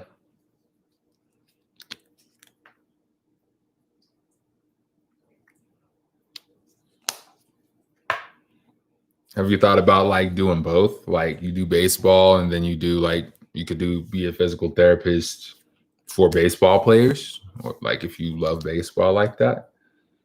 I mean, I know there's a lot of rotator cuff surgeries and things like that.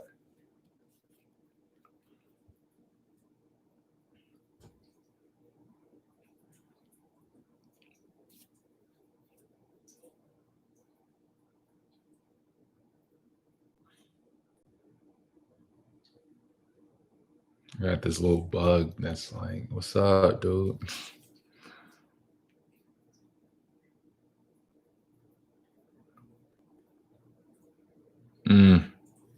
Dang, how was that experience? I usually hear about it, but like, and I'm interested to hear like how the actual experience is. Like, have you healed up from it? It sounds like it. I mean,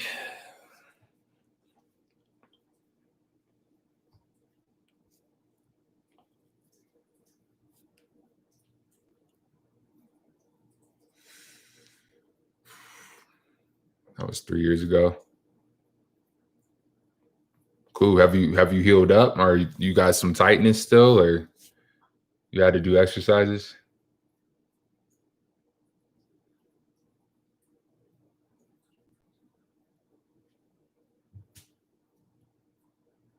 Are you like left arm or right arm dominant? You a southpaw?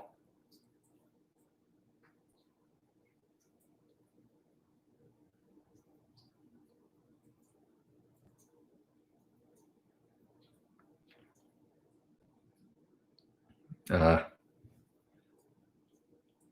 right. Yeah. Dang, that sucks, bro. It sounds like it's better than it was though, which is good.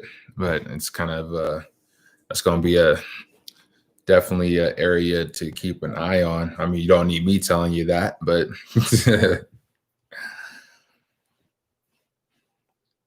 but that's cool, man. I mean, you could do whatever you want to do, and I mean, we didn't have a season this year though. Hey, that don't mean you can't be outside practicing, bro. You can find a building with a brick wall on it, throw the ball at it, you know what I'm saying? Get you a tennis ball or something and just practice, practice that throw. It's about what you do off, camera, off site, I mean, even if you want, honestly, you could start your own YouTube channel if you wanted to and talk about your practice with baseball if you wanted to. Like, I mean, everybody's looking for stuff right now. So that's up to you. But I mean, you don't need the validation either, because I feel like a lot of people start that. And I mean, I've done it too. I mean, I grew up in the crazy social media area, and it's hard not to do certain stuff without seeking validation at the same time. But probably be back tomorrow while I'm in school. All right, bro. Yup. Be good, man. Have a good night. You know what I'm saying? I'll be here, man, regardless. So appreciate your time, man. Have a good night.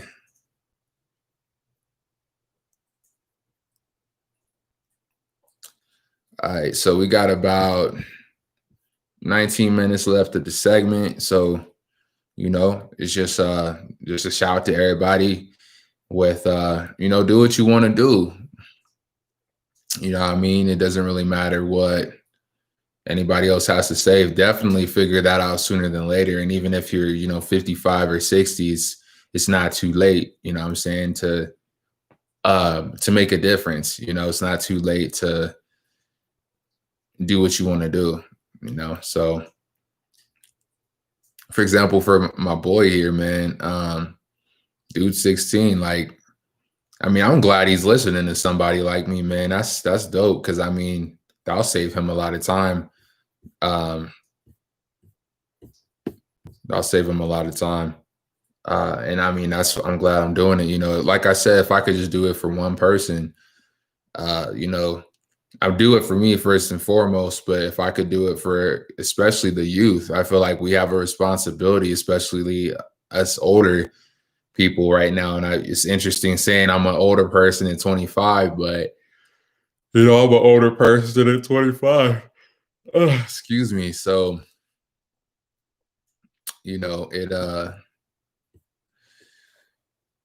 it's on us, 25 and up. It's on us to pave the way for the youth so they feel like they don't have to go through the stuff we went through to succeed, man. Nobody should have to go through that across the board. Like nobody should have to go through, if he wants to pursue baseball, he should be able to do that without all the extra stuff. And I don't know about the MLB too much, but just in general, I feel like the relationship between players and what they want to do should just be between the players and what they want to do. There shouldn't be extra politics. There shouldn't be extra stuff. It's like if you want to play baseball, you want to play basketball, whatever, man. You know what I'm saying? You should be able to do that. If you want to be a physical therapist, that's kind of straight. I'm not saying there's no issues in the medical field, but physical therapy is kind of straightforward, what I'm saying, for the most part. Going to a school that's, knowledgeable and reputable and getting her done. Granted, my ex-fiance was a physical therapist assistant. So physical therapy, like it takes a little longer. It takes, I think, 4 or 6 years. But there's ways to get it done, shoot, honestly, if he sees the latter part of this John, he should do, if they have some concurrent enrollment, he should get started. Like, shoot, man. When I was in high school, AP classes are cool, but shoot, if I was, and I'm just saying this in terms of wisdom. If I were in his shoes to do it again, and if they offered concurrent enrollment, I would do concurrent enrollment, do the same thing. I've heard people almost graduate in college, they ain't there at the same time, or at least being ready to transfer right when they get out of high school because they built that relationship. Whereas somebody like me, I did concurrent enrollment, but I wouldn't say screwed around. I didn't have that love for myself and I wasn't really concerned with it. But if you're going to go the school route, you have to do the school route. Definitely knock out concurrent enrollment. And then just, you got a year, maybe if less, and then you could transfer to a 4-year if that's what you want to do. Some people, if it's a 2-year, you just do it and you're already in there. I think Overland had a transfer program. Even though I don't like Aurora Medical, I think they had something going with Aurora Medical where you could take, concurrent enrollment and doing that at the same time. You already got a year to 2 years experience. I think some cases, though, it maxes out, but still. There's many different ways to get to where, besides, of course, you have military and you have certain things where it's like, I feel like you need to earn your stripes per se. And I don't think that'll ever change, but I feel like the system should be a bit better, and I feel like it should be a right to go to school if you want to continue. I like what they have overseas. I believe they'll pay for your school as long as you perform. I feel like naturally, if you don't perform, yeah, yeah, you should pay for it. But I feel like it should be it shouldn't be like a pass fail system. I feel like you should fail as many times as you need in order to get it. You know what I'm saying? Like if somebody's struggling and they're struggling to make it, um, I feel like failing them and just failing them is a lot more harsh. For certain situations where it's life or death, like you have to learn life or death situations. Yeah, I mean, you kind of want to figure it out, but at the same time, it's like me racing a car on Gran Turismo. You know what I'm saying? Like eventually, yeah, I'm gonna still look out for bumping into cars. It's nothing gonna be like actually driving in a car. Like I haven't gotten in a physical accident in a long time. Because it's different actually being in a car.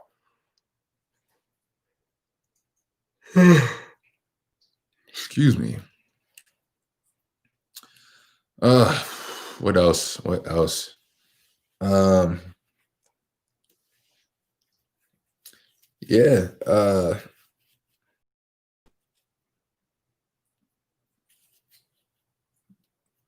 Mental. Yeah. I'll just keep it going on like mental health because I feel like a lot of our youth haven't been challenged these days, like to really dig deep on like how they feel about things. Like, I mean, you can look for yourself. No disrespect against BB. It's just like, but I mean, even like some people ask me, but it's like, could I really tell you? Could I really tell you how I feel? And he might not feel comfortable enough to say that on here. But it's just like I want people to think, I want people to think about things and to really dig deep, because that's what it takes. It takes that. I feel like, and it's important to talk about because I've been told that a lot, that like I go too deep. And I mean, it's honestly why some people don't want to talk to me. I mean, even when I was at Dish Network working, it was kind of a running joke that, oh, here he goes. He goes deep. He's going introspective. And I'm just like, we all avoid doing that. And it's like, why are we avoiding that so much? You know what I'm saying? Why are we avoiding doing? I feel like not everything is deep, but the more we run away from it is the more that it becomes a problem later on, I believe. That's just my opinion, you know what I mean? But you know, I'm just Dr. Leon DJ Smoothie Blue, you feel me? I'm just talking from personal experience. The longer I ran away from myself is the more problems came at a later time, you know what I mean? So somebody young like that, like start early, start now. Start now so you ain't got to worry about it later. And I mean, I sound like the people talking to me, but I was like, really start now and talk to the right people. Like there's a lot of resources right now. And he was saying that he doesn't listen to the new music. And I was like, just like the other dude told me earlier, I don't really know how to pronounce his name. Forgive me if you see this later, but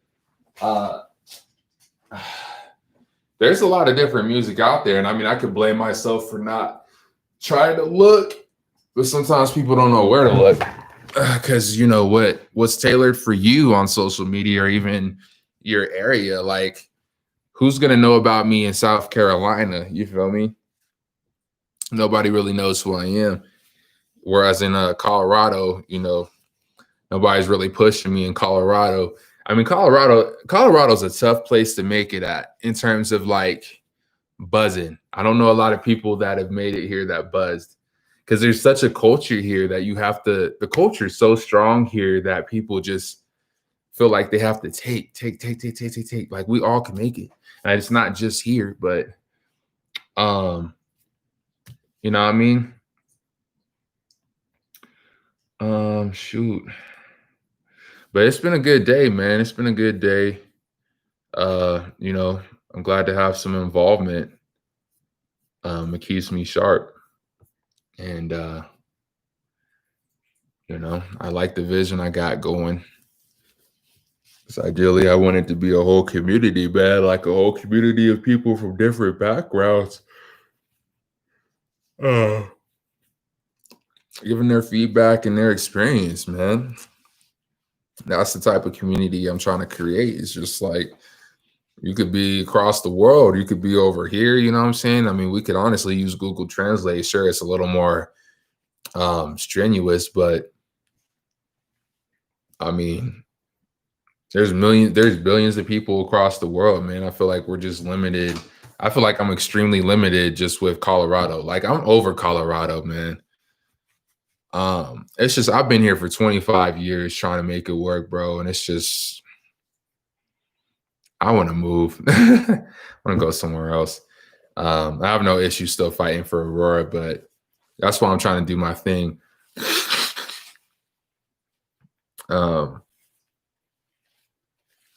That's why I'm just trying to do my thing, excuse me. And I'm trying to dip up out of here. Go some, you know, just travel. I mean, I don't need to be a traveler, but there's so much more to see, man. There's so much more to see out here. And there's a lot more that I can't see. And I love the internet for that. I love the internet for that because without the internet, especially COVID times, it's like really tough to go anywhere COVID times and really meet new people. And I mean, a lot of people are moving to Colorado, but it's like I feel like a struggle there is not enough people are really vouching for how Colorado used to be. And then not enough new people really care about Colorado's history. So like there's a conflict in the culture because it's like I feel a lot of people are leaving or not speaking up. And then you have the newer people that are here to see what the buzz is about. And it's like somebody needs to, you know, but I mean, they have to want somebody to show them how to be a Coloradan. And there has to be a group of people that are like, okay, this is what a Coloradan looks like. That's like I say all the time, like if people don't want to do that collectively, it's just with everyone, our club scene sucks. I feel like I've talked about that, but our club scene needs to get better. Our infrastructure is trying, but CDOT has to catch up with the times. There needs to be way more funding in CDOT besides express toll. The divide between like there's an elite population here. The divide between the elites upper class and then the middle low class, which I think one and the same. You know what I'm saying, in my opinion, I feel like low class and middle class are all struggling because and then you got the low class, you know, which is on the food stamps.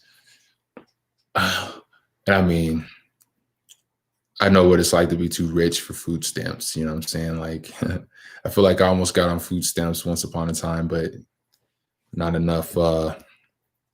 Too much money. But being too rich to get the benefits and too broke to get all the extra stuff. And then, you know, like it's again, my mother used the system. So I mean, I understand people that feel like they have to utilize the system to make it. I don't condone the people that, you know, have stuff and resources and choose to continue to use the system just because it's easier than going to get it yourself. You know what I'm saying? So, yeah. So, I mean, we're at the closing. We got about 4 minutes. I'm just doing what I can, man. We got a couple more days, and it's been a very good period of time. In terms of like going internal. And I feel like a lot of people, it's a blessing because seeing online and seeing what's going on, you're evolving. I feel like, cause you're constantly evolving. We're always evolving and changing because that's what the earth is doing. That's what everything's doing. And I feel like the media here is so late. so late. The media here's late. The television sucks. The music's late. It's just like, I feel like people here are like months behind. You know, I feel like I hear something early, you know, like COVID, for example. I knew what was up in January, and it wasn't until like April people started taking it, you know, like taking it more seriously, I feel like. And it's just, you know, so I'm not gonna go and say like I'm super duper. I don't know what I'm saying. I know exactly what I'm saying, but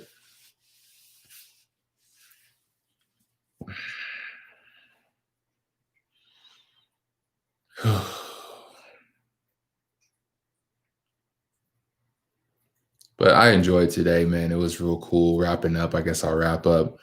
It was real cool hearing different music and connecting with somebody on their terms, you know what I'm saying? Like having my area where I'm respected and everything like that. But, you know, having somebody else that I don't know, people I don't know, like learning about them, like after they accept who I am, you know what I'm saying? Learning about them.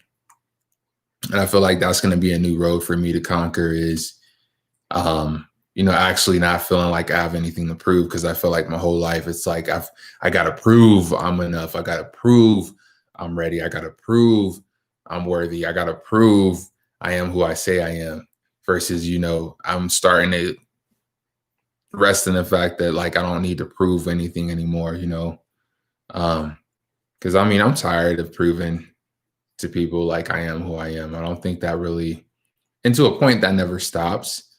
But I mean, overtly to the point where it's like I'm killing myself to prove I am who I am, versus I am who I am, you know, and I'm a walking representation of who I truly am, you know, and that I feel like that means closing the door, you know what I'm saying? Like that means closing the door on what was, you know what I'm saying? It's always open in a sense of anyone's free to come in and live like this, you know what I'm saying? Like anyone's free. But it's like most people won't, you know, most people won't. And it's unfortunate, but you gotta leave them back, unfortunately, just like Cole said. But I'm looking forward to like more of this, you know, like more of finding the people that I connect with and vice versa, and really taking this where it needs to go. You know what I'm saying? Even if it ends up just being a small group of 100, it's a small group of 100. But you know, all right, yo. So you know what it is. This is courtesy of Lay on the Pedal LLC. Social security number 521959664. Dr. Leon, DJ Smoothie Blue, coming at you. Be your own doctor. You got enough gas in the tank. I'm out of here, man. Y'all have a good one. Thanks for your time. Everybody that came through, everybody that's about to come through. Appreciate you. And ciao.